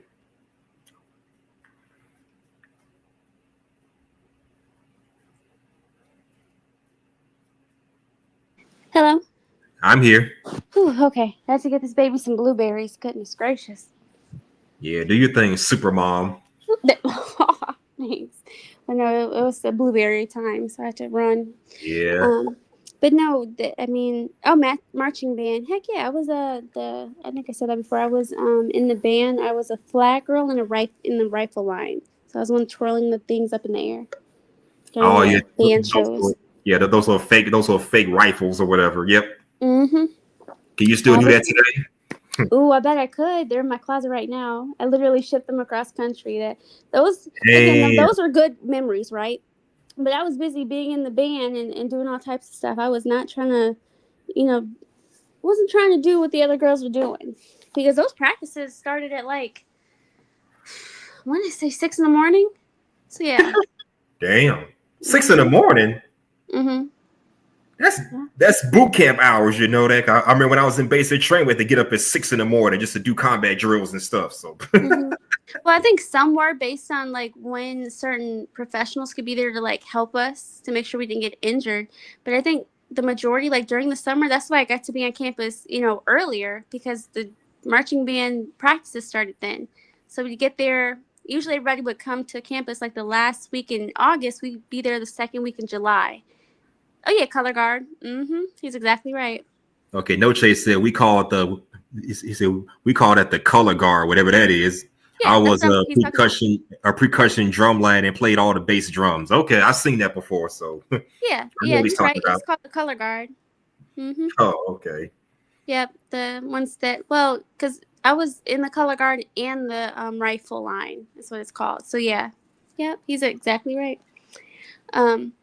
I don't know. I think I tried my best to stay busy and out of trouble, but when you're around people who do trouble, you're eventually gonna get into some, and that's why I don't recommend women get into that. And that's the thing when you think you're seriously dating someone on campus, you're not seriously dating anybody. You're in a bubble, along with everybody else in that bubble. So yeah, a lot of girls I know got really caught up with a guy and thought they were in love, and he was not in love with you. You know what I mean? He's in this little bubble, dealing with a lot of other women. So, most women were not okay with that, and had to move on. I'm sorry to cut you off, but those be the men that y'all be going for the most. I'm not saying you per se, but I'm saying generally speaking, those are the men that y'all go for the most. The guy that's got options, but he's probably messing with other women, because I more or less experienced that myself. When I was in college, I didn't care about getting married. I didn't care about starting a family. For me, it was just whatever woman interacts with me, we interact. If we end up doing some kinky dinky stuff or she builds sexual tension, it is what it is. I don't care. It's not going to lead to a relationship. I don't care. Whatever happens. And that got me more female attention compared to being all lovey-dovey, want to find a girlfriend. That repels y'all more. Well, I would my only advice for women that think like me, like you want to be a wife and then a mother and have a life with somebody, you need to avoid college for the most part. You want to get into a trade, you want to get something, do something you're passionate about, but you don't want to be in a place where a lot of people aren't going to think like you. You want to be around a place where you can learn from people, but those are the people you want to learn from. You're going to be dealing with a lot of people who are out of the house for the first time, who are just there to have fun, not even care about the education. Because you think people, that get accepted into a college would be there to learn, right? No, a lot of them know, hey, look, I'm probably not going to make it to the next semester. I'm going to make the most of this one semester. Because even if you're not passing your grades, you can still be there the entire semester until the semester's over. Then you got to go, Mm-hmm. And like No Chase, it depends on a person's mental. Yeah, Mm-hmm. Not everybody didn't go into college just to screw around. Mm-hmm. Yeah, that's what I'm saying. Some people were there seriously to get their education and do their thing, but they weren't the majority of what I saw the first year. I think as you get, to the sophomore, senior, junior, or whatever, yeah, you see who's really there because they're almost done, But if you're a freshman and you're on campus around for only freshmen, they're not serious, or they're not serious yet, and it's not worth, potentially screwing up your life just to have a shot to be around people like that. No, if you are going to be on campus, try to get some credits in high school so that as soon as you step on that campus, you don't have to stay in the freshman dorm. You're able to stay in the dorm with people who have been there a few years or who are about to, graduate, you can learn from. That's what I would have told my younger self if I absolutely wanted to go to college. Oh yeah, get 2 credits, because I know of a few people who were able to do that in high school. Like they would take a college level course online, instead of, doing the last class of the day. So they go home at 1 or whenever the parent picked them up, and they would do a class online that was college level, so that when they got to college, they were pretty much a sophomore already. And then that's how you can stay in a different dorm. But I didn't know that prior. Oh yeah, I've heard about that. I think my campus was the same way. I knew some that took them old college courses at 16, 17 years old. So by the time they graduated, they were able to, like you said, stay, hang out with people who've been at their college for a couple of years instead of just hanging at the, I don't know, the rookie's bin or something like that. You want to call it that? I call it the rookie's den. Yeah, because they put all the freshmen in one place. You can't even have a car on campus if you stay in a certain dorm because they know you're not going to be there long. It was the biggest What? dorm. Yeah, because I What if you thought live about far, it. far away? Then what? You have to take a bus shuttle to a different campus to drop off your car if you're a freshman with a car. The holy mother of heck kind of BS is that? Because that makes sense. Because the people who are seriously going to be there or have been there a few years should have the cars closer. It didn't make sense to me as a freshman. don't I'm like, get me I wrong. gotta go all the way. Yeah, because you have to. It's like a 10-minute bus ride, to go get your car. I mean, come on, we're not in high school no more. I drove to and from college all throughout my life. I drove to and from that daggone campus. So that seems far-fetched that they would have something like that set up around that time. Well, yeah, I'm saying if you lived on campus and you were a freshman, your car has to be parked off of the campus. Oh, okay. So if you stay on campus, okay, my bad. If you stay on campus, I'm sorry, I should have, said that. But yeah, if you stayed on campus, like you lived there, like that was where you lived, and you also happened to have a car, which most freshmen didn't, you would have to, drive your car to a certain place, and then a bus shuttle would pick you up, and it would take you back to your dorm. Okay. Yeah. And I guess that's a lesson in the odds of people leaving campus to go do whatever, I guess. Yeah, and if you wanted to go get your car, you could either have a friend, that wasn't a freshman take you, or you just get on that bus shuttle. It'll take you to your car. Then you do whatever you need to do, drop it off, and then when it's time to go to bed, you take the last shuttle of the night and head home. Okay, on one end, that's doing too damn much, in my opinion. I never heard no college campus doing that. But at the same time, maybe it does make sense because if you living on campus or whatever, who's to say that if you staying on campus, you won't just get in your car, drive back pick up some illegal stuff, drive back to the campus and smuggle it into the dorms. I also think it was a space thing as well. So, I mean, there's so many freshmen, but not a lot of, sophomores, juniors, and seniors. Because, I mean, I think they said the freshmen that came into the campus was like double of what any other class was. Because most people don't make it to the second semester of freshman year, like I told you. Every single girl on my floor, I did not see them the next semester. Damn, what happened to them? Do you know? 3 of them got pregnant by the same person, and a bunch of people dropped out. Got pregnant by the same person. I told you.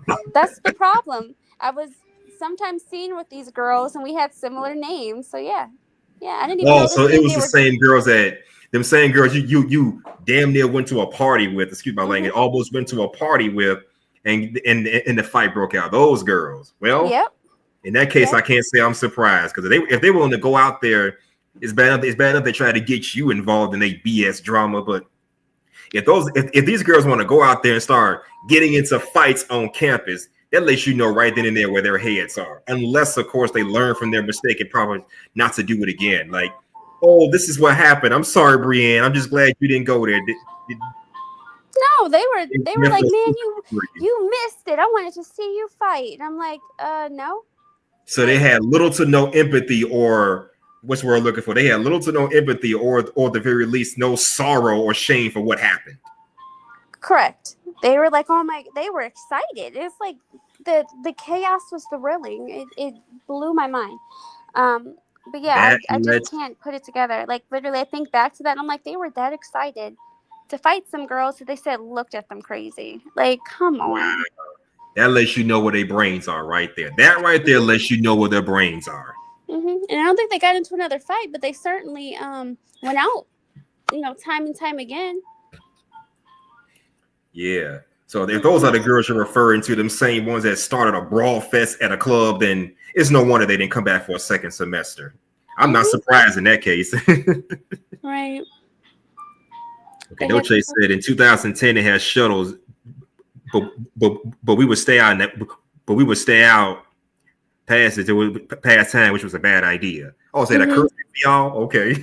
Well, the shuttle stopped at a certain point, so if you stay out past a certain time, you got to either walk to campus or call a taxi, because we didn't even have Uber. You had to taxi around if you missed something.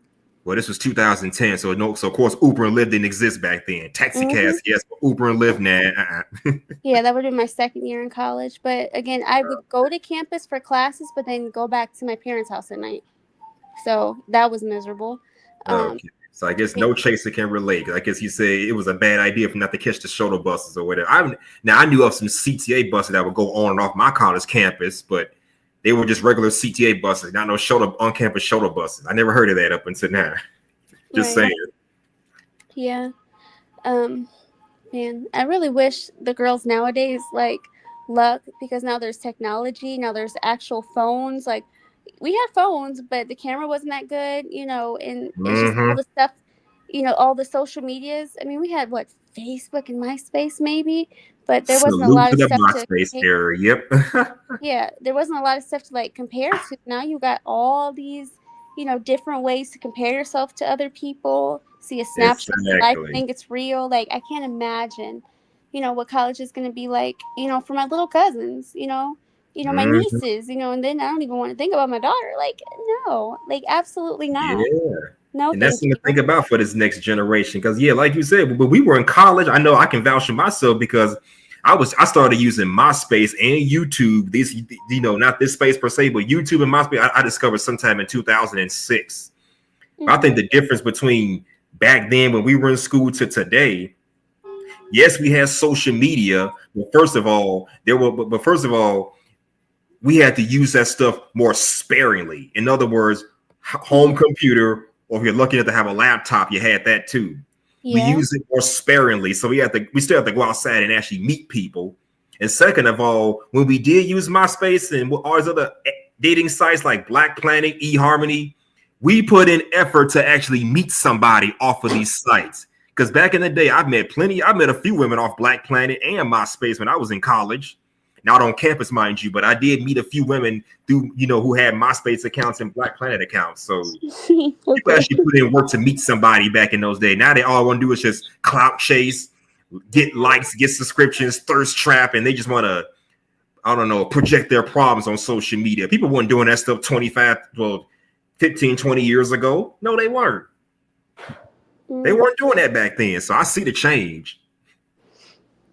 I see the change and I'm scared. Scared? No. Nervous, concerned, worried? Yes, and double yes. Yeah, I can't imagine. I really hope that people don't listen to these people online, because being pressured into really anything is horrible. But, you know, getting pressured into thinking that school is for everybody and that you're going to, you know, benefit something more than just what you're supposed to be learning is crazy. Sure, you could meet a friend for life. You could, you know, have great experiences and mentors, but you could also get that other ways. College isn't the only way to get those experiences with, you know, finding a mentor and getting friends, you know. And I'm a hypocrite. It's not like I have a lot of friends either, but I didn't gain any from college, you know. I don't have a lot of friends. I mean, I got buddies I've been friends with since high school. We go back at least 2 decades, about to be 30 years soon enough. We met back in 1998. Man, I'm getting old. But anyway, that's when we first met. But yeah, no, I guess I'll just wrap up and say I really hope women who do desire marriage and a family understand that, yeah, it's not gonna be peaches and rainbows all the time, but oh my goodness, I'd much prefer this versus these stories I hear, you know, online. Like, you need to understand that if this is the default of what you want, you got to start somewhere, and you got to start as early as you possibly can. You know, there's nothing waiting for you, you know, long-term wise at college, long-term wise at a specific job. Your family is long-term. That's what you need to focus on first. And I've always said that. Now I got a question before you go. Do you think people can really find love, you know, past age 30, 35 or whatever? Because I hear a lot of people say, men and women are like, I'm a find somebody when I get older. But mostly women, I'll find somebody when I get older, like 29, 30, 35 years old. Until then, I'm just going to have fun and live it up live it up on the streets or whatever. So can you possibly find somebody past that age? And I ask that question because, you know, I'm a few years older than you, so you can probably relate to this. it's like your mindset, your way you move, they change as you exit from your 20s to your 30s. And plus your mentality is different.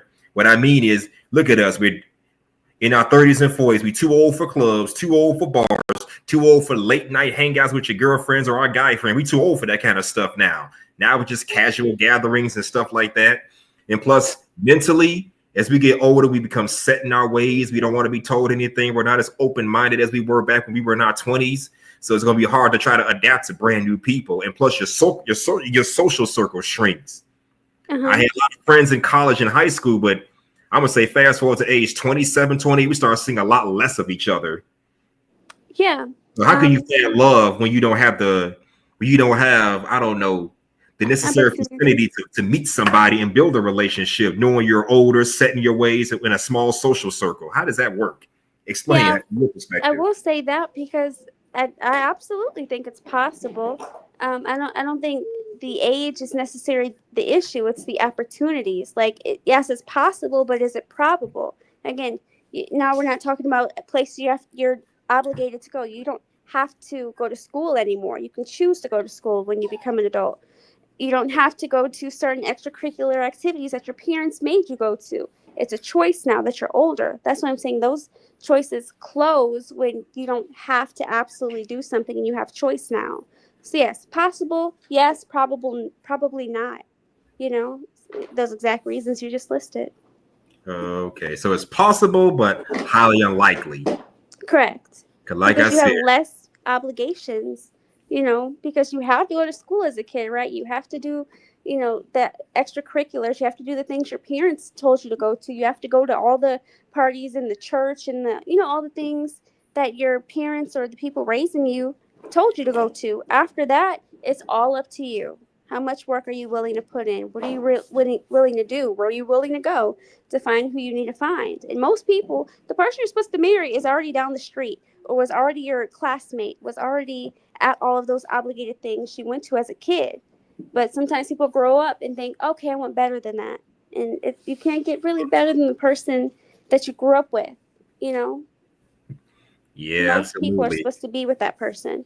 Little Yeah. Jimmy, I said that before, little Jimmy down the street, that was supposed to be your husband. Now he's with Becky, and you missed your shot. Yeah. Mm-hmm. Or for the man. Yeah. Yeah, Who and made the to your rules on time limit? Who made the rule? Father Time. I don't know. Someone. It said, who made the rules on a time limit to find love? But I don't know who made those rules. I think it just varies from person to person. I'm not agree going to with say that. there's a rule for it, but it just varies from person to person. Yeah, I said, what are you willing to do to find what you want?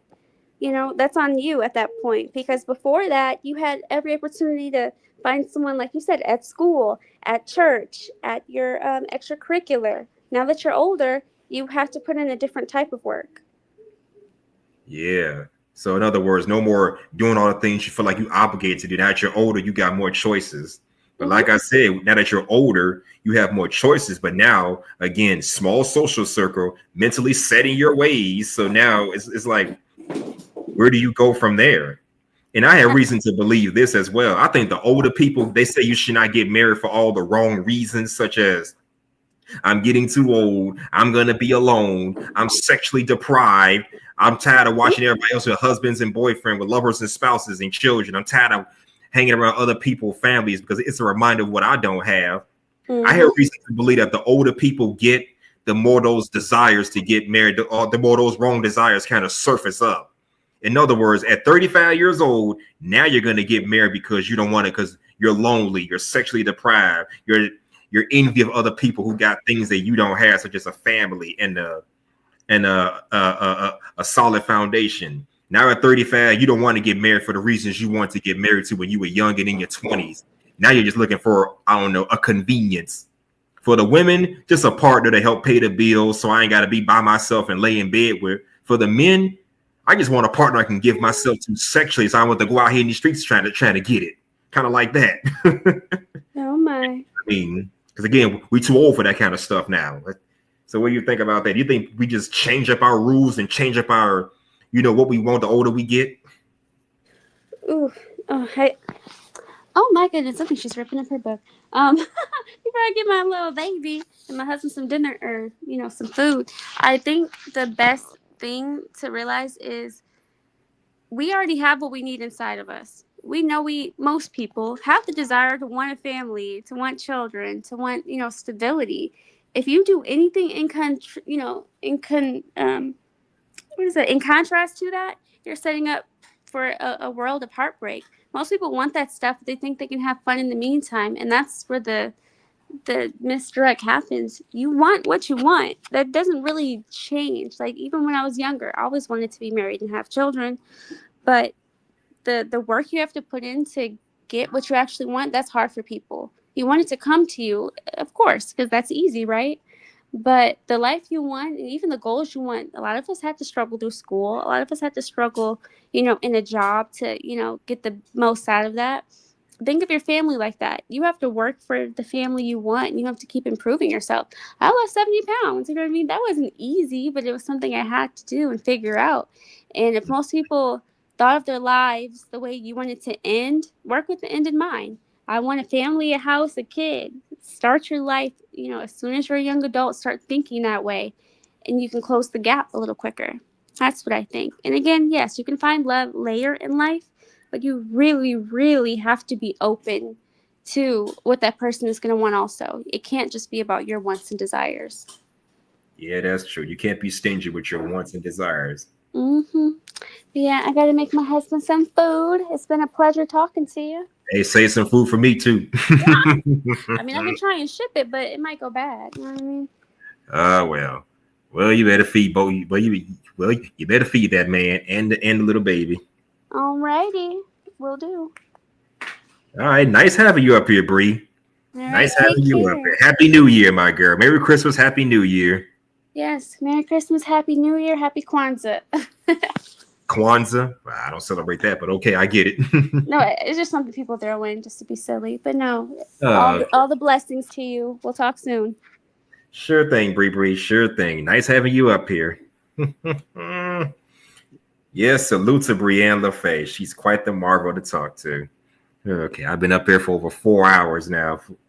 But yeah, that is great. So I guess you can find love at almost any age. You just have to be open to the possibility of finding it. Problem is, not a lot of people are that open, but it is what it is. But yeah, I've been up here long enough. Guess I'll just give my final thought. Oh, damn. Hold on.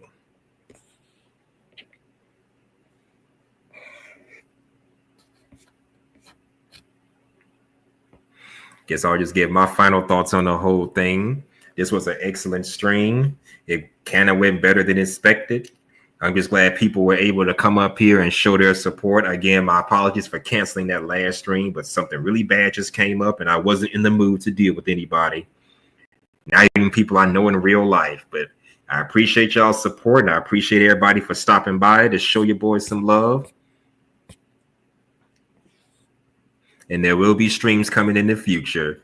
And like I said, I got a brand new laptop, so now I can finally do these streams the way they were meant to be done and actually share videos, not just hold my damn phone up there. I want to use my phone as frequently. Now I just use my phone just to post videos for the stream rather than having to do the stream on my phone. I may still use my phone every now and then, but now I got a second choice, a better choice to do it on my laptop. Just saying. But anyways, thank y'all for showing up. Let me see here. Shout out to my A1 Day 1, always to the slave one, Angela C. How you be, your Discourse top tier MVP. And one of my top tier supporters as well. Salute to Mel. Thank you for stopping by. I'm glad you could stop by. Salute to Mahogany. Glad you thought of me. I don't mind when you bother me. Glad you could be here as well. Salute to Irby. Thank you for stopping by as well, my guy. Somebody else came up here. Oh, yeah. Shout out to Shakira, a.k.a. Chocolate Foundation. Wish you could have came back, but it is what it is, okay? Glad you could stop by. Salute to Leo coming in at ground zero. I'm the villain. He's the hero.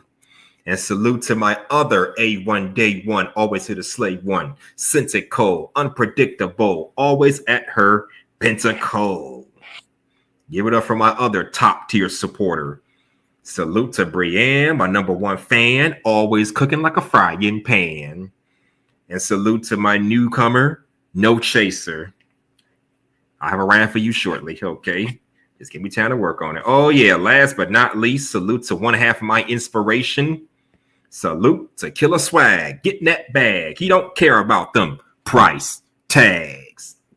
Salute to you for stopping by, and I hope you and your the OG founders of the Grown and Sexy crew had a joyous Christmas and a joyous Happy New Year. All right, guys, that's it for today. I'm feeling a little bit better now. I haven't fully recovered, but I'm feeling a little better now than I was, I don't know, post-Christmas and going into New Year's, but I'm feeling a little bit better now. So there will be other streams to come. Let's just hope things get better over time. But anyways, thank y'all for stopping by. This is your boy, Hustler and Muscular, also known as the H to the N to the M, dropping some gems, stomping harder than a pair of Timbs. And you know what I do, giving you the truth, straight out the booth, hitting home runs like Babe Ruth. That's what I do. Take care, y'all. Deuces.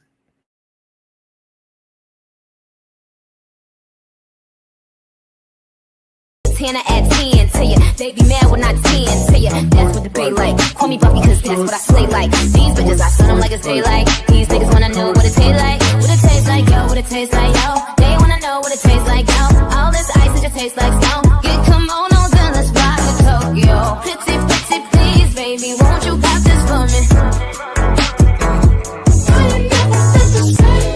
I want to see something, babe. Find me a hoe and I freak on her. I ain't her boyfriend right now, she my freak for the day. I got a show to come lean on it, even when summer right there and it's hot outside. I take the beat and I ski on it. We on the Casamigos, I got 3 of them. They want me fuck them all night, want me pee on them. No, ain't finna have me on TMZ talking about traffic. And I got the ARP, I get the slapping and showing you bitch ass niggas what's happening. Fuck did you think? I tell the waitress at clubs, I'ma open my bottle myself, so don't fuck with my drink. Pull up in the club in a Rolls Royce, car full of bad bitches bumping some Drake. Nigga, comfortable in here, it's me in the fully. Fuck with me, I'ma get jiggy. I see that she fuck with that, she don't think I seen the look. No, she won't give me that kitty. When they put the pressure on you niggas, run away. You know me, I'm still in the city. I just hit the grocery store, we got some groceries today. Went home and made me some chicken. These little niggas hoes. You see when you look in their eyes, I cook when these niggas like fries. Wanna be known? Wanna go get you some strings? I cook when you niggas online. Came up with lies, I call them Pinocchio back on their ass. Like, no you don't, I'm in the fast. I'm smoking on. Hit and get nasty. Gave me some dope to go put on our fast. Like I'm running late. Back on that bullshit, ready to demonstrate. Get on your ass and go get some steak. I'm on some other shit, want some more real estate. I got a bag. You know I'm going in straight out the gate. Got lost for a minute, but I found my way. Now I'm back on my path again, and I'm about to get it cracking like a tree that's about to break. I came out of nowhere, pretty much out thin air. Wasn't anywhere to be found. Look, now he's there. I'm about to take everything. Better get the shit up, bitch. I'm sticking you up like alfalfa's hair. Southbound, giving out a sound that's rare. When I pick up the mic, it's going down like stairs. I'm making so many moves, been stepping so much. When I'm done, they gon' have to get the ground repaired. They gather round and stare when they hear me spit, cause my shit's so bitchin'. Call me Karen. Dudes wanna beef, but I ain't got time, cause I'm working around the clock like a watch repairman. Putting in work like Lizzo Chef. When I die, they gon' say that he did it to death. I'm doing infinite reps, but I ain't dripping the sweat, because I got more drive than a limo stretch. I'm about to bust, about to make a big old mess. I'm gonna give you the most, you'll never get no less. It's my turn now, I'm about to apply pressure. I'm like Derek Chauvin, how I get on next, so kneel down. Had to get my feet on the ground, like a blind man. I just had to feel around. I had to dip my toes in and compose myself and get my cardio up so I can steal the crown. So point him out, someone tell me where he's at. Doesn't matter who's got it, I can guarantee that. Whoever bears the cap, that shit's coming right off the top of his head like Harry Mack. I ain't never represent, babe. I'm just trying to come up with a plan for me to get paid. Smoother than the fresh shade, cruising in the Lincoln on the interstate. Listening to Ludo on cassette tape. Dudes want a template, thinking they can do it like me and that they come close, but they can't touch it like a sweat paint. Winning any bet made. Every time I'm on the microphone, you know it's gonna be a 10 like a decade. Chopping motherfuckers up like a chef's blade. Got them on the run like Diddy when the feds came. Y'all cats can't fuck with this because I got that dog in me like a pet crate. Trying to move quicker, so I'm trimming off the dead weight. Everybody loves you when they see you making headway. Coming out the woodwork, trying to get some, but you gotta cut them dickheads off like a sex change. Every time I spit, you can expect flames. You're gonna headbang as soon as you press play. Might as well bump my shit in a handicap parking spot, cause you're gonna walk away with a neck brace. Never slowing down, running at a set pace. Going full speed till I'm dead or my legs break. Yeah, I know that I was gone for a minute, but I'm about to give you more every month like the rent raised.